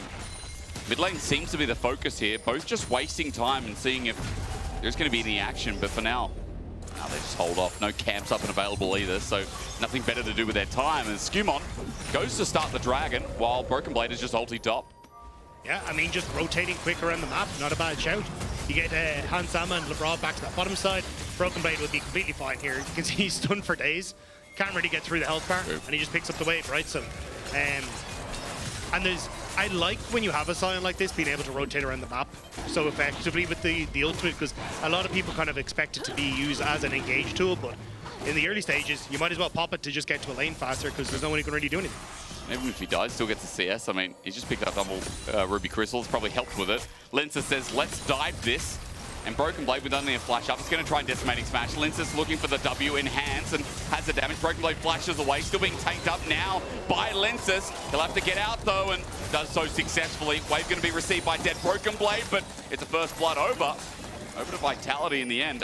Yeah, Niski died, by the way, on that dive. He didn't have level 6, so it's where you're way more vulnerable as Niski in that. Also, I think the fact he just CC'd meant he didn't have the Aftershock, so way less tanky than you'd expected. Scumon trying to make the similar play on the bottom side of the map, but you always have Coolers and Knucknucker, which makes this play way more difficult to go for. Doesn't have the ulti, though, but you're not going to risk it in the end. Tides of blood to clear the wave, and getting a kill in that situation is Broken Blade. I'd be chilling. 1 for 1 in the end, and especially since you get the wave off the turret, gold's pretty even. As a Scion, you expect to die a couple of times, don't you? Just part of it all, you know. It really but, is an experience. Yeah, you see it as you go in. So I'm pretty sure Niski doesn't have Aftershock because he just used it in the trade beforehand. I want to just double check as he goes in, but yeah, it doesn't have it. So he's just not tanky at all. And you can see how quickly that terror damage ramps up. So Broken Blade able to pick one off. Linces takes a beating on the way out as well. And as you said, being able to pick up a ton of that CS underneath the tower means he's just in a good spot. Well, early game off to a flying start. Grubs are up now. It's 8 minutes. There's only one pair of them. One trio of them, I should say. And G2 are on them. They already got first Dragon as well. 1 taken. 2 only needed for the feats. 3 for the mites. So Vitality are able to pick up 1. They're going to be denied at least the feats of warfare or feats of Grubs, whatever feat they fall into. Grubs don't even have feet. Like, how can Grubs be part of the feet? They don't have feet. They have little stumpy ones, like little toothpicks. The mites don't have feet though. The mites are just blobs. The mites are trying their best. Okay. Yeah, sorry for bagging out the mites. Dagda, I talk about feet all the time. I don't mean to, but League of Legends, since it came in, they want us to talk about it. Well, nothing's up for now. I mean, you get one part of the objective, that's about it, but G2, I think they're definitely feeling good. They get all 3 Grubs. They deny it from someone like a Chase. You know, feels pretty nice with what he can do in side lanes. And I'd say right now the early game for G2 is chilling when you talk about the front line, when you talk about the fact that, like, they will need to get a move on with some of the damage profiles in this comp. Yeah, I think as long as you're not losing out on like a ton of turret plates and stuff, you're in a relatively fine spot. And at the moment, Scumon has been doing a good job of tracking where Linces is and just trying to match his positions on the map. Linces now having access to level 6 though makes that 10 times harder, because now you can just ult to a lane at any point in time. So you can see they're kind of being a bit more cautious about how far they push up in the waves. And Vitality are trying to opt into this 1-3-1, so then they can have both side lanes to try and play around with Linces. Linces ult check still there, not used yet. Kind of like the Nocturne feeling, right? Oh, yeah. When you wait for that Pantheon ult, you're like, you need your first 2 good ones to be very inviting to the game of League of Legends. By the way, we're not doing much at the moment. Let's have a quick chat I think this team is popping off at the moment. A lot of people will agree with how they've played games, with how rigorous they've been in a lot of these fights. This series means so much because, again, guys, it guarantees a tiebreaker for that 6th place, which is so huge when 4 teams get knocked out of playoffs. And they're away until after MSI. If you sit on the bench for that long, like, you get rusty. You know, you don't want to do that. And your chance of getting to MSI as well off the table. I think it's also because a lot of people are kind of waiting for things to click for this team, like Nisqy obviously coming in, but also, you know, they weren't exactly having the best of times, losing 2-0 to Rogue and that, but then beating Movistar Koi in 2-0 faction, being able to beat BDS last week as well, in games that were tough for them to come into. Like, I think it's finally feels like Vitality are starting to crest that, but we'll have to see if they can. They have to in this fight at least. Soulplay comes through. Lintus is blown apart. Doesn't even get to play the team fight. Nisqy with the unbreakable will. The ulti negated by Kazi. A great version of him popping into the feathers, but a decimating smash sets up to put him sky high. Caps doesn't get anything with the ulti himself, or rather the shove. Nisqy's just flashed away. Everything from Vitality lost. Broken Blade looks caught out here, but he won't die. Vitality caught again from the sides. Yeah, Vitality is still pushing in the side. So, like, it is a nice pick here by G2, using the fact that you've got more members there, also burning the TP from Broken Blade. But the fact you only get one, I don't know how valuable it is. If it was like you get the pick and now you get the Dragon, fantastic. But Dragon still about 20 seconds off, so you're not going to be able to pick that up. And you do burn some crucial summoner spells, but Nako got to get some control over the top side and push in. Didn't quite get the places. Oh, Hemo Blade comes through. Broken Blade, the Hollow Radiance is doing work, and now Caps is going to do the same too. He's traversed up to the top lane to be a nuisance, and Nako seismic shove. Just out of time at the Sanguine pull. He gets away. This is what G2 have to do, though. Make this counterpunch on the opposite side, because Dragon is going down for Vitality. Big. And again, I mean, that Dragon, thought of it, shove, flash, Nako's alive, but for how much longer? The Avengers are here! Dun, dun, dun, dun, dun, dun, dun. There's 4 of them! And Hawkeye's not really even a superhero like G2. Smack him down. They're going to get plating, as you said, for the Dragon. Now it's starting to be more worth. Yeah, they needed to start making these plays, and it's a good call from G2. They knew they couldn't really contest on towards Dragon with the teleport advantage that Vitality had, although not on Nako, we'll say, but still, nice plays from G2. Tower won't quite go down, but they're still getting a lot of gold on towards Caps. That's big. I mean, Caps this game so far. Big too. Set up performance, you're right. Maybe go again, but Chayak has got Nisqy to cover, but the turret is almost dead. They're going to have to abandon ship. Vitality let it go. First turret at 12 minutes, 50 seconds. Very early into the game. G2 with the feats of warfare, or I mean the feats all round. Picked up from it too. And it's nice plays from G2, using the fact Hans Sama was able to control that mid wave, open up Labrov to move topside and constantly go for these plays. And fortunately, Nako just not respecting that G2 could go for the play, thinking he'd be safer as the Vladimir underneath the tower. And now, Broken Blade, honestly, he's just using this to zone Nako, and he's just going to walk up with Demolish and take the plate. Like, you can see here, it does some damage, and now Broken Blade is fine. Absolute tickle with a Riftmaker. Nako still, he's just trying to scale. I mean, Broken Blade has a 700 gold lead as a tank. That feels nice, and we've complimented G2 after that last play, Vitality. Again, it felt like after the pick, weren't punished that much until G2 just said, yo, commit, commit, commit.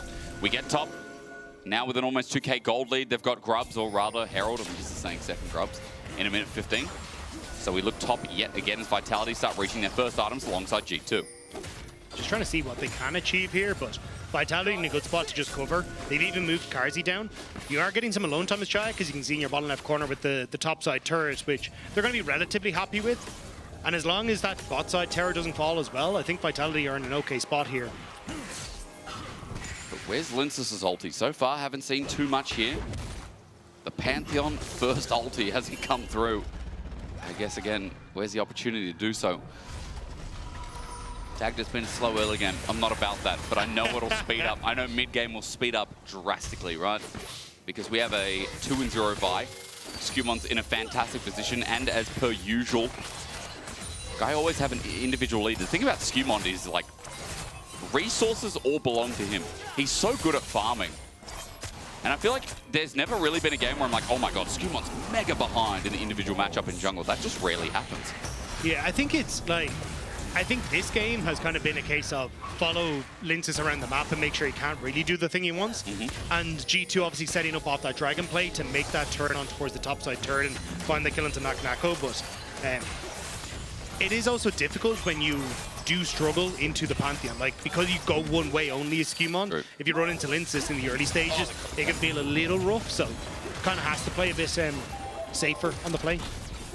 We don't need to talk about safety because Herald's up, Skewmon begins, Vitality are quick-witted. I think this will be in for a laugh if they can get in 7.5k. But Linces doing his camps instead. Has just used it as empowered Q, so no, they give up Herald. That is the third objective for G2, outside of the turret even. And again, the early game, Vitality are giving up a lot here. Well, I think it's Nako not getting the push in topside. Definitely hurt. And then Shayak hasn't really been able to set up to push well against Caps because G2 have started to send constantly Lebrov to cover Caps in that side lane. So then you're not able to get pushed there. So it's kind of limited the tools that Vitality really have to play around. Because even if you try and go for the dive on towards Broken Blade, you just don't kill him. Like, we've seen the damage that Nako can do. Linces is going to maybe take a quarter of his health bar as well, and then Broken Blade will be fine, right? So where you can make plays is kind of a bit limited here as Vitality. I think G2 have done a good job of punishing that, especially Broken Blade. Like, he's getting so much value from this Sion and just ignoring damage and walking at turn. Yeah, I mean, he's kind of strangling each solo lane he goes up against. Niski spotted on a ward too, and Broken Blade just walks it back. Lebrov covering now too. You can see Caps has just teleported.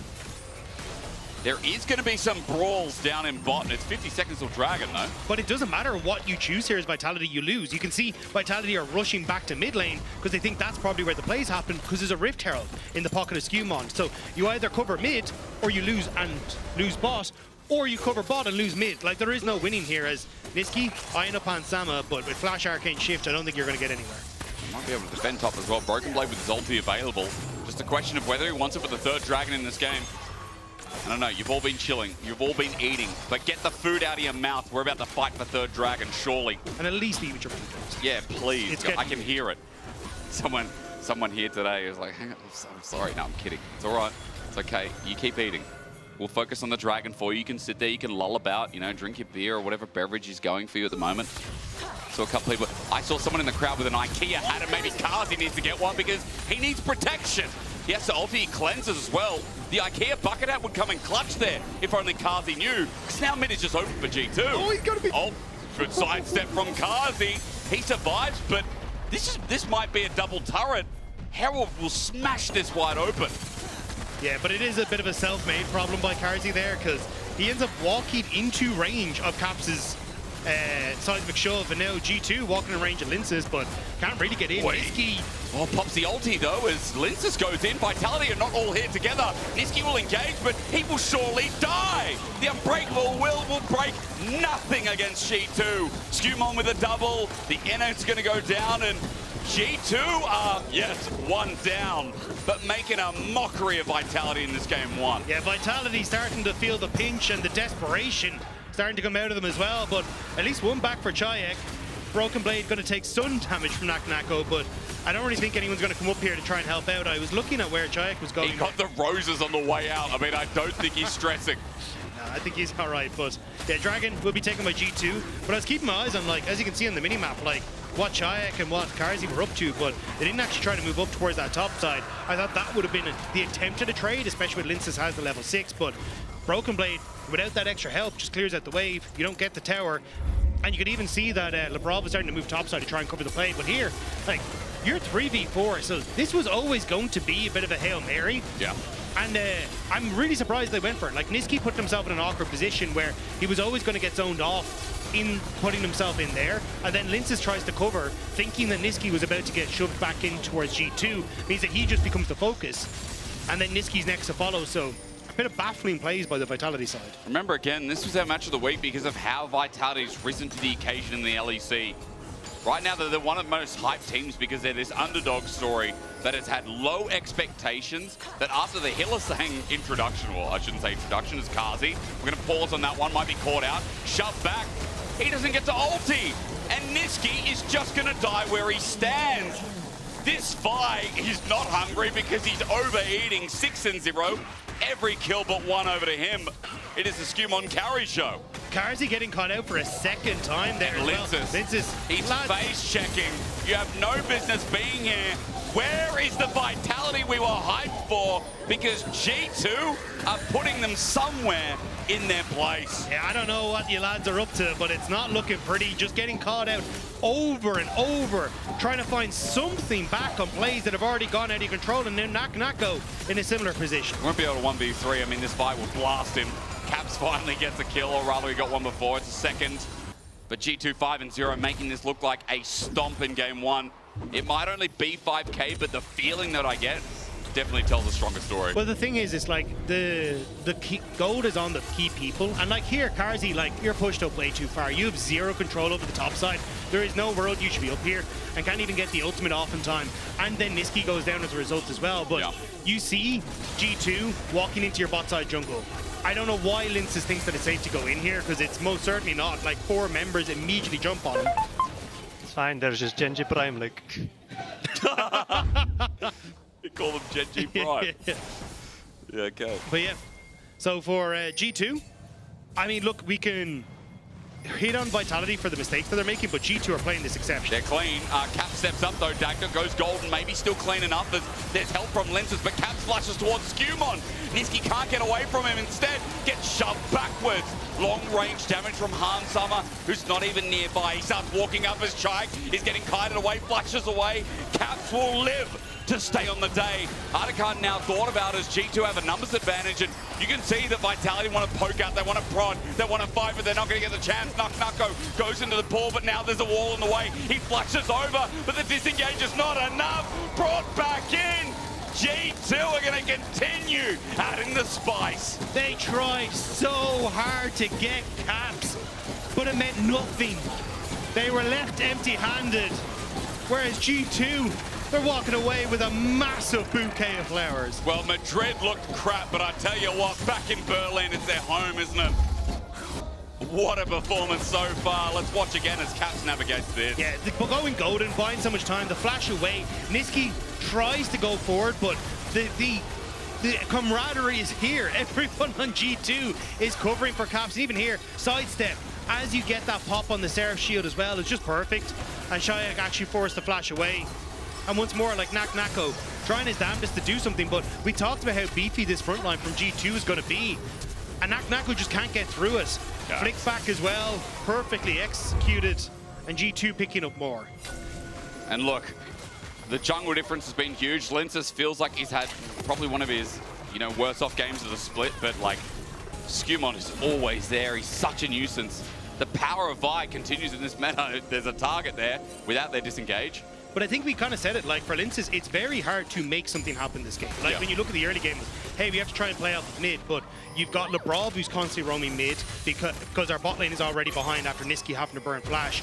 And then you've also got Skumon covering as well. It just became so difficult to make a play, even if you go bot. Yeah. And Sama is so difficult to lock down. So like, how do you make anything happen? You're right. Again, there's so much mobility, there's so much disengage. I feel like for G2, this comp Dagda, we talked a lot about how their conditions need to rely on maybe finding a lead, escalating quickly. Because Vitality, there's a lot of scaling on that comp. There's frontline, there's good disengage, maybe some kind of front to back and pause quickly, but Broken Blade will not. He wants the Raptors, he'll stand there and contest, but Linces ends up getting it while they're playing topside, but bot is where the Dragon is. I guess Vitality know there is no way they're getting anywhere near this. See, the problem is there's 4 members of G2 that were on the bottom side of the map, but Broken Blade exists on the top side of the map, who in and of himself is 4 members of G2. Yes. So the match just doesn't quite work out for Vitality at this stage. It's been a while since I've seen such a good quality fridge. I mean, we don't get to talk about it much, but like the Eunice. Yeah. But my fridge right now, it's leaking a bit. There's an ice on the back for some reason of it. I thought it was too cold. I turned it down, but it's dripping water. I got to clean it all the time. What a pain in the ass. But this ain't that. This is like that shiny stainless steel double door ice cooling. This is the one you touch and it just comes up with the temperature. Oh, yeah. And lets you know when you need to shop. It's got a TV. People have TVs in their fridge. That feels unnecessary. You can watch Twitch. But then what's the point? Because if you open the fridge, you can't see. So you got to look to the side. You're like, but how do I get my milk and watch the LEC at the same time? Good questions to ask us, LeBron. He takes this engage, but Caps' wall again does well. In a choke, you'd say it's great, but look at the knockup galore. I feel like I'm at my 6th birthday party again. Bounce Vitality bounce. It's so much fun, but they're crying. They just want to get out of this wild engagement as Triac getting an ulti knocked around as well. It's bullying, but there's no parents to help them. The clouds are running wild at the birthday party, but G2, I mean, this was just perfect. Like, the fact that you were just setting up for that pick in the choke, like, Vitality were never in a position to really contest this. Like, they're looking for a pick, but again, Broken Blade is massive. And they even try to go on LeBron, but honestly, Leona incredibly tanky at this stage. She's not going to happen, boss. Lin says, I appreciate it. I respect it. The shield's up, but he's dead. I mean, he has to flip the game. It's a 10k gold disadvantage, and the Vitality jungler, there's a will, there's a way, they always say. I mean, it's just desperation. Like, try anything you can, hope for the best. But unfortunately, this game is completely slipped away from Vitality. A 12k gold lead for G2. But, yeah. Like, G2 are playing this fantastically. They are. Like, again, like, Broken Blade understanding so well this matchup, consistently getting turret plates, the movement that we've seen from Skumon and Caps around the map to facilitate so many of these plays. And again, from LeBron as well, like, he has been on roam duty this whole game, setting up so many of these plays. And I think this is what people expected from G2. And it's kind of been a bit sad that we haven't got to see it from G2, but today, they really do feel alive. It's nice to see. I mean, look, a lot of people are getting excited because they're like, oh, we don't know where G2's at, and that makes the league more exciting. It's more competitive. But they remind you that you still have to step up to the plate. Don't get lazy. Don't get complacent, whatever the word is, Dagda. You know you just can't settle back. G2 in its only game one, but it is an exceptional game at that. Vitality on their last legs at 26 minutes into the game. It feels like we might be looking towards a quick night if this continues as Vitality. We won't be able to stop any of the backs here either. Nothing up for a while, but double inhibitor down and 12,000 gold lead for G2. Yeah, you don't come online quick enough for Vitality. Naknako, level 14 versus the level 16 of Broken Blade. True. The 3 items versus the 2. They just haven't had a chance to set up for fights where they are actually separated. Skumon separated now. Yeah, but can you kill? I mean, he's got a Sterix gauge. So by the time he eventually goes down, G2 will be there with all the mobility that comes from Caps. Always a moment's notice, he'll be there. Hunsummer jumps in, and look, Kazi's caught out. That's one mystic shot. Combination of feathers are great, but he's dead. 8 kills for this Vi jungle, and 1 more down for Vitality. Yep, that's a way into the base. Hey, that's the 80 carry gone again. So Vitality down a man. And you've still got Triac pushed in the bot line, so G2 gonna just destroy this turret. G2's death may have been grossly exaggerated. Just a smidge, maybe. You know, GB not only didn't get $100 yesterday, he's also now sweating a bit. I see you, GB. You're telling me that G2 won't make playoffs. I don't know about that. This game is giving me a lot of hope. Broken Blade just runs into 2 turrets, and look at the engage. Who's going to die from G2, if anyone? I think you know the answer already. Naknako can't even transfuse his own blood into a saving grace. G2, that was utter domination. That was incredibly clean from G2. Cool, calm, and collected doesn't even begin to describe this, because everything just went their way. Insane game from G2. Like, that's one of those games of Vitality. You're like, okay, whatever. Probably like minute 15, minute 20. Well, they're Genji Prime, you know, so yeah. What do you do? Oh, that's right. Niski said it best as I can see standing by some fans obviously hyped about G2's resurgence. How good did that look? Amazing, I think. Are the reports of G2 being bad or everybody flaming them? What do you say to those people? I think they're just haters. They don't really know G2 because honestly, I'm used to them like hinting a bit and giving us some content games. But honestly, I was never in doubt. I believe in my team, and I believe that we will come back stronger and stronger every time. Yes, that's how they gaslight you. They always do. But they did have a fantastic game, though. But I have to say, I love the chants that you have been bringing. But the rest of the block isn't really singing with you. What's going on? I don't know. I think it's just a bit of uncoordination from our side. it's like we don't really have time to prepare everyone. We have a lot of fans across the world, and it's like a lot of different people come each week, and sometimes it's just people that want to maybe relax, they don't want to chant, they just want to watch the games, and you can't force people to chant if they just want to watch peacefully. Oh, you're right. I was gonna say, it's fine. Never mind. Anyways, G2, it's been tough. You've been a G2 fan for a very long time. You've given hair, I don't know, maybe other things, perhaps. But how have you been living this period where they're not the top dogs, you know? How does that work for you as a longtime fan? I mean, I always support my team. Like, I sweat for G2, I cry for G2, I lose hair. So yeah, I trust them fully. So we win those. I love it. It didn't seem like Vitality was really there, right, the first game? Yeah, it feels like a custom game for us. Okay, let's see if that continues into the second game. Thanks for the spice from the G2 fans. We'll be right back with game 2.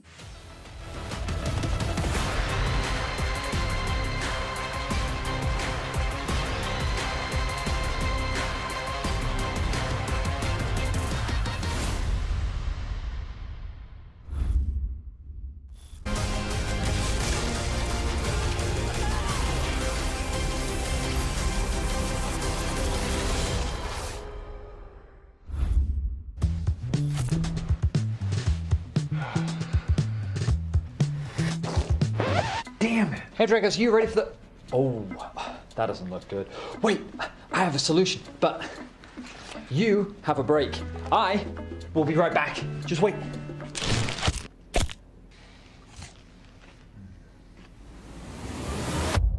Have a break. Have a Kit Kat. See? I told you we'd figure it out. I don't think this counts. Come on, let's go.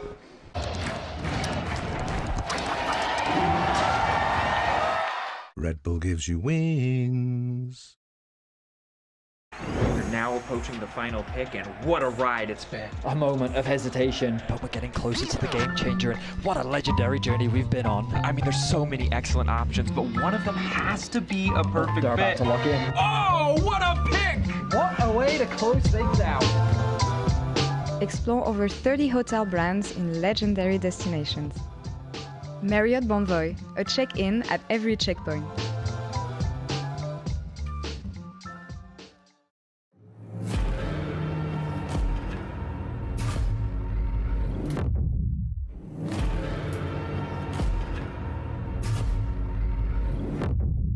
You walk along the edge of danger, and it will change you.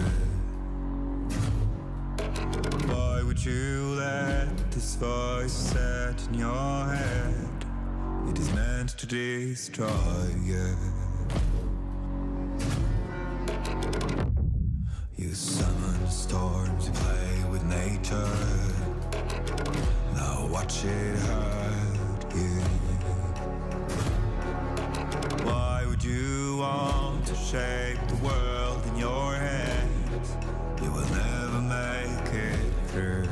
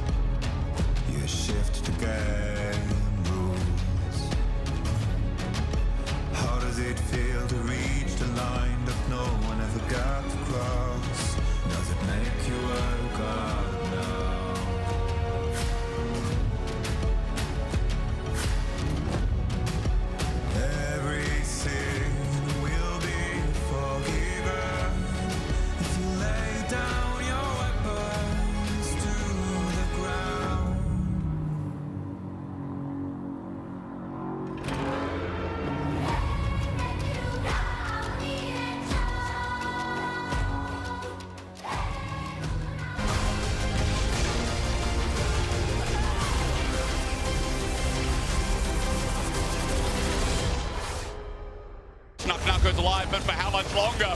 The Avengers are here! Dun, dun, dun, dun, dun, dun, dun. I'll flash back. No, I won't flash. He's trolling. Have a look at Alistair next. Yeah, yes, they cannot TP, guys, okay? They cannot TP. Nice. Has flash. Let me go through ult. I'm going more. No flash, yes, flash. See that, Nice. Very good, guys. Nice. Good job, guys. Keep it up, okay? Nice. Very nice game, okay? Good job. We're back. Welcome back to the LEC, where G2 finds themselves in the lead in match of the week after what their fans called a custom game. It really felt like it. It also felt like it's one of those games where, you know, G2 just picks a lot of random things that they don't really play, and then they end up, you know, kind of practicing on how to win, because this wasn't really the typical G2 that everyone, you know, comes here to watch and love, you know. This wasn't really the explosive G2 where they pick the funky counter picks and they go for this and that. It was more this, it felt like I was watching Splice back in the day when I was playing there, where it's just, you know, typical front to back, you have 2 carries, 3 tanks, I know, people just sit in front of me, everyone is sitting, and it's just a walk in the park. No, I mean, when I think about players like BB, I don't necessarily think about him like picking just the straight, solid tank that will just blind pick and go about the day. It worked really, really well here. But where the strange stuff came through was more in the macro. One thing that we noticed very early on is just infinite amounts of swaps early on. We saw top and bot lane just keep rotating around the map. And that really changed the way that they played the game. It really felt like they opened up the map, the solo lanes then got really far ahead, and they used that to just run mid and make plays like this. Exactly, because now we've seen these clips. This is just textbook, you know, walk into the jungle when you have these many tanks at this amount of CC and you get ahead. It's impossible for the enemy to retake because you have all the tools you really need. You know, yeah, Vitality is still walking in and inting a little bit, right? But you still have, now you have all of the tools that you need, and this team fight is just beautiful. The way Caps just pivots around and everyone just peeling for Caps. It started off really bad, but his maneuvering around this difficult situation was insane. But again, credit more to G2 because now they drafted a sort of team comp where they have a lot of tools to make these sorts of plays, because when we were criticizing G2 in the previous week, it was more because, oh, they're making the game a little bit too difficult for themselves. They have not enough tools to punish these sorts of things. But now, lessons have been learned, I guess, from what BB said before. Yeah, it's like that walk that they had to do to catch a train, to catch a flight, to get back to Berlin on time, to be able to prac really did them some good. Maybe it was like a group therapy thing. But I also want to highlight Vitality, because Vitality, as you know, we mentioned coming into this is the match of the week because they have been stepping up. They have been playing better. They haven't been doing that many mistakes. So for them to be getting caught, for them to be walking into the jungle without any vision, brings the question as well, like, what is going on with Vitality? Is it the pressure? Because when we do look at this, again, both of these teams have to win the series to at least get a tiebreaker to make it to playoffs. Vitality are a volatile team. Like, we're not disagreeing about the fact that they're volatile. Like, yeah, we're going to be clear about that. They're a volatile team. I do think in this game, though, they weren't expecting the solo laners of G2 to get a ton of value as early as they did, with the bot lane and top lane swaps keep going over the place, opening them up for Talir ults and blah, blah, blah. Yeah. It's now really important that they do get a hang of this early macro. We know the stakes. The winner of this gets guaranteed lifeline of a tiebreaker for plus. Very important that they bounce back from this. And they, of course, they both want that. You don't really want to be playing with risk on the line. And on Vitality, if I'm looking at someone who I would like to step up, would be, well, Nisqy, the MVP of last week, and also Naknako, because I feel like Naknako has been finding himself in this prime position, especially now with Vitality also being on red side. He's the one who has a lot of priority again. In the first game, the Vladimir didn't really work. And even though this, usually we always bring this crepo box when it comes to, you know, glazing BB being like, oh, he's the one playing the funky champions. But now we find ourselves in the position where it's reversed and Naknako is playing against this typical meta slave in the top lane, which, you know, BB. Whoa! Hey, okay. Okay. We glazed BB enough for, like, you know, being the hipster and playing the funny champions, but now he's the meta slave, and now Naknako, he is him, right? You think we're going to see Nidalee top today after, like, LTA last night? I hope not. Whoa. No way you're saying LTA. Are you really ignoring my boy, the Shy? Are you enjoying it? Are you running over my boy, Mirwin? That is recency bias. It's a scientific thing. I'm just sad that this is the Shy Erasure. I don't know what to say else about that. I mean, maybe. Look, this guy is going to be the carry archetype on one side of the coin, right? Whereas BB has played more towards kind of like the frontlining archetype, regardless of which form of frontlining it is. Technically, a Gwen can be that with a W. He wants to be stood in front of his teammates, and having that kind of playstyle, like he did with his Sign in the last game, was really pivotal. Having red side for Naknako, though, maybe it opens him to have a better counter. I don't know, Odo. It feels like he did get value this game. he can get value, but I still feel like it's not all in his hands. Collectively, as a team, Vitality really needs to step up because now you're looking at G2 and you're looking at Hans having exceptional games, Qmon controlling the game, linking up with Labrov again, Caps being unleashed on the map. So now it's a collective effort. One man cannot take down the G2 army like that. We have a Lizard Cam? That is great. Bombardilo Crocodilo Cam? Sorry. Anyways, LEC Brain Rot, let's go! we might see Renekton on top. I mean, maybe that's a hint. Look, I mean, BB's more than happy to do it. If we're looking, however, at Vitality specifically, but in the grand scheme of this series and how they've been playing, we're looking at the bans and the picks that we've seen from last game. Which change are we expecting to see? Are we looking at more individual changes where we see different players on different champions, or are we thinking their whole approach to the game, to the engage, to poke would be different? So I don't mind the approach of give solo laners individual agency. That's the approach that they had before. I think that is very important for someone like Narco. That's pretty much everything that we've been saying in the last couple of minutes. If you haven't got that point just yet, I'm sorry, we'll hit you over the head with it again. Narco wants that counter pick most likely, and he has the champion pool to hopefully make something work better than that first game. And now with the premier champions being out, when I'm looking at jungle, I do feel like it's still Scumon's playing around with Vi Pantheon being out. I feel like he's been the one who has been consistently getting the more. So sick. Yeah, he was getting consistently more of the upper hand between most of the junglers, you know, being super high up in solo queue and having just a deep champion pool. I'm curious now what the first pick would be, because there's not a lot of priority in the jungle. I feel like it's going to be even trades, and and also what I'm looking at is both teams securing support on 2-3, because there's only 2 engaged supports out. And I feel like this is Nico? Well, do you think? He did have a great Nico game, you know? I think the Varus is a very easy first pick, right? I think there are a couple of different options. You could go towards top lane first picks if you feel like you really want to go towards someone like a Gwen, blah, blah, blah. Varus, I don't think there's ever really a bad game for a Varus. Definitely not. And Jhin is the premier, you know, blind pick as well, but it's also probably the most reliable counter pick into the Varus because he provides a lot of utility. The Naafiri, this is really interesting because Naafiri did get a heavy ban in the early game, but at the same time, when it comes to scaling in the mid into the late game, she is just still this very annoying dog. And I think if you want to get towards that late game, you like to have 1 or 2 kills early. 2 of the earliest game junglers are out of the table already in the Vi and the Pantheon. So that does give potentially the Naafiri a little bit more window for opportunity, which is why you kind of have to go for the Shinzan now. I feel like I am really surprised that Vitality didn't pick Zinzao themselves, because I do feel like this champion has been flying under the radar a little bit. A lot of teams, I see them prioritize this a lot more, just because it provides you pretty much, you know, gives everything right now. Exactly, very good early mid game, transitions into late game, you know, space maker / tank. It just has a lot of utility. And the Jax. Something about last draft specifically, Odo, that you mentioned while we were watching was that it was very vanilla, very plain. It didn't really set up either team to go crazy early, mid, or late, yet G2 was able to capitalize off of that. Are we expecting G2 to just be sticking to that because it worked? I would say so, because this is, when I look at all of these champions that G2 are picking right now with the Varus, with the Zinzao, with the Jax, these are all huge comfort picks for all of these players. BB, I think one of his most successful champions all time has been the Jax. There's been years where he was 80-90% win rate, you know, stomping the league left and right. And even though it is blind pick, the Aatrox counter pick is, I would say it's a little bit more of a 50-50 matchup, and I'm not sure if it's the best counter pick I would be taking if I was on Vitality side. Okay. Last time he played the Aatrox, really insane team fight value, even though he's behind. Also just weird coincidence, we have 3 Dark Inven picked right now. There's only like 5 of them. Like, wow, okay, that's just the flavor of the draft. But yeah, not go for me. I think his top laning, team fighting impact on the Aatrox has been enough to justify this pick. Will need to make sure he doesn't fall that far behind BB though. BB, when he gets ahead in the matchup, really does leverage it well. And now I'm curious how, because now we're at the pivotal point in this pick and ban where Vitality and G2 have the option with this last ban to take out the engaged supports, because Rel has already been taken out. There is Nautilus left.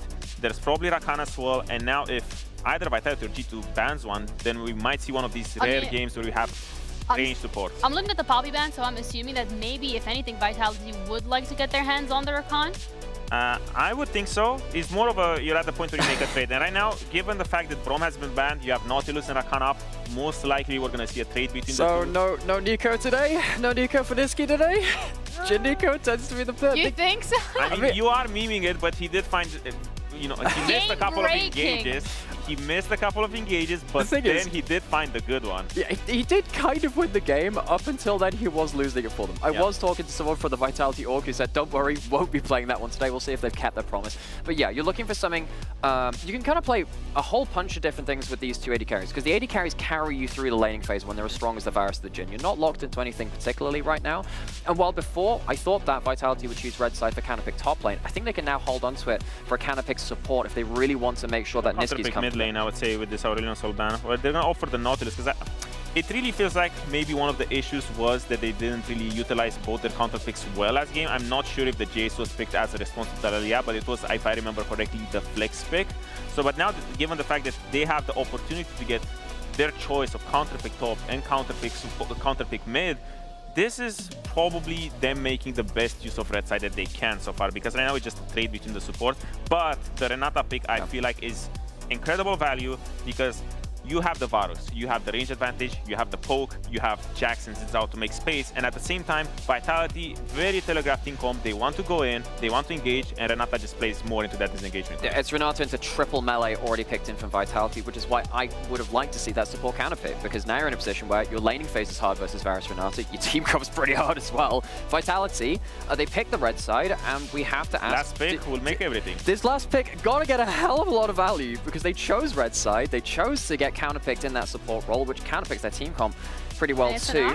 And while the Ahri, I'm a big fan of it, I don't think it's the silver bullet. Is it the value you need? That's the thing. I don't think it's the silver bullet which solves the draft. I don't really know I don't think it's the silver bullet, but at the same time, it does pivot into a brand new win condition for Team Vitality, which is side lane playmaking. Because I feel like when you walk into these team fights, you cannot front to back. It's obvious that you cannot front to back just because of the Renata. But right now, with the Aatrox, with the Ahri, with the Naafiri, the Jhin utility, it does feel like now you have a lot more options, and the way you want to approach fights at objectives is flank all across the board. And I think they have those options available to them quite early into the game. You know, Ahri, Jhin, Nautilus all get to make plays very early into it. Vitality, they have succeeded with hard-to-play compositions before. I think this classifies as one of them. If it goes late enough, you're going to have to deal with the Renata and the problems that gives you in lane and team fights. BB on Jax, a bit of a ticking time bomb as well. Vitality need to hit hard, hit early, and join each other's plays well. Yeah, and remember that on the line here is at least a chance of a tiebreaker to be able to make it to them playoffs. So Vitality going up against G2 Esports, looking to push this to that final game. But can they do it? Let's find out. Lock in. Let's see Vitality from the past couple of weeks. Is game one, G2. Yeah, they were spicy, they were hot, but Vitality, they were not. Polska Grom, big. Yeah, we got so many signs in the crowd today. But why is there a winky face? Am I not meant to have fun? What does it mean? It just means have fun. Winky face. Winky face. It's like, hi, winky face. What do you mean by that, hi? Are we talking more? If it says, how are you with a winky face, I'm just completely lost.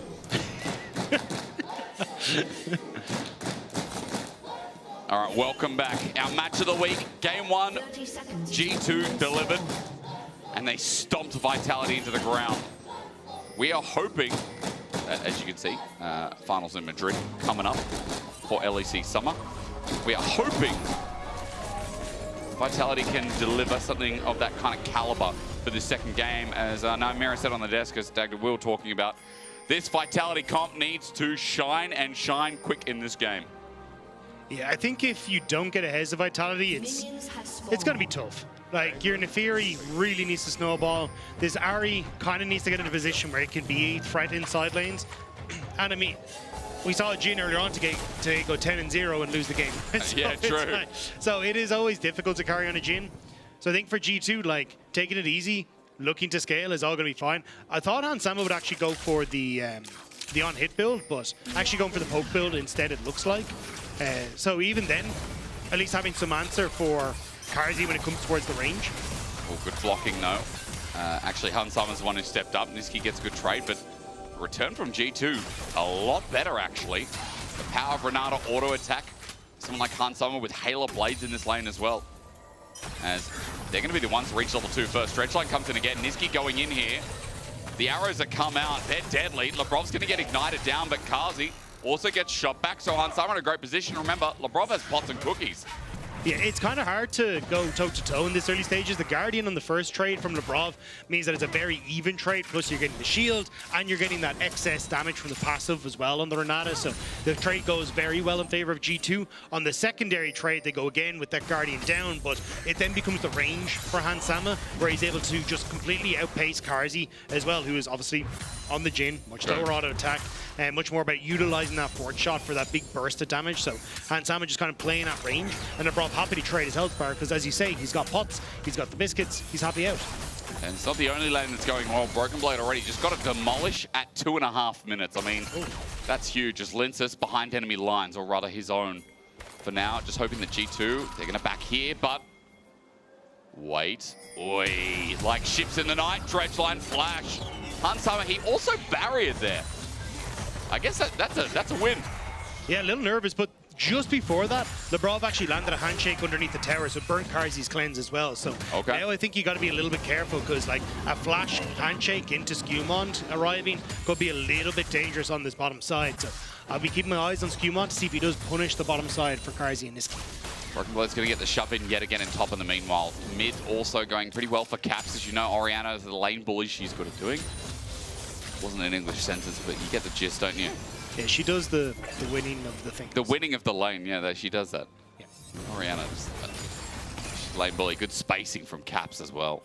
It's little things like that where Chayak not able to trade back as Linces. Again, he's got a big job. I think this game, I mean, he had a great Nefiri last week, but boy, oh boy, Linces has got his work cut out for him today with all 3 lanes. Yeah. Niski? Nope. Yeah, he's gone for a roam, but it might work out. Actually, the bailout is there on Caps, but as he walks away, he doesn't die, doesn't need it. Skewmon gets the range, and Wind becomes first blood. And now Linces' job just got significantly more difficult.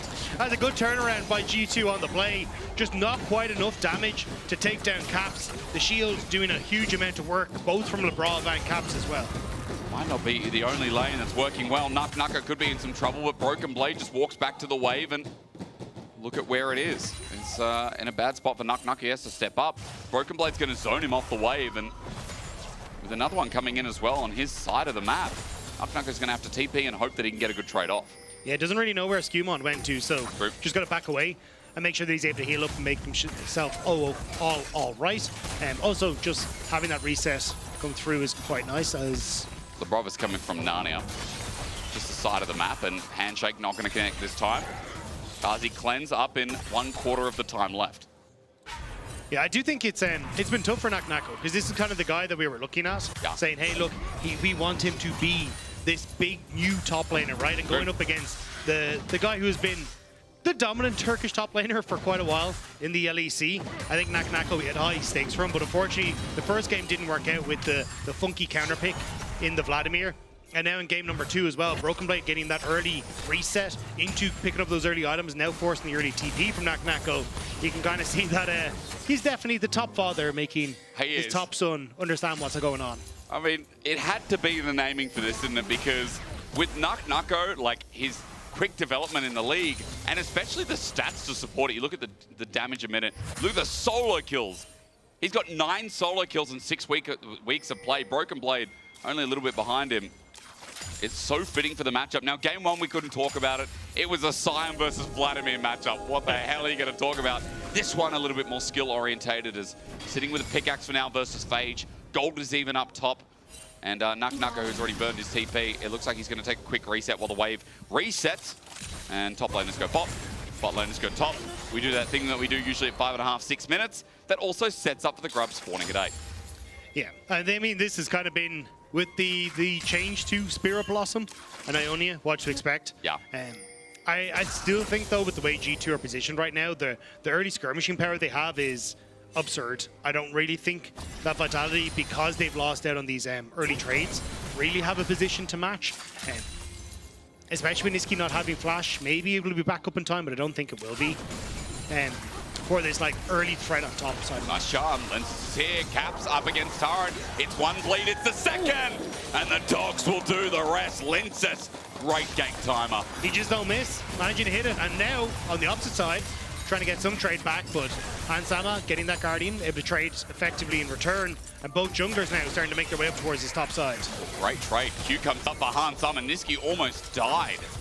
Really clean stuff from Hans, and Kazi now respecting that as well, as Linces might be here, but in the way is Skumon. He's got level 6. Linces does now too. Ulti burn from both top laners down bot. They're going to walk it out. Nucko, his rotation is back up again. I thought Counter-Strike might have been back up as well, so Nucko wasn't too sure. Lince is about to run to Skumon, but both mid laners moving. Skumon might have to flash just immediately. Chaik was there first, doesn't pop his own ulti. Caps is going to get ulted on now, though. Chaik finds his target, but misses the charm. Ulti away, wind becomes lightning. Linces to disengage, still has that stupid invulnerable button, but Niski going to look for the dredge line, misses. Linces now thinking about the wave, but still, that camp is not safe. Chaik has run out of ulti as well. Caps is zoning off. What mid lane is fighting out. Look at Linces. Look at Skumon. He's obviously winning here on the Zins out. Gets the camps as well. Vitality have to back off and pay respect while Broken Blade looks for the demolition. Wants Nucko. The burst of flash.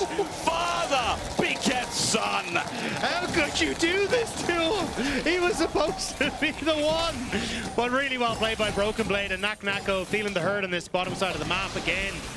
G2 looking good across the board. Caps saying, I will not be your Valentine's to Chaik in the mid lane over and over again. Skumon being able to push back Linces, and a great flash in response to Chaik once more. Really ambitious from Vitality. It's starting to get heated. G2 with a 1k gold lead, but Vitality trying to punch back. Well, Linces does his first dragon of the game. No grubs were actually taken, and Skumon's going to finish them off right now. The 3 grubs versus the dragon is the handshake deal, but I once again see Skumon with an early gold lead, and even more so, Broken Blade with a lead. It's fueling the top side of G2. Especially when we were saying that Vitality needed to be the ones to get ahead. Yeah. Now you've got Broken Blade, who's very much controlling and dictating the pace of this top side matchup. Caps has been doing a fantastic job of avoiding the setup from Chaik and Linces to try and pick him off in most cases. And then Skumon as well, being able to push Linces back and steal away a lot of these camps. And a huge amount of that is thanks to this ward that he's managed to set up on the back. That pink ward is spotted out consistently where Linces is moving, how he rotated up to try and protect Karzi and Niski on a potential topside dive, means he steals away the red, then they steal away the Raptors. It's this constant pressure from G2 that Vitality just can't keep up with. Caps obviously really good at playing with that as well. I mean, his ability to step forward in this lane has been huge, and look at the CS lead between Caps and Chaik. We came in today talking up this mid laner on Vitality a lot because Caps has been in a bit of a slump. And it's not like a Caps normal slump where you're like, oh, he's not as good as normal Caps, but he's still top 3. It's like, no, especially, you know, Madrid, weeks prior. Caps has been rough around the edges. Broken Blade, could we say the same versus Nucko? Yet again, this guy stepping up to Broken Blade. He was here first. Broken Blade forces him out. Nucko has TP, but close to getting solo kill number 2. Dad says no candy in the evening because those sweet spots were not hitting for Nucko whatsoever. No. And now you've got multiple members from Vitality down here to try and punish Broken Blade. In the demolish, now looking for a way out. The World End is in. Sidestep up. Broken Blade is clean. He tries to get out, but with the dredge line, it seems to be an impossibility. The counter-strike not getting a stun means Nucko has a sure kill. Broken Blade just wants to get to the wave. He dives. He's wasting time. But he's now out of mana. Niski's going to chase him up, you're right, but dredge line, where is it? He finds him. Niski's going to slow him down, and the delay on this back as well, Dagda. Does Nucko get the... Nucko doesn't get anything. So it will be the TP burn from Broken Blade in the hopes to escape, but honestly, not having any killer assist go over to Nucko, not the end of the world in the grand scheme of things. You're right. I mean, a bit of extra gold in this 1k lead of a matchup would have been nice. Let alone the kill. Nucko not finding anything, and Broken Blade, look, the caveat is Vitality can be happy that this Jax has no TP, so Nucko can finally get a plate in the matchup and start clawing back a little bit about how far he was falling behind. Yeah, definitely needed something to go his way, but as you say, it's still 650 gold, and now G2 looking to put pressure on towards Chaik, but he's an Ari. He's already pushed the wave. He's just going to walk away, and I think Skumon going to be more of a nuisance and try and interrupt the reset here rather than actually look for anything. W is going to be, well maintained. Skumon takes a turret shot for it. He's going to stick around. He's going to do it again. He's got no camps up, so he's kind of just fine to be a pain. Yeah. All he's doing is waiting for the crab spawn, which is now just about to come up. So he's just like, cool, I can just fall back into river. And it draws Vitality here to try and cover for what is essentially a non-existent play. You talked about it. Again, I'm seeing pings come in. That ward is still there. It's so high value. Lens. I mean, Niski was spotted finally. now, but I mean, that has been there for about 5 or 6 minutes. Like, it's Such been there a high for value while. reward, yeah. Yeah, and it's just giving so much information across. And now you're just going to back away. Skewmont gets the Crab and River that we were talking about. His top side is about to spawn, so he's just getting good value out of what he's doing on the map. Still hovering. G2 want to make it more than value. The pullback. Niski doesn't get to go anywhere. He's rooted up before he can flash over the wall. G2 toy with Niski yet again. Second death here, and Nako gets some trade back on Broken Blade, but G2 this early game is going what you'd like as a G2 fan. As Card's going to get handshake. He cleansed a bit early, but Lenses with the all-in. Invulnerable is he. Sends out the spears. Huntama though with a bailout. Gets bailed out. The curtain call will not find them all. G2, this is their day again. It's a body block from G2 that stops Vitality from escaping and picking up the kill on the far end of it. G2 just finding so much value again, playing off of Skewmont in the jungle. Sure, Caps wasn't even needed. He's just been getting plates. And this is the G2 that was missing for the last few weeks. And now with their playoffs potentially on the line, they're coming alive in this game. The Brawl, look how quickly he waits the handshake, immediately gets it back. So even with the cleanse, Karzi gets tossed in. And Hansama, Chayek tries desperately to go in, but the fact that he ends up just getting clipped by the edge of the hostile takeover means he can't get away. So Hansama gets the bailout and will live another day. Such a rough game, Dagda. I mean, again, we said that Vitality need to be quick in this one. They need to really power through early to mid-game and find themselves the lead. It is a huge 3,000 gold lead for G2, and Dragon's up in 10 seconds. They're already there. The setup's hard for Vitality because of this deep vision that we keep talking about. Vitality needs some kind of miracle pick here because trailing behind at this point in the game, it does feel like we could be set for a 25 or 30-minute win again if they're not able to, I guess, kind of relinquish some of the pressure. But the problem is, it's like, how do you try and move into check these, as Linces is about to explain for it, is you just don't have tanky members on Vitality. Like, Nautilus is not a tank at this stage. He is too far behind, doesn't have the resources he needs. And Caps, actually, though, might need help. Yeah, depth charge. This is an opportunity. Vitality getting something back. The Spirit Rush used, and Niski gets the kill. Oh my god, Chayek committed ulti. Look, some mid lane tendencies die hard, you know? Yeah, that's they take right. a while to work out of the system. Thank god my Nautilus has got all the kills. Now he can carry his Broken Blade. And he just walks it back. That's some gold back at least. But I think this is where it just is very difficult for Vitality because, sure, okay, getting that kill will help Niski get towards that locket of the Iron Solari, but he still won't be really tanky enough to face tank into, LeBron being able to handshake him, Skewmont's damage, Hansama with the Chains of Corruption as well, and that kind of goes for everyone on Vitality. You don't have someone who can go in. Oh my, I mean, just give him the trophy. Jesus, like that was smooth. And it's nice. You know, when Nako was doing that only the other week, right? Some of his fancy footwork, some of his sidestepping, the individual mechanics of some of the LEC players this split has really been rising to the top. Now, with that, Broken Blade receives a bit more attention from Vitality. He's going to teleport. However, G2 are not here.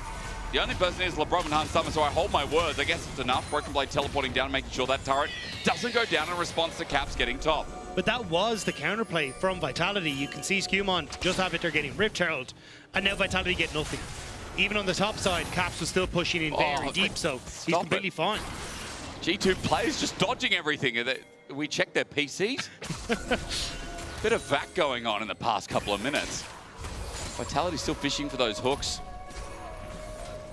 They're backing them. Might lose mid off this Dagda. Oh, no, Kazi saves it. If it was VAC, maybe Vitality would have a chance in this game. Oh, okay, yeah. It is not looking likely at the moment. Because I like even the damage profile, like Karzi going for the static shiv, means he's just not really going to be a big damage threat. True, mosquito build. Same with Chayek. Yeah, but there is a lot of damage from Broken Blade. He's got Trinity forces Skewmont to back him up. Niski comes in, flash dredge line, Broken Blade flashes out of the way. There's a TP coming in as well behind enemy lines. G2 about to be pincered. The new flute comes up from Skewmont. He's ready to dance. The Brav is on the way though. Dredge line begins. Step charge up. Broken Blade's dead. There's a reset, but Chayek has to get on out with the disengage. The curtain call after a turret shot hits Lenses. The Brav there to defend. Herald helping out as well. Shelly just holding the minion wave while mid for G2 might be taken. Yeah, Skewmon was hoping if he put down the Herald, BB could get into the Herald and keep himself alive, but unfortunately just couldn't get the summon off quick enough. But you can look at the map, mid push, top push, it's all coming out G2. With Herald charge as well, that turret's dead. The first charge does more damage now. So down it goes, G2 find bot turret. Look at mid, observers, if we may please. I want to see what's going on with Hansama. He got some really good damage down. Caps, by the way, pretty much the same with top turret. G2 Masterclass right now is an understatement. A lot of people at home be like, oh, you're glazing G2 again. Guys, shut up. Like, I mean, they just look good. They're good. You know, they're playing really, really well, and that's why this was match of the week. Especially like in a play like that where you go, oh, but Vitality got the kill. But it's like, well, yeah, they got 300 gold or whatever it was, right? But you lose bot terror, you lose a ton of damage on mid terror, you lost a wave in top side, if not a wave and a half because Caps was pushing in. The gold doesn't add up. The map presence doesn't add up, and you're just losing further control over the game. And that's where it's like, sure, Vitality got something, but it's still G2 that in the long run will gain value from a play like that. I mean, I want to glaze Vitality. I'm so hyped about this team. Even as underdogs coming into the matchup, I thought, yeah, there's a big chance that Vitality can win. G2 have really stepped up to the plate. We've said it over and over these last couple of games. They open up mid and now looking for Nuck between the cracks. But they're just going to get more control. Nuck is going to paste it back and no one nearby. So patience given, and G2 are taking all of this bot side jungle as well. But the pressure around Broker Blade right now is massive. Yeah, I don't know if G2 can actually get this tower though. And it is Chayak who's going to get some pressure on the top side, but if you can force this maybe, okay. They say, yeah, we can. Boy clubs are. Nuck a world ender. There's Hansama using his ult as well, so that's depth charge in response. Good knock up, but the hostile takeover flies and only gets the minions enraged. Vitality look for another angle. Is this their opportunity? Is this their chance? How do they find this, Dagda? They have no TPs. They can't really follow up. Linces has to go invulnerable. He does, but the engage going to follow up. Caps looking for his shockwave, only a little bit more with the range. Vitality back off again. They're playing this ever so scattered. G2 are walking separately, but the gap closes still not enough. That is 2 ultimates down on Hansama and Lebrov, though, so G2 need to be a little bit more careful. No world ender for Nako makes him way more vulnerable, though. I'm watching Hansama. The poke doesn't connect. This Varus with 1.5 items needs to start layering down. Vitality with a chance to teleport onto a ward. It's a flank. Vitality put their nails in the line and start putting the coffin, but whose is it? Where's the name tag? Linces at half HP, 6.5k. Nako trying to get the flank, though. Can he make the play happen? Broken Blade in a similar position. World ender, but set up by Niski. There's the charm as well. Follow up. Lebrov about to die, but here he goes. Bail out, almost coming through. Kazi jumped on Broken Blade, takes him down, but Vitality's found a couple of picks. It's a shutdown. It's a charm. It's not bad, but G2 remained on top of the dragon. Skewmon is still pretty damn strong. They get what they came for. Vitality tried to jump every which direction in this fight to keep themselves in with a chance. You end up getting that lockdown on towards Lebrov, hoping for the bailout, but Linces with the invulnerability, able to go over the wall, and Lebrov just barely doesn't go down in time as you get the kill onto Niski. Karzi flashing away to try and keep himself alive so they can get the kill onto Lebrov, but Linces and Chayak in this fight, using this 2-man duo to pick off Hansama, pick off the backline of G2. That's what you want to see. But it was G2 who were still up to get the dragon and still get the kills they needed in the fight. That's what they did last week. That's what I remember against BDS. It was Chayak and Linces really setting each other up. Linces again on Neferion, something that can carry, even though he's 1,400 gold down. That's where we look at the selling point for Vitality here in this game. Now remember, Atakan is up. There's only one. It's Thornbound, and as Lebrov walks into Nako, Vitality can't keep getting caught out. Broken Blades also run in, and Nako at half HP, zoned out. There's a Shockwave, there's a World Ender. He can only go in, but stunned up regardless. Shockwave bursts him down. Vitality again. Caught out. Linces will jump in. An invulnerable bottom, but a flush as well. G2 all 5. Survive. Vitality, it's a counter play, but the counter punch doesn't look as good as G2 once again. Caps' patience on the Shockwave was so good there. Constantly moving the ball, so every time Nako tried to walk back towards his turret, he would have to walk over the orb. The potential for him to be pulled back away from the turret for safety, and it's when Niski actually goes in, Caps pulls the trigger, kills Nako, and it's the picks that are lending in towards Atakan and further wins for G2. Spirit Blossom picked up, or rather Spirit Petals. Vitality straying further and further away from this game. But look, I mean, this is Naknako getting engaged on by a walking Renata. Watch the balls. The ball here. Naknako could be pulled back. Ball here. Can't go to Terry. Gets pulled back. Ball here. Gets pulled back if he tries to go to Terror. Yeah. It's the positioning from Caps and zoning with this ball that constantly keeps Naknako from being able to get towards his tower. Right, and it's eventually when they actually go for the all-in as Vitality, as Niski goes in, he pulls a shockwave. Run like the rats we are. At least the team motivation, the team camaraderie is still high. I mean, it has to be like Vitality.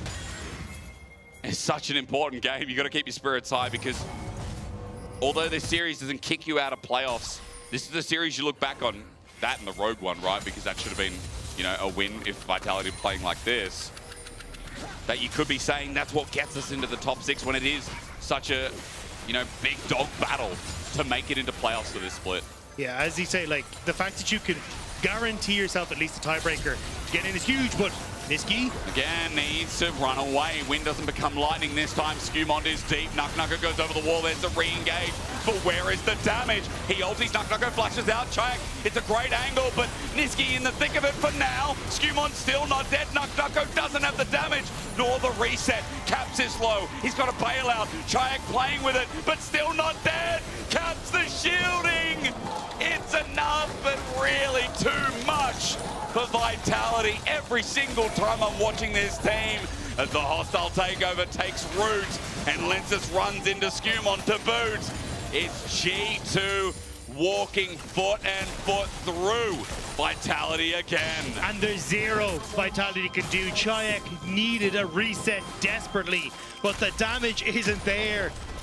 There's just every fight, it feels like they're trying to threaten this backline, trying to look for flanks, but they just, again, there's not enough resources to kill people off. Again, you talked about the Jhin build, Dak. We didn't see it much anymore because that Mosquito build is doing nothing. But I want you, as we get into this, to watch how this fight, like where Chayak is positioned and how close he is to actually getting this. Because Naknako gets the lock onto Skewmon, but doesn't get the Q2 here to keep Skewmon in towards the Infernal Chains. And then as you get this flank from Broken Blade, watch Chayak get some damage on the Caps, can't get the charm, goes golden, then goes in one more time, barely the charm missing because Labrov ends up tanking it, then he misses with the Orb of Possession, doesn't kill G2, Caps. Then the shield comes in from Caps. If he gets one, he starts getting the resets, finish off Labrov, finish off the next, and carry through, but it's just barely short every time. Props to Chayak. I mean, that was, again, so close. As you said, all it takes is one, and maybe it turns Vitality with 7,000 gold. It's getting even worse, and G2 flaring today. Caps is back, and he's broken the system again. Caps, what have you done with the Zonyas? Please press it so we can fix our ears. Labrov, though, base checking. Dredge line doesn't connect. Neither does the Deadly Flourish. Vitality are trying to play the Death Brush, but even that won't fool G2 at this point. I think I need eyes fixed after that one. Oh, that no. was not pretty. Vitality trying desperately to make anything happen, but G2 group up once more. A third dragon on the cards, and you just can't contest. Continues. I live for Which the is applause, worse, this or Whistle Guy? No, the Whistle Guy, much worse. I do have a whistle here. Might bring it out tomorrow, depends on the games. It's just got to feel the vibe, you know? When we start getting crazy, we get into 50-minute games, then the whistle. Oh, boy. Oh, that's what really rings for us, doesn't it? Okay, Soul Point. Will we get a Soul in this game? G2 are looking to make this an under 1 hour series, which in League of Legends these days is very short. Like, we consistently have 35, 40, 45-minute games because of all the new objectives, because of just how long these games are going with our scaling elements. But G2 are going to be the exception to the rule, aren't they? Broken Blade -1, he knows. Okay, he's upset. I would be too, but look, Broken Blade, he deserves the world this game. He's played pretty well in the isolated matchup. He is the father after all. He's got to lead by example, doesn't he? Now, Dagda, while we're chilling, by the way, there's a radar graphic. You know these existed? Yeah. Molecule been putting these together, I think. Yeah. Molecule's been doing a great job. But yeah, I think it does say a lot, and kind of on the stats that we brought up earlier on, like the fact that you may not get the huge CSD advantage for Naknako, but he's getting a lot of these solo kills. He's finding the kills that are giving him the gold leads in a lot of these positions, or even be able to get the turn plates, where I think that is the success that Vitality have found. A lot of situations kind of playing around through Naknako, but BB is a different beast. He's definitely been showing why. For a long time, he was considered the best top laner. Now, it's still debated as to whether he's the best top laner, but this man at times just does not miss, and Nako unfortunately has missed a couple of crucial spells when he kind of needed them to hit BB. Yeah, been quite a series from Nako, I think.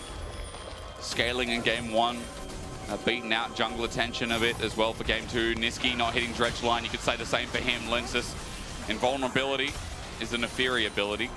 Skumon just gets tagged on the way out, but I mean, Skumon is taking no damage, ever. He's fine, he's got Sundered Sky, Black Cleaver, invulnerability. Like, there's very little that you can do to affect Skumon at this stage, and Broken Blade consistently shoving in side waves and just continue to take jungle farms, so then Linces falls further and further behind, and a Fury that is 2 levels down compared to Skumon is just not going to have a good time, and I think that's kind of the story for a lot of these kind of crucial matchups, even when you look at Broken Blade, about to tick over to level 16 as well. Like, these are matchups that you needed to win hard as Vitality, and it just hasn't happened. And again, it is nice to see that Vitality is still willing to play picks like the Neferi, but we knew that this comp had a time runner. We knew that Vitality really needed to get ahead. I mean, props to Chike, by the way. Majai's in hand with no stacks. Maybe that's optimism. Saying this game's going to change pretty quickly. I'm all for it. 2.5 minutes till Dragon. Baron's up. Let's see that optimism in action. The thing is, I think in this position, it is actually correct to go for this because you get so much value off a kill. You do. It's the only way you can try and snowball this game back into your favor. It's like you're going for a traditional item just will not happen. So I like it in this sort of spot. It's let's try and get as much value per kill as possible. And it's not a Rod of Ages build. I mean, I'm happy it's not a Rod of Ages build. Right, it's like not a one-size-fits-all item. So for Vitality, there is damage available, but they've just got to hit on the right targets. Niski face checking here into Caps. All takes the Shockwave, and again, Vitality going to lose their base. It's a massive gold deficit. Vitality looking for a Charm Orb of Deception. Tickles, doesn't even hit. But Vitality don't know where Broken Blade is. He hasn't shown on a wave. Now we'll show. Actually, doesn't even on mid-wave. They don't care. Deadly Flourish is there. We need damage. They need damage. Vitality running into Skumon, but he gets the smite down. Meanwhile, Nako wanted a flank, and he got one, but the whole of G2 are there waiting. And now that's going to be Baron, but that was what we were talking about. It's impossible. Got him. Okay, I don't think he gets it. Oh, dude, Charm. Minions aren't there. It's a Mosquito build for a reason. Kazi doing nothing. At the moment, Lebrov getting the dogs unleashed on him. The handshake out. Niski caught out. Depth charges there, but there's no follow-up. Niski having a rough one. 2-6-2. G2 have his number every time. The sidestepping is egregious from this team. But it's also, again, the problem that we were talking about for Vitality of who face checks. Yeah. Like Nako stepped into a brush he thought he owned and died immediately. Niski hasn't been able to find them. Chayek is getting chunked out by Caps. And Lebrov is probably enough to just stand in front of Linces right now. He is. He walks into them. He's been doing the same thing. Charm doesn't connect, and G2 are just doing the Baron by themselves. Shockwave's still there to zone, and there you go, Baron, 9.5k gold lead. This is so easy. If they had dinner reservations, they can just go in about 5-10 minutes time. But they got 30 seconds time until they're going to be eating good, because Infernal Soul going to be open available for them. For dinner. And Vitality, they've gone Sichuan style. They are getting spice and flame and fire and everything good for themselves. They went to hot pot. They asked for mild, and they got spicy. You know? But you don't want to look like a wimp. So you got to sit there and eat it. Yeah. But you're sweating. Tears streaming down your face. The bib's getting dirty. I mean, God, if you don't know hot pot, you think this is a real different activity. As Skumon's looking for the chase. Niski got caught out. He was pretty deep, looking for an angle around the Dragon, but he will not find it. Instead, his death remains. Number 7 on that is Han Summer. Hits another target. Caps meanwhile onto Kazi. Flashes away from Linces. Run, Jin, run! But his own curtain called again as Linces has now flashed away. He's like, wait, I'm the new target. Under turret. Again, the Shockwave held until flashed. Caps is playing with this dog, and it's not even his pet. And Jax is just working his way through the bot side as well. He chased off Chayek, he knocks back Nako, and now just may knock down this turret as well. He's playing with them too, isn't he? Vitality, don't know what hit them here in this series so far. There's about 8-9 kills between them. Broken Blade forces out the fight from Chayek, and back into his base he goes. Double inhibitor at 31 minutes. A slower game this time as Niski's just handshake sent back, slapped on the cheeks. Said, there, sport, as Broken Blade depth charge up, but Lebrov is there, gives him the shield, jumps in, counter strikes, cares not about his mana, flash away from Nako, but the piercing blight, the Baron minions! Han does your number again, and G2, it gets better. It gets better and better and better for Vitality. It gets worse and worse and worse. Hostile takeover for the zone, and Chayak is trying to find that angle again. Caps is so tempting. He's that last bit of pig's blood you just want to shove in. It looks so juicy, but Chayak running for his life because Skumon now with the chase up. Flash available. Look at the damage. Chayak is going to be into the dirt immediately, and as Skumon wastes time, G2 have shown that the tragedy of their death was very much overstated. G2, a competent series, a needed series for both themselves and the fans. You can hear in the stands as Linces tries to go for Hansama redemption, going to keep him topped up. Gets close, but look, the next turrets are falling down, teleporting. G2 want to end it here and now. You thought G2 were done, you thought they were dusted, you thought they were watched, you thought Europe had different kings, again, different sides, but no. Just when you doubt them, they always find a way to come back in. Our match of the week, nah, this was a wash, and G2 did it cleanly. Vitality thought they stood a chance. Europe thought that G2 might be crumbling. But here they found their footing and they look scary. That's a G2 Europeans will remember. Now, who do you vote for? You play the series at LEC on X. And Kia would appreciate some Broken Blade Skumon to all the Brov love there. Well, hot damn, I'm offended that Caps is not in that list. I actually think it's hard. It is hard. It's a hard. Because I think LeBron's roams were fantastic game 1. His handshakes in game 2 were great. Hansama was mega clean. Yeah. Like, I guess you're right. Sidestepped everything, and you are right. Skumon on the Zinza was in the face of Linces every single step of the way. It was a team across the board stepping up, which is why G2 looks so terrifying. You're right. I mean, every element firing again, and Broken Blade, he was the top father once more. Yeah, bring your son to work day, and show him what's what. Nucko just sat in the corner, you know. He didn't get to play. He didn't get to play with any of Dad's, you know, like fun stuff on the computer or anything. He just sat there and waited till it was home time. Yeah, and then like when he tried to, Dad just kind of swatted his hand away. It's like, no. You can't touch that. No. You can't touch that. No, that's my terror now. That's my terror now. Okay, you get to play with it later next week. You just sit there and eat something. Okay, I'll be with you in a second. That was a song, and I'm sad because I feel like Vitality, we really hyped this up for genuine reasons that like Vitality have been looking really good in the past couple of weeks. They're starting to pull stuff together with the, you know, individual elements, but G2 destroyed them, and, you know, I can see Skumon behind me with shocks. There has to be some element of easy clap going through that guy's mind.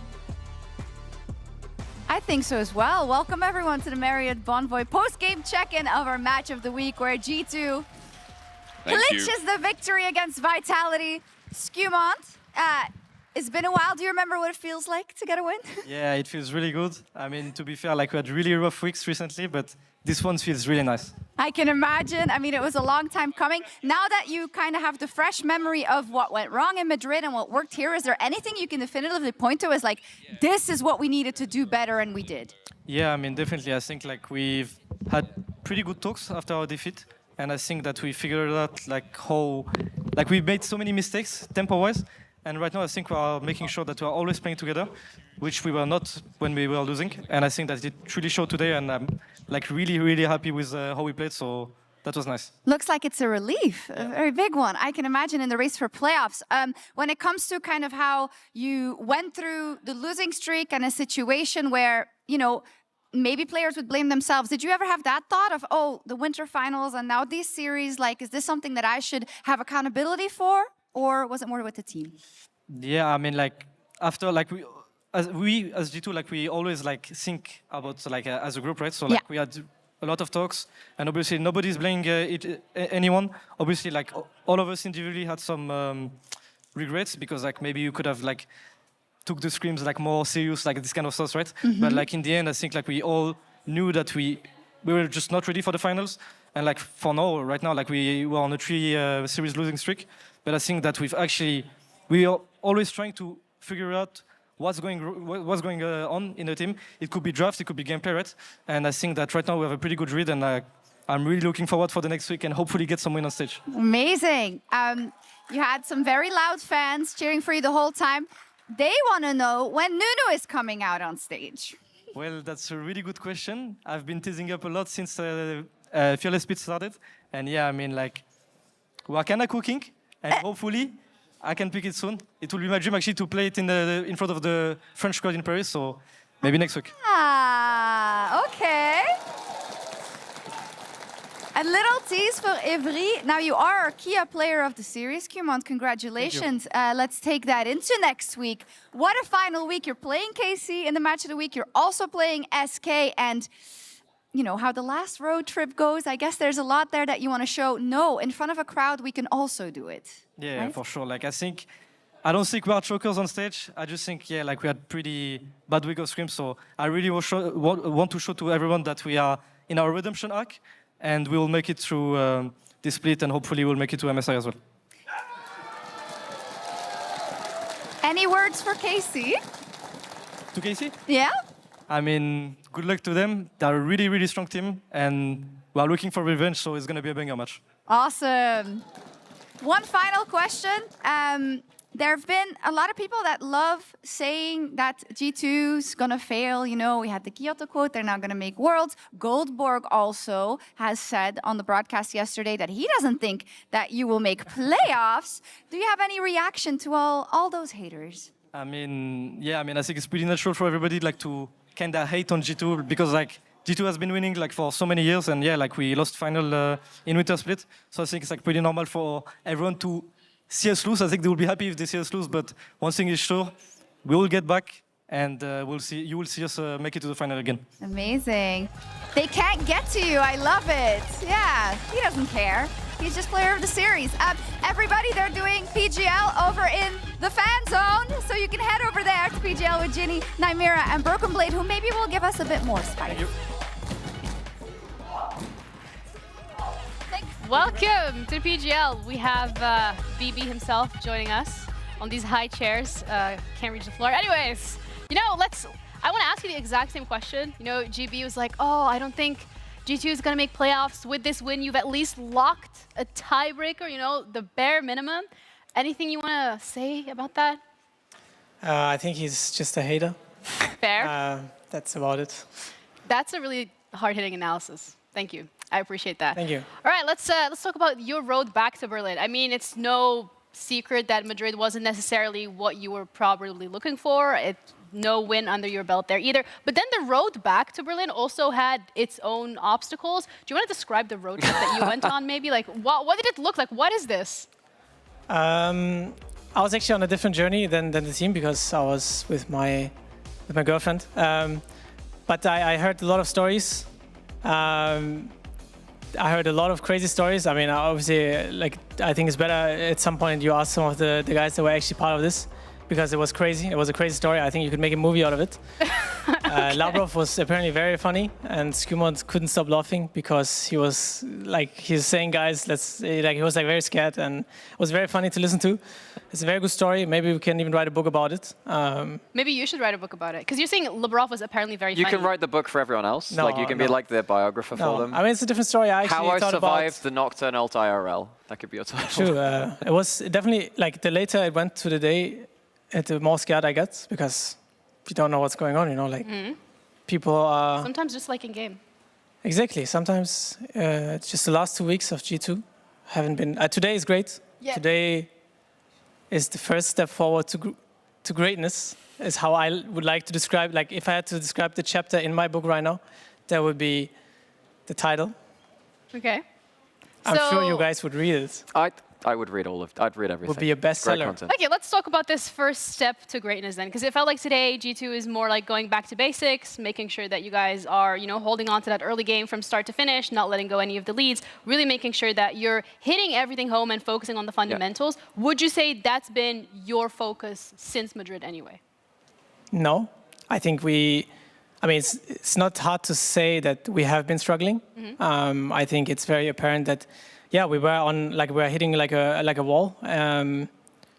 But I feel like like yesterday actually, we had a very, very good conclusion on why we are not the best right now. And I think this has given us a lot of clarity and I feel like momentum as well to play as good as we did today. Because frankly, we didn't play this well in scrims this week. But I feel like just the talk we had made us play a lot better today. And I'm sure of it that it will lead us to play better in every single game from this point on in the split. So I'm very looking forward for the next week where we actually have productive scrims and take on KC and SK, of course. And in particular, thing we noticed quite a lot on the desk from game 1, new patches through, different objective timers. Feels like that's changed the way that you potentially swap around the map, some of the early matchups. You swapped lanes, top and bot, 4 times before 10 minutes. This is probably something that we'll see investigated more by teams. Is this something that you've been working off in the week? Is this something that you're aware of, kind of like changing with other teams in Europe? I mean, I think the swapping, ever since they did this first lane swap in China. Lane swap detected. I think it's very strong. You know, it just gets you out of the laning phase, especially if one of the sides have like a bad laning phase, you just get out of it, you know? Like I'm playing Sign against Vladimir, and I don't want to lane against Vladimir. I'm better against the duo, and Vladimir is not, so might as well swap out of it, right? That's just how the game developed over the years, and that is why it's strong. And I also think the objective timers make it a bit more awkward to swap because it's a bit delayed on top side. It's 2 minutes delayed, but... Especially when you're trying to figure that out in the middle of a season as well, when we already had changes to Grubs and the Atakan earlier in this year too. I'd imagine that throws a lot of chaos into the equation. Yeah, I mean, I do think Grubs are different, so people are still figuring out how to play with them in the game. There's only one spawn of them, and you get it very early. And if you get it very early, you start hitting the towers, you know, get some money, some investment. Get paid. So, yeah, it feels good, to be honest, this patch. The only thing I don't like, if you're wondering. Yeah, go ahead, go crazy. I don't know if you're, the only thing I don't like is the colors, actually. You don't like the colors? They confuse me a little bit. Fair. But, you know, like anything in life, you have to get used to it. Mm-hmm. And right It's now... like losing sometimes? No, losing, G2 never, and me especially, we don't get used to losing. Okay, let's bring up the standings, because you guys did lose a couple of games, right? So 3 series in total, which puts you now at 4-3. So you're shared third with MKOI, Heretics, and yourselves. When you're looking at these standings, I would really like to start off with coming into spring. Did you expect it to look this way? No. Thought so. I mean, I expected Fnatic and K-Corp to be strong. And I'm a bit like, I think the standings are very close actually. Like not on top of the standings, but like the middle of the standings. Obviously, there's only 6 teams going to playoffs, so I feel like it makes it much more interesting to watch these games and also like just cheer for your favorite team, because like for us, we are rarely in this position where we have to even fight for playoffs as G2. So for us, it's a different challenge, and we're going to take it with, you know, everything we got and make it through. Who have you got your eyes on then, in terms of the other teams, like for you personally? In terms of personal connections, you've obviously played against a number of these players for many years. A number of the players you're playing against now are kind of looking up to you as like the Turkish top father as well, Nako and Lot and players like that. You've had a real influence on them. Do you think that, for instance, you know, Nako you played against today, how do you feel about Vitality going towards playoffs? I mean, I think, first of all, I think Nako's a very good player, very talented.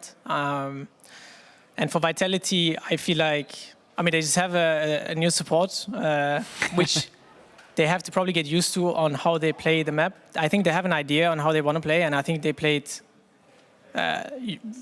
good usually. I feel like today we just played much, much better than we usually do.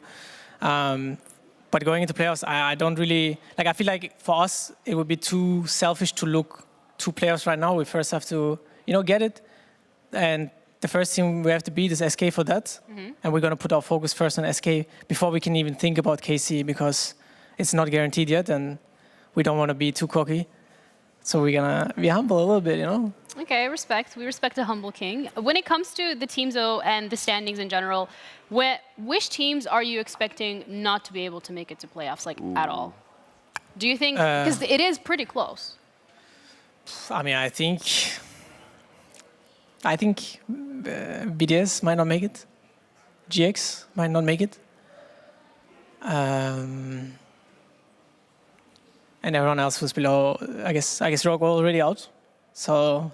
Well, mathematically, they're not like quite out. Like they're just about hanging on there, but they have chance somewhere in another universe or in this universe or whatever universe, but it still leaves one more team. There's SK, right? Yeah, there is. What is the standings right now? There's 3 and.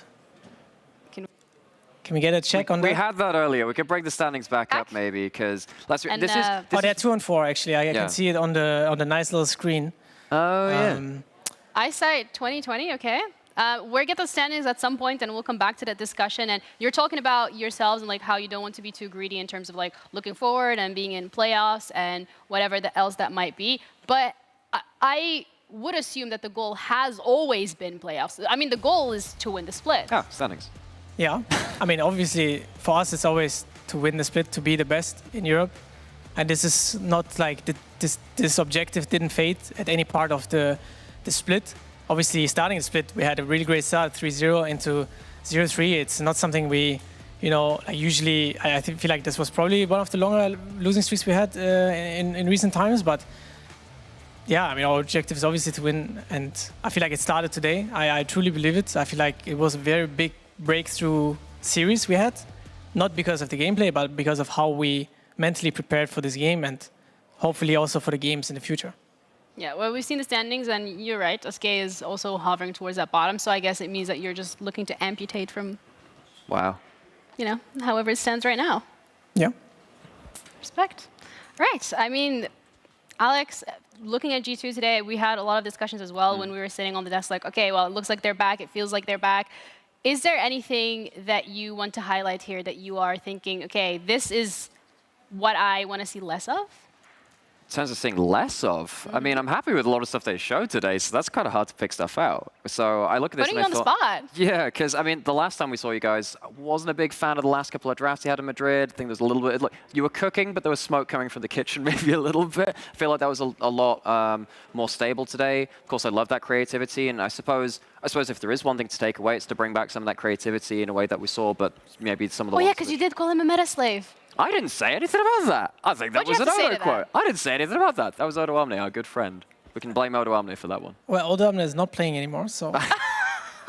Okay. On that note, if you've had enough League of Legends for today, if you haven't actually had enough League for today, because this was like a quick 2-0 for both games, the LTA is actually playing with 100 Thieves against Dignitas at 10 p.m. CST, so that should be pretty soon. The LTA is going to be back tomorrow with Heretics against Fnatic and SK against MKOI. Both of these teams have a chance to lock themselves into playoff, MKOI and Heretics being, and SK, if they somehow manages to actually snatch away the win from Fnatic, then, it's looking really good for them, and BDS and Rogue will be eliminated. So, high stakes all around. You genuinely don't want to miss it. We're going to be back again tomorrow, same time, same place. And until then, take care of yourselves.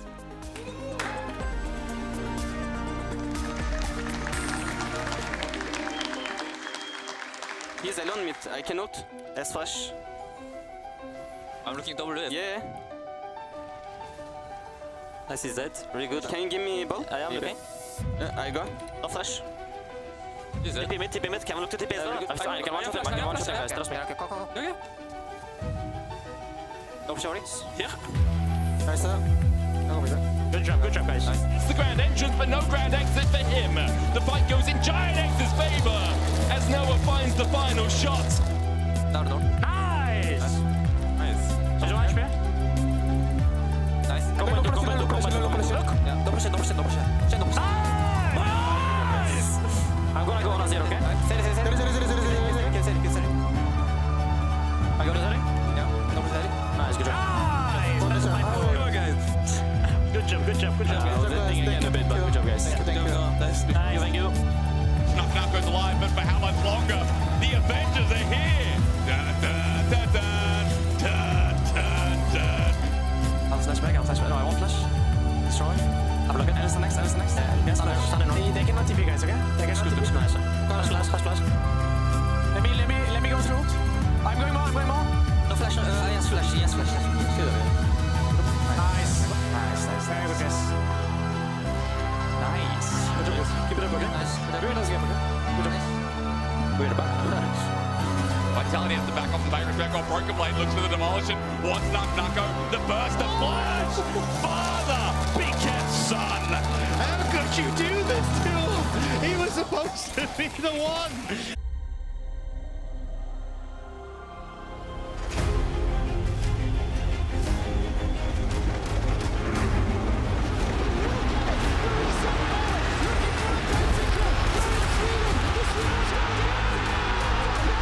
Green flag, G2, the path